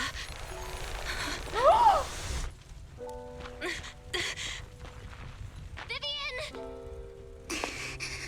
Belle, don't come near me. This is my own choice. Oh. I will change the fate I saw. Vivian! I just want you to remember me when I looked my best. Vivian! Vivian, your body. I'm sorry you had to see me like this, but I don't want to be the one that only brings misfortune anymore. No, please. It's so warm, and the night is beautiful.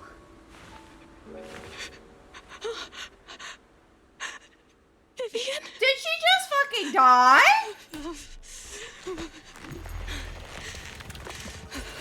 No. It can't end like this. Oh! Oh! Oh! I'm having a very anime moment right now. Whoa!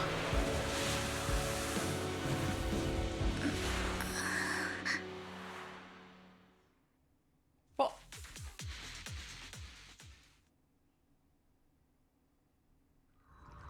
It feels as if you had a long dream where you saw your teacher again with her familiar smile, but as soon as the environment and your teacher both dissolve in water, like behind a misty curtain, blurring, then Belle. vanishing. You're scaring me. Belle, I'm so glad you're awake. Aww. What happened? I remember Vivian and I... Wait, where's Vivian? She injected herself with Landon's serum. Hugo and Lycon brought you out of the hollow. You were in a coma and...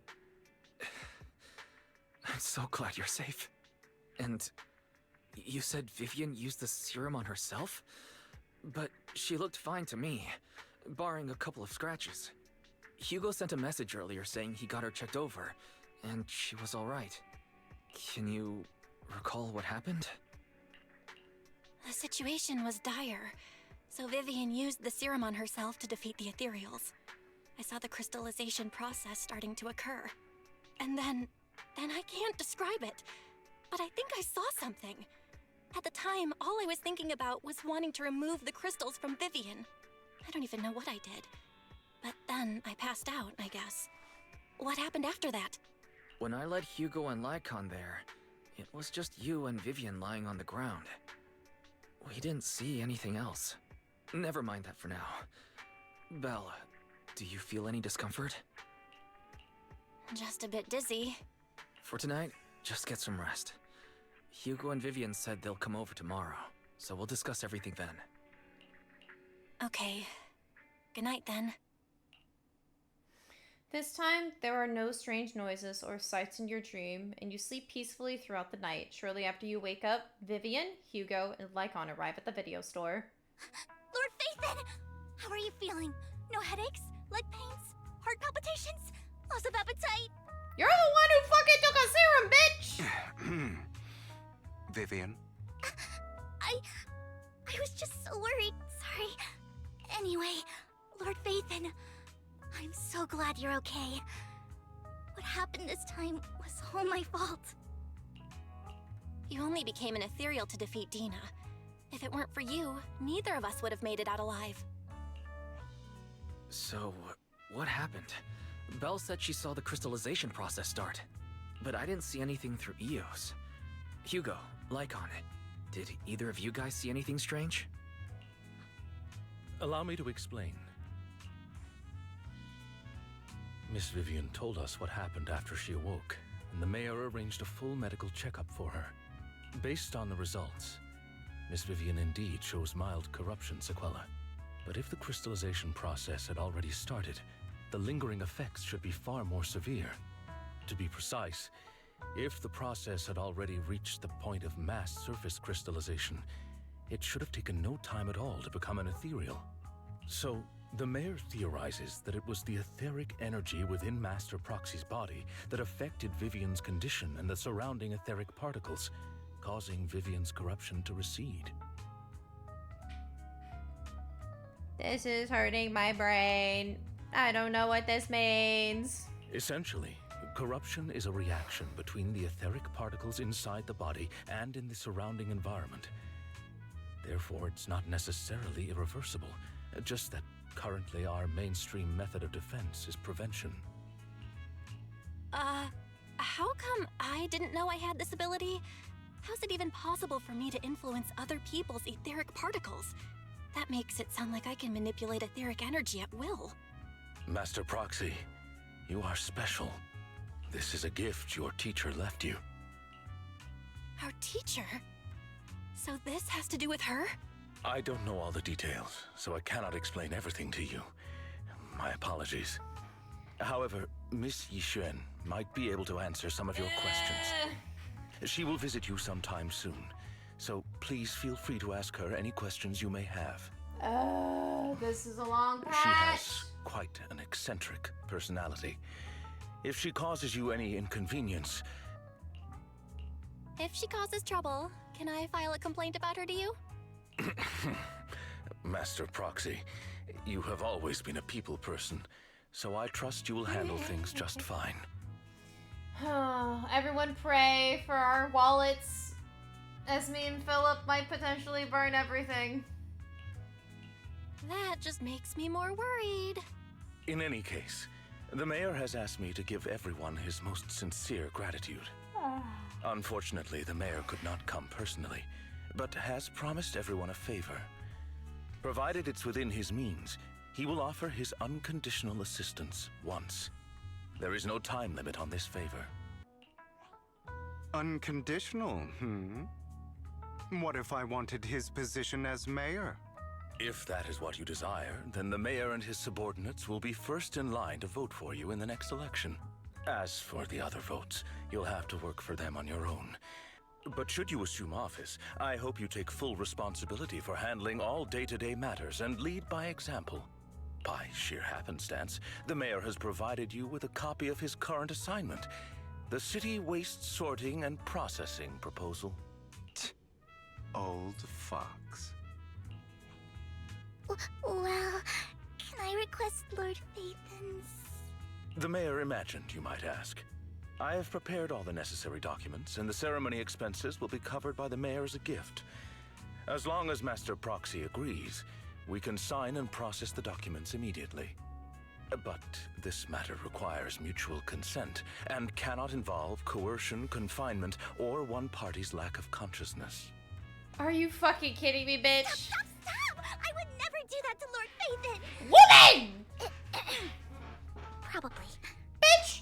The fuck? Leave me alone! I want some Oni dick, okay? I want an Oni boy. So bad. At least not today. As for you, Master Proxies, the mayor has some sense of what you desire. That said, he hopes you might speak with Miss Yixuan first before you decide the timing of that favor. Yin. Did I say that right? Hugo and Lycon are still bickering, and Vivian sits at one side, eager and... I can't read that word. As always, you can smell the aroma of noodles from a neighboring noodle shop and hear snippets of Elfie's music from her store. Thank goodness time goes on, but there will always be friends at your side. After eating, Hugo, Lycon, and Vivian take their leave. Bella, you feeling alright? Lycon said you can control ether particles, and it was a gift from our teacher. I keep thinking about it. And she said we should investigate her, but let's not talk about that for now. You've only just started to feel better. You should get some rest soon. I'll be here whenever it happens in the future. We did it! Let's go to bed, though. Bedtime. It's bedtime. It's bedtime. It's also feeding time for my cats. It's dinner time. Thinking back to it, I'm sure a lot has happened, but can I really control etheric energy? If this is the gift our teacher left for us, then doesn't that prove that her research was forced on maintaining the damage hollows have on humanity? Perhaps this can serve as evidence that she was innocent, but I don't feel anything yet. It doesn't feel like I have any special powers. Your thoughts are all jumbled together and your mind feels heavier and heavier. You drift off without noticing it. We did it! Oh my god. Hell yeah. New Eridu continues to coexist with sacrifices, and neither daily life nor hidden crises ever cease. New stories and distant horizons are surely exciting, but one should always cherish each passing day, present or past. One day, they'll become memories worth holding on to. We did it! We did it! What is this quest? Okay. We will save it for next time, okay? Because, oh my god, it's past everything. Everything. Everything. Everything. Everything. Oh, I'm so tired. We did it though. We fucking did it. If I can get it to work. Fit to the screen. Hey. No, wait! I meant to exit! Fuck me. I accidentally clicked continue. Fuck! No, I didn't want to go back. No, Zenless won't let me go. It's a no, Kogo. Keep playing, Kogo. Keep playing. Keep playing. I thought we were going to have enough time to play Final Fantasy XIV. Jesus. But I guess not. Oh my god, that was such a long fucking epilogue. Or an episode, I should say. But thank you all so much for watching. I will be honest, not 100% positive when the next time I'll be able to stream, but I will let you know on the Twitters and elsewhere. But if anything else, I don't know where you all have to be, but I, for one, am gonna set sail. Bye!